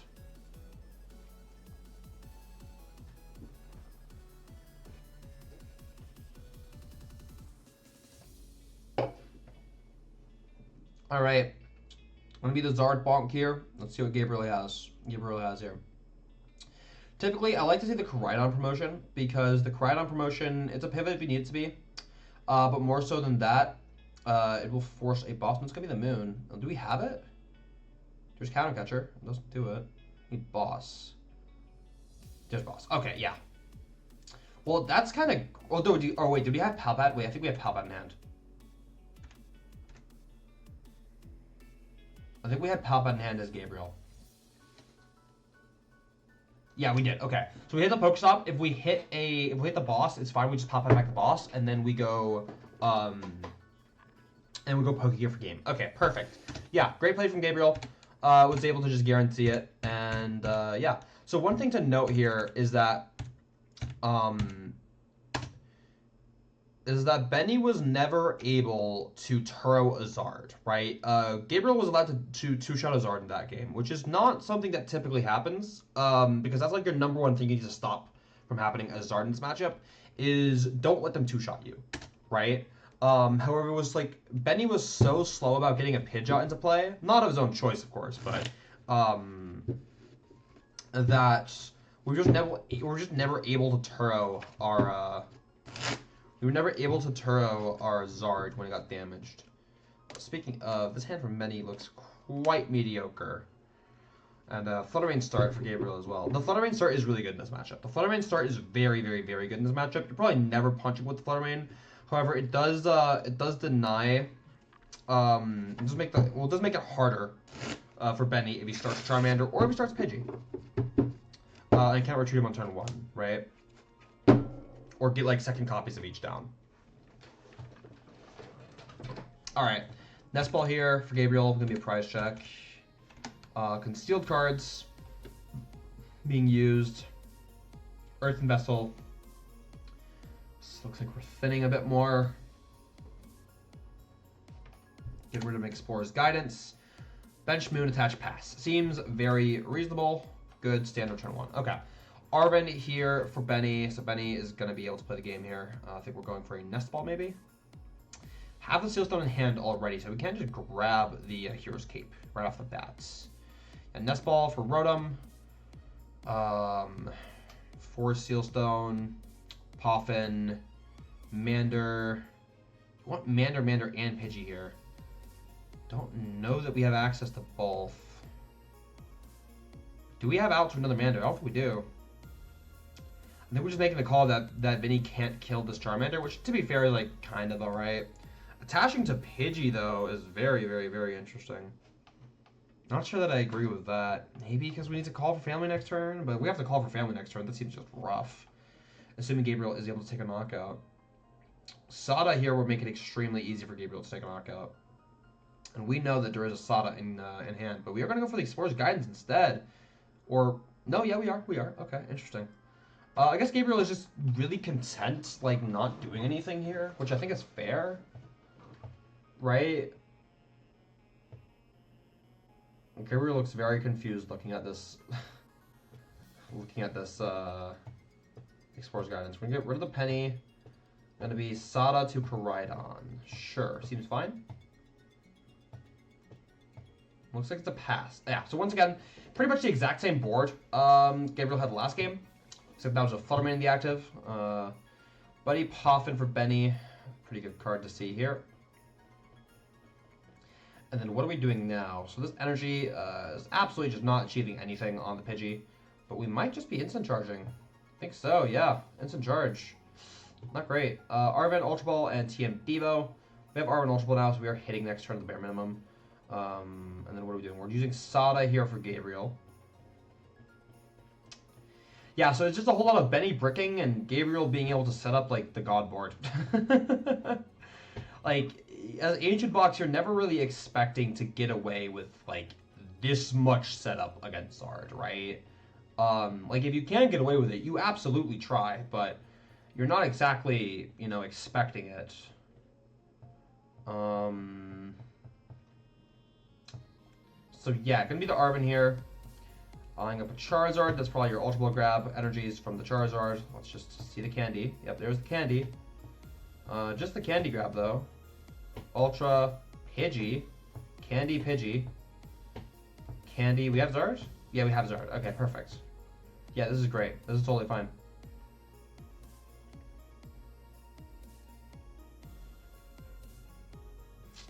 And then what now? We have the Attach Return. Not we need to Attach Return. We get a knockout on the Roaring Moon. Sure.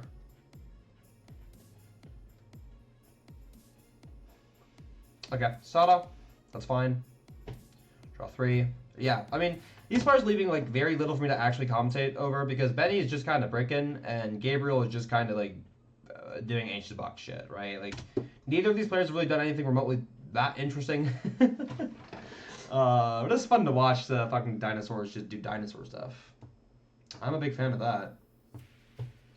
We have a Pidgey now as Benny, though. We have a Pidgey now as Benny, so most likely we are going to have our Zard just kind of get bonked. I'm just going to have to force a Turo from Benny.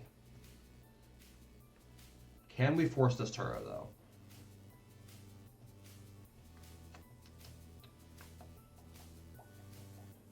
I'm not sure that we can.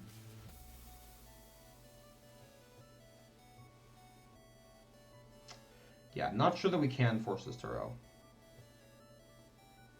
Or we can, okay, we can force the Turo. I'm more so saying I'm not sure that we have the Turo. Because, like, we have the Turo, we also have to have the candy. And there's a lot of, it's a big use of candy. Asian Box game plan isn't wildly complicated. Play small dinosaurs party, yeah. I'm like, I mean, okay, there's a lot, like, when Ancient Box draws kind of mid, there is a lot of intricacies into proper sequencing. But, like, when you're high rolling with this deck, like, nothing matters, right? Gabriel isn't high rolling, but Gabriel has been given, like, extra turns, and that just kind of lets Gabriel do whatever the hell he wants. So, yeah.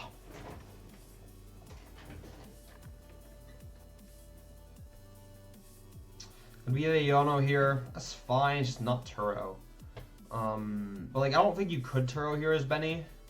If you could, you should have, but... Well, no. Not to say we could attack with Pidgeot, but we actually can. Well, we can, but just isn't a knockout. Yeah, and this is where this game gets super scary as Benny. Because now, Gabriel has gotten to 2-shot your Charizard. Gabriel goes to 3 prize cards left, and now has to take 2 more knockouts to win this game, and is basically poised to 1-shot your entire deck in just a couple turns. And you can't race Gabriel because, well, they're all 1-prizers. So yeah, this is just kind of bad. This is kind of bad for Benny. Gotta be the Explorer's Guidance. What do we got?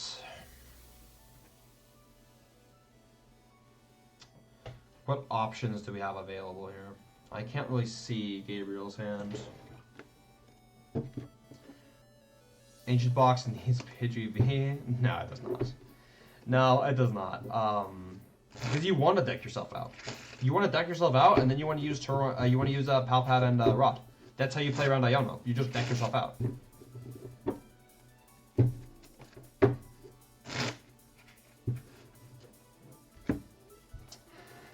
Yeah, so we're gonna go Rod back. Double Roaring Moon seems good.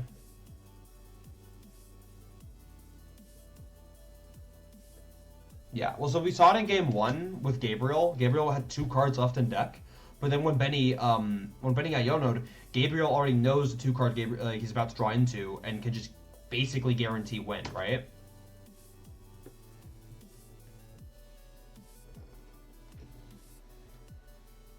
So it's a pretty fail-safe strategy. It just requires you to like actually draw for your deck in the first place, which is sometimes easier said than done. But Gabriel has not been struggling with that.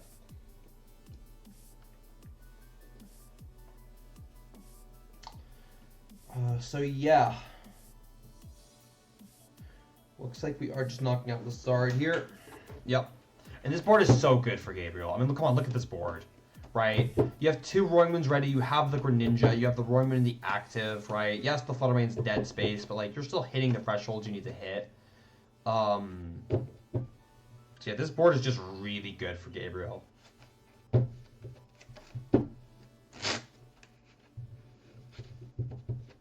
Alright, gonna be nest balling for a Zard here as Benny. But honestly, at this point, the writing's on the wall, right? Like, how do you really do anything against this board? Like, you have to set up another Zard, but you also have to Iono.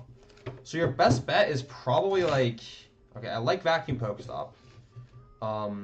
Yeah, your best bet is probably just playing the Iono and hope you find a Zard out. If you do, you're able to Spro Zard in the active, and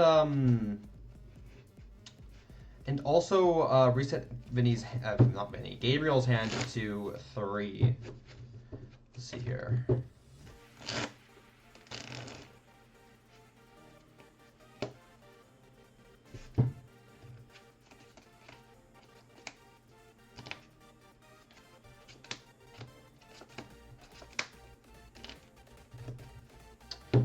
Second Zard. Now, a bunch of energies on Benny's board, and yeah, it's just going to be a knockout here. So how much damage are we doing here? We're doing 170 plus 70.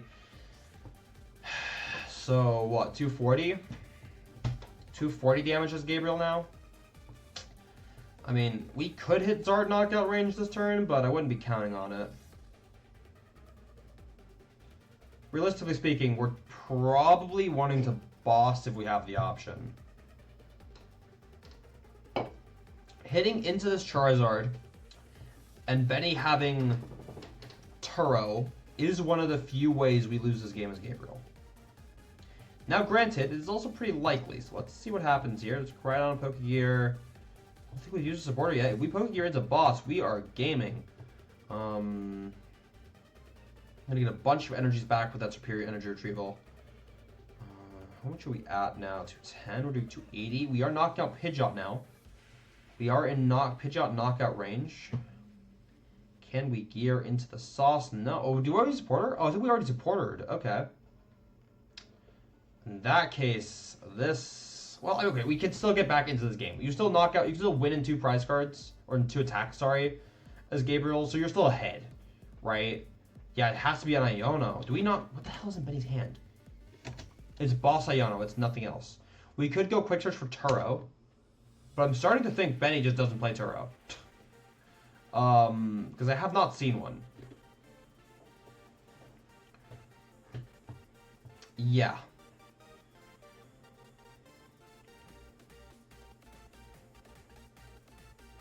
We eyeing up here. Zard EX. That seems somewhat pointless unless we're going Candy Zard here. Oh, we go Candy hit with a new Zard. Ah, okay, I see. This is not terrible actually. Yeah, I don't hate this. I don't hate this. You're sitting with a clean Zard. You force Gust out of Gabriel. Now, granted, Gabriel has like a whole game's worth of counter catchers saved up at this point, but still.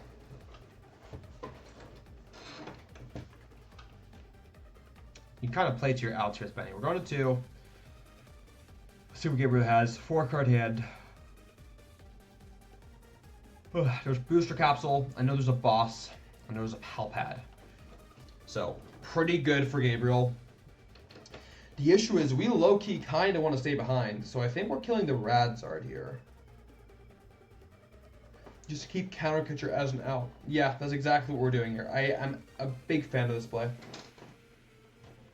And what else? See Palpad? Palpad's good. Are we Palpad? Oh, the Pokestop's in the Lost Zone. Okay, I thought the Pokestop wasn't play, I'm not gonna lie.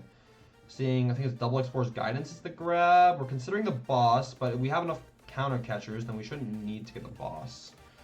Since we just rather take Sports Guidance at that point. So I think that's the line we're going for as Gabriel.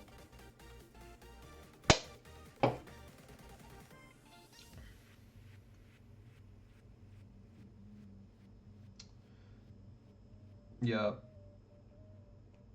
Oh, Gabriel is better than most Masters. Gabriel is probably like... I think Gabriel could top 8 at Masters Regionals. Minimum. Yeah. Like, I think once Gabriel ages up, Gabriel's gonna be one of the scariest players in the game. No doubt about it. At bare minimum, as scary as Vinny. Vinny's a first-year master and is already one of the best players in the game.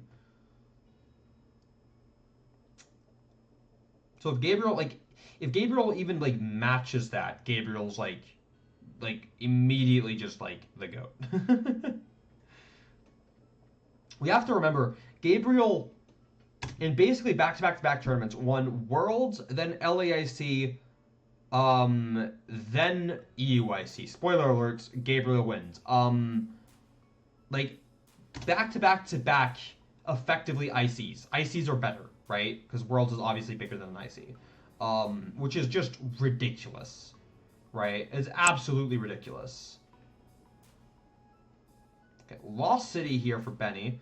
That's the type of card you'd love to have seen earlier in the game, but I don't think it'll make a difference here, though. Pokegear off the top. Oh, did we have no cards in hand for Gabriel? Shoot, we might have no cards in hand. Oh, that's a crazy top deck then. Yeah, gonna be Explorer's Guidance. Actually, no, I think we did have a hand, but I don't think it was a very good hand. Either way, it's going to be just a win for Gabriel. Another one. Yeah. Super well played from both players. I'm not sure how many Turo are in what's it called? Are in Benny's deck, but the inability to Turo at any point in the game kind of just makes that matchup terrible, right? Although game 2 was a lot closer when there was access to Pidgeot. Okay, I'm gonna quickly run to the bathroom before this Masters Finals game starts. This is gonna be the last game of the day. But I do really have to piss, so I'll be back in a second.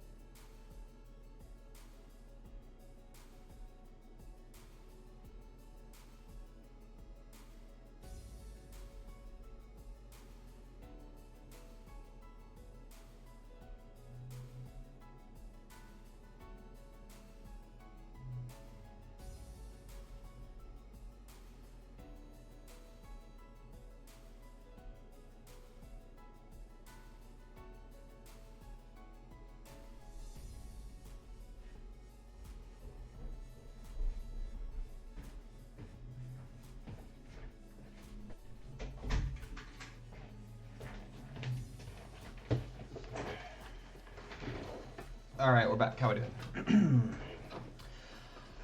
I am hungry. I'm ready to be done. However, we have one more game to watch here. It's going to be the Masters Finals. Tord Reklev playing Zard versus Isaiah Bradner on the Lost Stone Giratina. So actually, we got your prize cards real quick. Okay. Yeah. Prize cards for both sides. The Puppet Offering Banette, the Baby Banette, is going to be prized for Isaiah. Choice Belts and Roxanne prized for Tord. Important to note that these players did share their 60s with each other before the finals. Love that. It's good sportsmanship. Because the alternative is simply that both players would go and watch every stream game each player has been on to try to figure out the 60 that way. So this solution means that both players can actually go to sleep at a reasonable time. So yeah, when we're seeing Tord versus Isaiah here, this is a bit of a tragic finals. I'm not gonna lie. This finals is a little bit tragic. But yeah, one of each energy prize for Isaiah as well. I don't believe Tord is playing Mist Energy, so I don't think this Temple prize is gonna be that big of a deal. But by all means, I mean, Isaiah should absolutely be favored in this matchup, right? There's no denying that. But we are going to see some very, very tragic draws going on here because Isaiah is kind of just cursed like that, apparently. So yeah, Isaiah going first here. Attach Grass to Shut Pit and pass. Fun. That's just wonderful. That being said, though, Tori is going to be forced into this Luminion on turn 1. Not ideal, but you know what? We are setting up a board, and that's sure as hell a lot more than I can say about Isaiah. So what do we got? Got a Arvin. Yep, Forest Steel Stone, Buddy Poffin. Gonna be prize checking here for Tord, and then we're just gonna be grabbing a board. Looks like it's gonna be Cleffa. Yeah, we have what 2 Manders in hand? We have Mandarin active, Mandarin hand, retreat, and Eek. Okay, yeah, that seems good. That seems like fairly good here. Defiance Band. Oh, we're using Lost Vacuum. Wait, why? Oh, to thin. Okay. No, that's fair. We thin the hand here. We get rid of a Turo. We have one more Turo in our deck, so it's not the end of the world. All right, what do we have as Isaiah here? What do we have? There's Iron Leaves. Tina, Forest Sealstone, Roxanne, Jet, Rod, Tina again, and the Leaves. This hand is so fucking tragic, dude. This hand is so bad. Yeah, it just has to be a Leaves pass. That's all you can do here. Try to deny toward these prize cards. At the bare minimum, if you have a Grass Energy next turn, you're at least threatening Prism Edge, right? You're at least threatening Prism Edge, but it's not great. Yeah. Well, honestly, watching this finals live in the crowd was just like watching a car crash in slow motion. Because Isaiah's draws are just so tragic. Like, I kind of knew when I decided I went to VOD review EUIC, I knew that VOD reviewing this finals was just kind of gonna be a bit depressing. Because there's nothing for me to comment on here, right? All I can do is just agree with Tord punching and agree with Isaiah not having anything.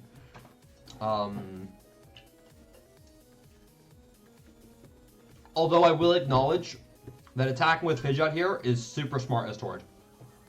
Not like the hardest call to make. Obviously, you're staring down on Iron Leaves. Maybe hitting it with the thing that gets one-shot by Iron Leaves isn't super smart. But still, good heads-up play from Tord. Just, you know, like saying, okay, well, I'll just hit you with Pidgeot, right?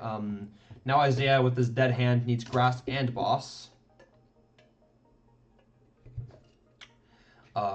So yeah, let's see what the top deck was. The top deck was a Grass Energy, so Tord, you know, is absolutely going to be rewarded for this Pidgeot line here. It's going to be attaching a Grass and just going to punch the Pidgeot.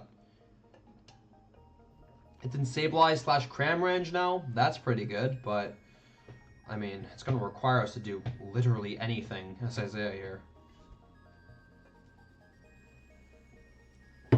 Our Leaves is getting knocked out. As Isaiah. I'm going to be a barrel. I'm going to draw 3. Tord just going to set up this board, right? Absolutely all you really want to do. You can get the Cleffa and the Luminion off the board. That'd be great, but you're not really under any pressure. I'm going to do the Forest Sealstone, though. Interesting call to, like, actually go for the Sealstone this turn. Instead of holding it for when Isaiah actually plays the game. But I think the idea here for Tord is that we're just trying to set up a board state that, like, Isaiah can't recover from, right? Or that Isaiah can't beat. And you have the time to do that now. Yeah, so we're going to grab the Collapse Stadium and we're going to get rid of the Fish. And then I believe we're going to Turo or Cleffa just here in a little bit. Probably next turn, realistically. Yeah, we're going to take the knockout with the Zard, get the Pidgey out of the active, keep it out of Cram range. And, yeah, take that Iron Leaves off the board.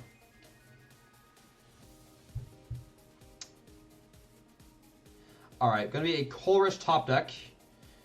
So Isaiah is able to play the game, but, I mean, the damage has been done, right? The damage has absolutely already been done.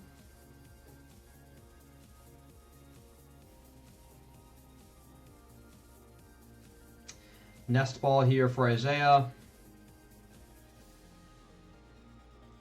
Gonna prize check. Yeah, we can skip Isaiah's prize checking here. I think we're grabbing a Comfy, benching a Tina from hand, Forest Sealstone, using the Forest Sealstone.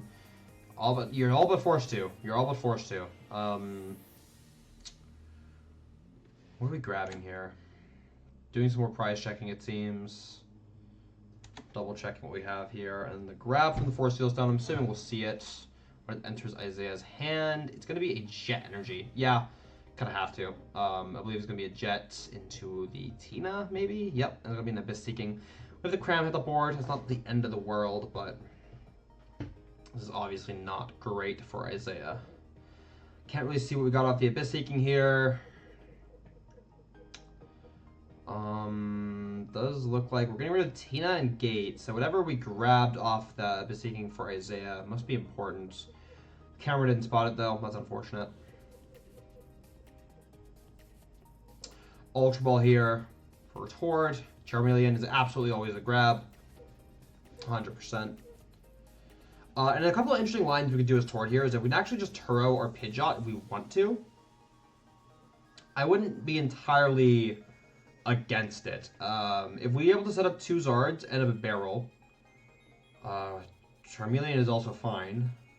Yeah, then I wouldn't hate it, but looks like we're going for the Iono here. Not completely opposed to that either.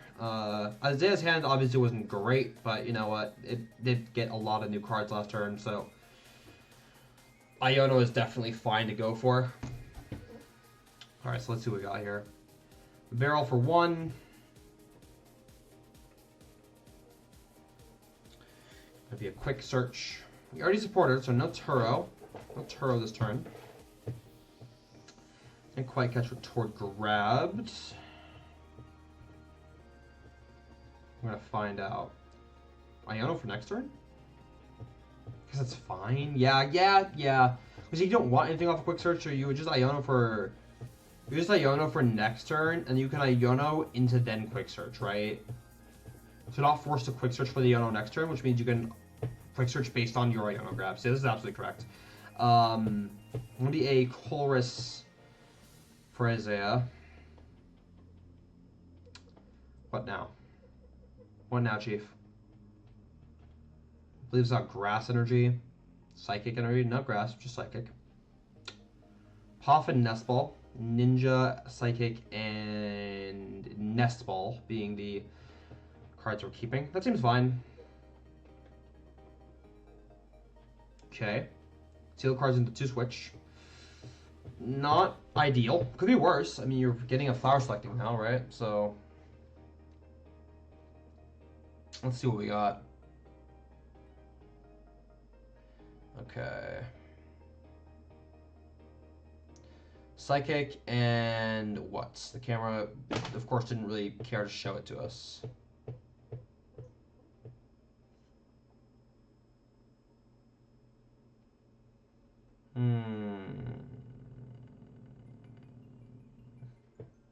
Boss Pidgeot. Okay, we have Boss Pidgeot. We have Boss Pidgeot killed Cram. We're just too behind. We're too behind as Isaiah here. We get the Pidgeot. That's cool. That's great. But like, you have lines. You have lines as Isaiah here. They're just not all that good or all that likely. They're really not. Second switch. Yeah, second switch here. And then what now? There's going to be a spit for a knockout here. Isaiah staying in it, but just barely. Let's see here. Draw off turn for Tord. We have the Jirachi. This could protect the Cleffa from a Sableye.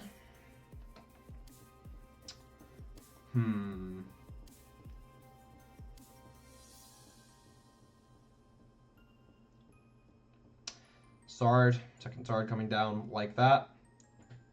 Yep, big fan. The weird thing here is that I think as Tord, your goal here is kind of just to like pick up the Cleffa and kind of make this board 2 Zards and a 1 prizer that doesn't matter because it has 4 prize cards, right? The issue is that well, I was gonna say you get Boss Doll with a barrel, but going for this Jirachi, you don't have to Turo. This is absolutely the safest play, yeah. Isaiah's at 7, so Isaiah could absolutely find a Sableye out. This board state is basically fail-proof as Tord. You go to 2 prize cards, there's no Tina on Isaiah's board. Isaiah cannot take 4 prize cards in time. Isaiah have to go. Leaves gets knocked out. Leaves is not a knockout. It's not an option. I believe we were discussing this when we were watching it. And Isaiah's win con, I believe, is. Let me think. I thought this through last week when I was watching this, but I honestly can't remember. It was like Boss Barrel item lock. Because basically, what you have to do as Isaiah in this scenario is that you have to take 2 prize cards with a 1 prizer. That's your win condition. That is quite obviously easier said than done. So I think what we're looking at is probably like... I don't even know. Prime Catcher for Barrel, that's for sure. Spit. And then what? Choice Baltazard. Don't see a lot of energies, or any energies, in Tord's hand. Nor do I see a Turo. Turo is in the deck. We have second Turo in the deck. It's kind of just about like, what do we do from here? Maybe an Ultra Ball, Candyzard, Whiff. Just good old-fashioned thinning. Optimizing our odds here. And a barrel for 1. And a pass. Okay. So what the hell do we do here, Isaiah?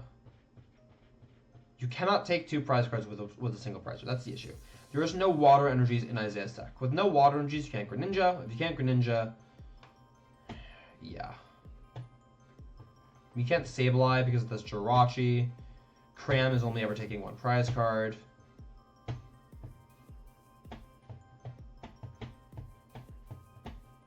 No, I was getting lost in the sauce there.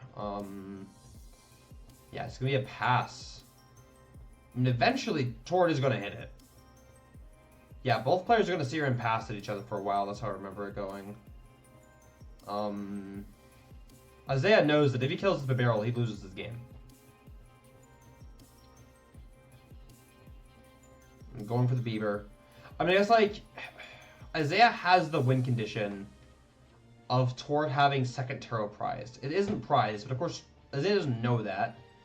And you're in this deep, you might as well play your outs. Okay, Tina V does hit the bench. Tord, of course. Tord has. Oh wait, Tord still has Prime Catcher, doesn't he? Tord still has Prime Catcher. In that case, yeah, you're kind of forced to bench Tina eventually, though, aren't you?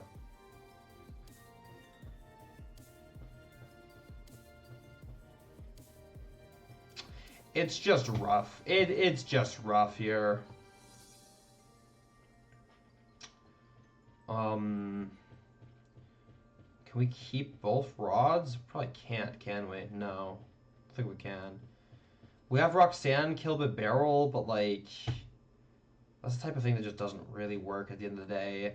Like what you'd have to do then is we'd have to go like Roxanne kill the barrel, or yeah, Roxanne kill the barrel. Into... Okay, well, we're just passing. Roxanne killed a barrel into Counter Catcher Jirachi. Yeah, no, that doesn't help anything. Doesn't help anything. There's the Turo. Finally being top decked for Tord. And then, what now? We don't have Prime Catcher. Do we not have Prime Catcher available? Did we already get rid of it? Oh, we are down Prime Catcher. Okay, we are down Prime Catcher. Now we can just put a bunch of energies back. I say a bunch as in, I mean one energy back.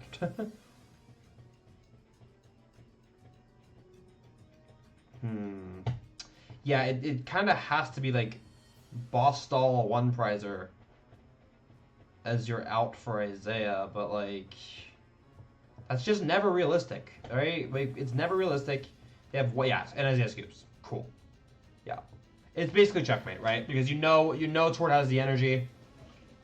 You only have Boss Stall as an option, and you know because of the rod that Tord will eventually just hit the energy. So it's checkmate, and therefore we scoop. Okay. Let's go into game 2 here. Yeah. Tragic game for Isaiah. Tried to clutch it back. But, you know, not much you can do there. Alright, what do we got here? Yelchir, Boss, Turo, Prime Catcher, and Rotom all prized for Tord. Not, like, individually, they're not end-of-the-world prize cards, but certainly could come up. Boss and Banette prized for Isaiah. Not great. Hopefully it's not going to be the end of the world here. So, Tord is going to go going first. Seeing a Prime, that's not a Prime Catcher. That is a Buddy Poppin', and we're just going to skip through the prize check here. And looks like it's a pass over to Isaiah. So, Isaiah, top deck Siren leaves. We have Greninja. We can conceal cards. We have plenty of energies. Looks like that is our start here. Energy, Nest Ball. This is not exactly a vibrant hand. No, there is a Colress. We're going to go Colress. Okay. Definitely get rid of Manaphy. Probably also get rid of Force Seal Stone. I think I'm inclined to say that you need Requiem just a little too much in this matchup to actually Force Seal Stone. So, Nest Ball, we can grab here. It's going to be a price check for Isaiah. We can go ahead and skip through that. Gonna opt to grab the Tina. I'm about to say Palkia. Like, what the hell? That's not a Palkia.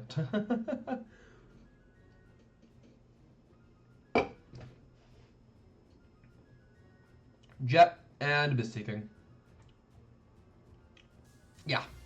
This is pretty much ideal. A severe lack of comp phase on Isaiah's board. You wouldn't hate seeing another Tina V, but all things considered, this is a good turn one.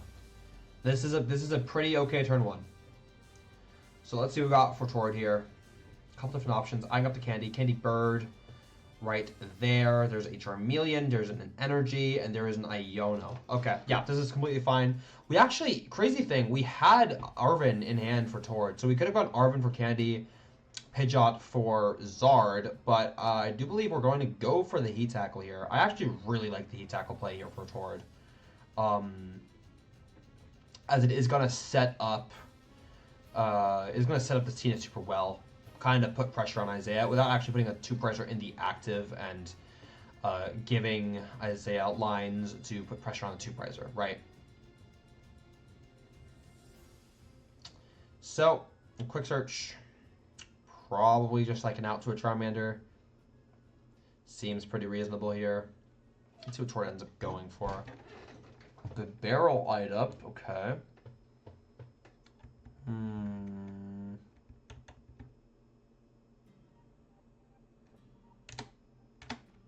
I think it was the barrel grabbed here, yeah. But it was the barrel, and it's just going to be a Heat Tackle for Tord. Yep, Heat Tackle goes hard here. That 30 damage, it matters. Oh, what did we grab? No, we did grab a barrel. Yeah, Tord did grab a barrel. And that's just like a nice luxury quick search, right? Like, you can just grab something for next turn. It's always good. Alright, Temple of Sinnoh can absolutely go. There's no Mist Energy in Tord's deck. Grass, can get rid of 1, that's fine. And now what? So we have Cram Spit on Mander, but it would be much better for Isaiah to Cram Spit on a Zard. So this Heat Tackle play is, yeah, getting a lot of merit for Tord. Having exactly the intended effect. There we go. That's the word. Yeah, that is gonna make this spit pretty awkward. Like you do still spit here, right? This Tina does already have 30 damage on it. However, if Isaiah does go for a Tina V here, which I would imagine he will, Tord can go Zard into Belt kill. Wait, 1 prize. Yeah, no, Zard Belt boss kill the fresh Tina, leaving the damaged Tina, and all of a sudden making Isaiah's math a lot easier. Or making his own math a lot easier. My bad. Gonna be the V-Star there. Oh, we just have the Pidgeot kill here. Alright, so Isaiah able to start this race and get rid of the Pidgeot here. Yeah, this is exactly what you want to be doing, Isaiah. This is perfect. Your Tina is now in the one-shot threshold, unfortunately, because of that Heat Tackle from Tord, but still, it's fine. If this race continues, you will just be able to 2-2-2 successfully here. Let's see here. It's going to be a Poffin for a new Pidgey. Seems reasonable. Ultra Ball for Zard.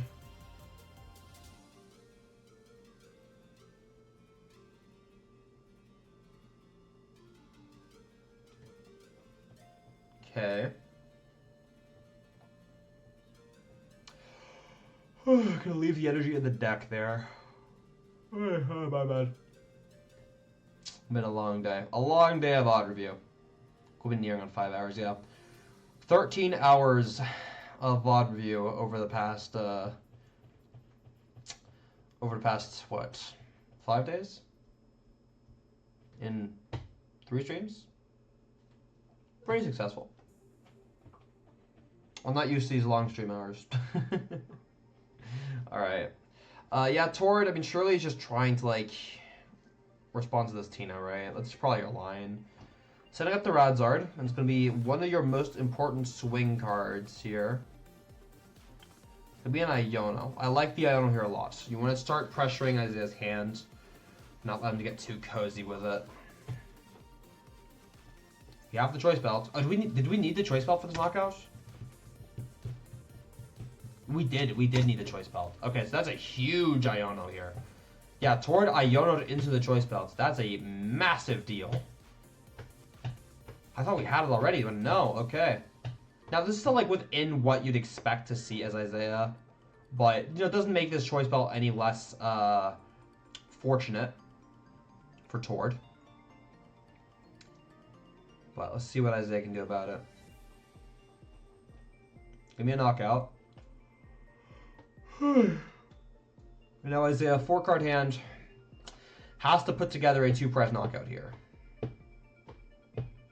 You'd really, realistically want it to be with the Tina, because if you went for the leaves, the issue is that Tord would simply go for the Radzard, leaving you with a 2-prize Pokemon in play, two 2-prize Pokemon in play, I should say, with Tord's 4 prize cards. Yeah. As well as Tord not being forced into putting down 2 2-prizers of his own. So for Isaiah here, I think we're looking at trying to use Star Requiem, knockout active. You realistically, well, so the only actual response Tord would have, because we're down the choice belt now as Tord, so Tord's response would have to be, well, if you want to take a one-shot, it has to be Azard EX. And then you have 2 turns to hit the leaves play for Isaiah.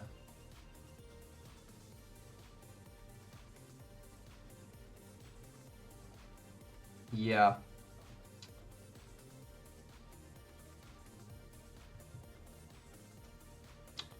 So let's see what we got here. That whiff off the Pokestop is also incredibly unfortunate here, because I don't think we have a whole lot to work with. We need a Tina V-Star. Not the Pokestop, the Pokegear. Did we have an option to thin before Pokegear? Because, like, surely that's always correct. Not sure that that was an option. We're going to get ridding a switch card. Okay. There is a... Ooh, that's good. That is good. Yep, top deck animation. We have a Colress and a... Ultra Ball for the Tina V-Star. So Isaiah will be able to take the knockout. Oh, wait, no, he won't. I just remembered what happened. I just remember what actually happens in this game. Isaiah, well, we'll see. Isaiah's about to whiff a retreat out. We already manually retreated. I don't know if we attached yet, but we did already manually retreat, and we just had to lost zone a switch.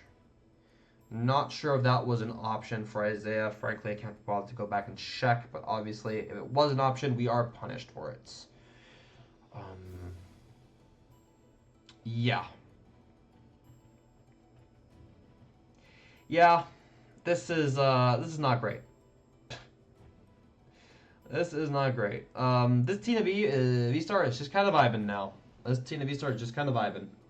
And now, the ball is in Tord's court.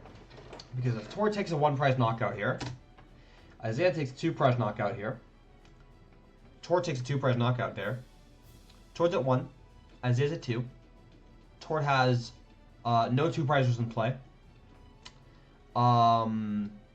Isaiah can therefore not win that turn. And then Tord can just win, right? Now granted, for Tord to keep his board entirely 1-prizer, it would require him to not put a Pidgeot into play, which will make the game a bit harder for Tord. But, you know, it's still an option you have, right? It's still an option you have. We are bossing. Okay, interesting. We are not knocking out this Tina. We are going to opt to boss anyway. Playing around Roxanne, I actually kind of like that. But then again, you have the barrel, so you actually care.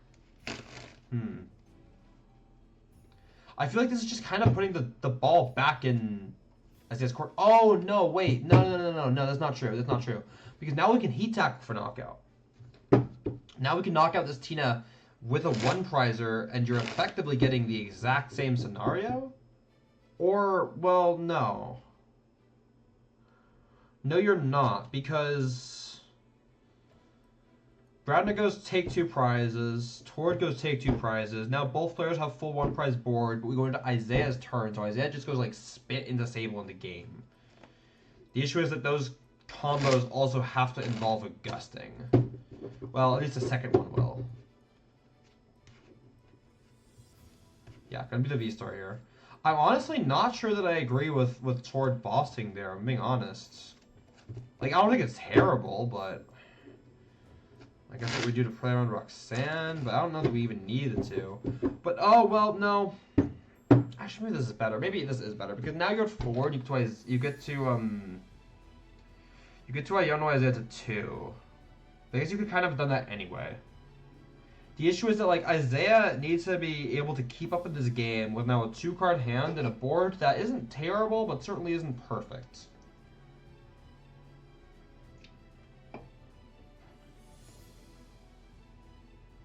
Collapse Stadium also wouldn't be a terrible shout here for Tord.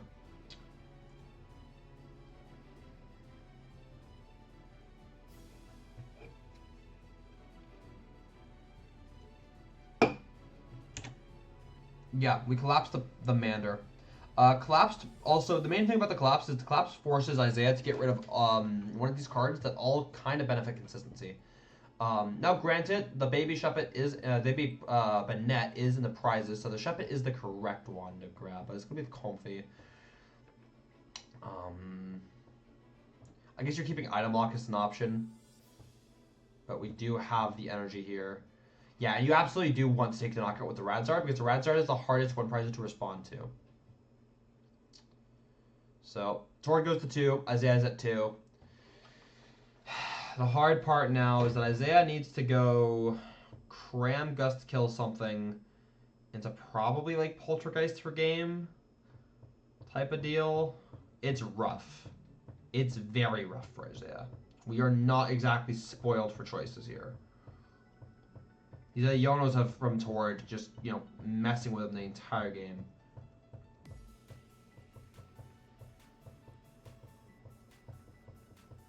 Maybe a Shuppet hit the Lost Zone.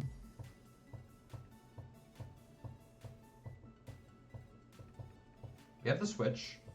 We're going into the cram. But if we're just spitting at this Azard, it's not great, because this Jirachi is completely fucking with us. Yeah.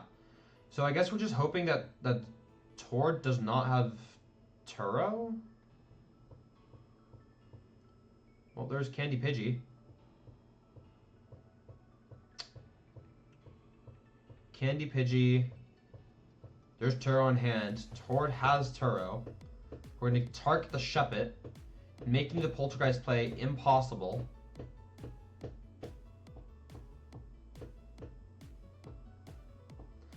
Putting this Pidgey into play is fine because none of Isaiah's attackers can threaten the Pidgey.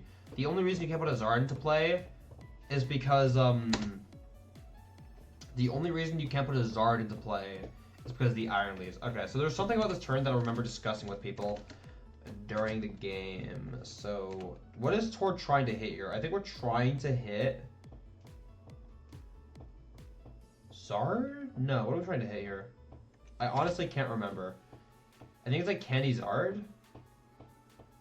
I think we're trying to hit Candy Zard, and we need like one of the pieces, and then we can quick search for the other. But honestly, in hindsight, I don't really know why we're digging for Candy Zard here. We'll find out. Grabbing a rod.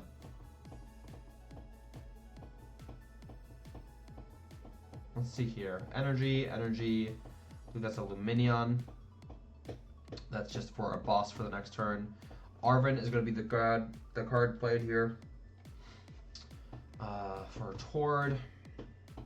Not opting to Turo. You don't really have to. Yeah, that's obviously two cards. You can't grab that. I think we're just thinning here for Tord at the end of the day, though. I think that's all we're doing.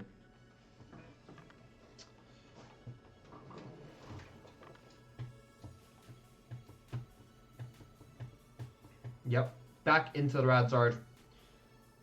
We're going to knock out the Shuppet. Yeah, so Tord just needs Candy Zard, and that will be game. We don't have it. Well, we have it in hand. We don't have it on board. So, if Isaiah is able to Roxanne, there are potential lines where Tord doesn't have it. But do you even know that that's the play as Isaiah? And that aside, do you even have Roxanne, right? Like, that's kind of the big question here. You can go Cram Spit and knock out active.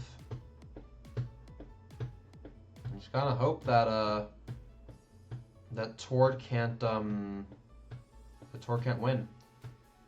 Boss, and there's Roxanne. This hand is so mediocre though. Yeah, we have to Roxanne into a way to switch.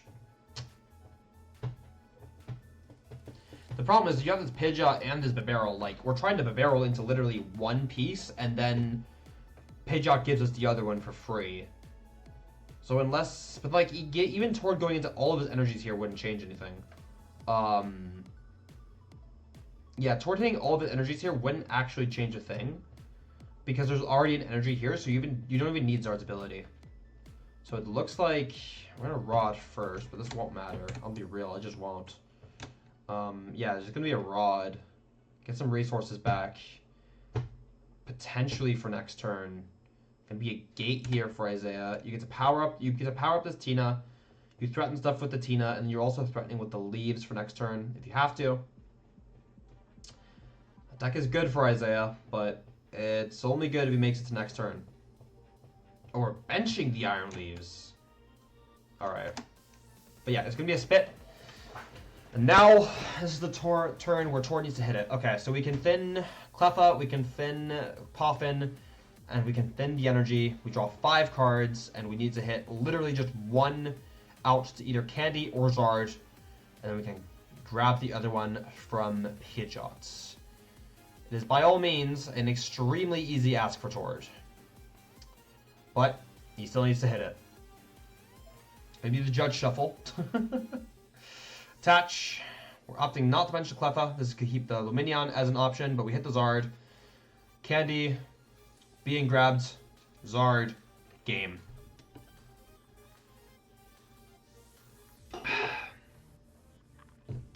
And with that, Tord is a 5-time international champion. Absolutely insane from Tord, by the way. I mean, holy shit. Super well played from both players. That was a really, really good finals. Really, really skill-intensive game 2. Unfortunately, though, a lot of Ionos making the game a little too hard for Isaiah. I think the main thing for Isaiah was just like trying to establish a board was just never an option that Isaiah had, and then you kind of just folded under the Ionos, right? Because the issue about the Tina Zard matchup in this format is that, like, unlike last format, you actually have to play from ahead somewhat because you don't have Path anymore as an option, right? So the matchup is, like, slightly sketchy for Tina. At least I think it's worse for Tina now than it was before, even though you have the Iron Leaves. All right. Well, with that being said, that wraps up the EUIC VOD review we've been doing for the past 3 streams. It's been a good time. It's been fun. Thank you guys so much for tuning in. 5-hour stream today. Get that bonus hour in to wrap it up. Next stream will be on Sunday. We'll be going over day 1 of Orlando. Orlando Regionals is happening tomorrow. I won't be there. I'm in Europe. Yeah, so Orlando Regionals happening tomorrow. Day 1. We'll, on Sunday, cover day 1, VOD review that, and then once day 2 happens on Sunday, we'll then, on Monday, cover day 2, going over the VOD review, giving my thoughts on each individual play, and the decks going on, and all of that. So it'll be a good time. Be a fun watch. Make sure to be there. Sunday, 1 p.m. Central European Time. It'll be a good time. That being said, though, yeah, thank you guys so much for coming in once again. bunch of buttons down below. You can go click them or not. Not my decision to make. That is your decision to make. They all have some affiliation to me though, in one way, shape, or form. So, you know, maybe it'll be a fun time to have you click on those. All right, that's it for today. See you guys on Sunday. Bye.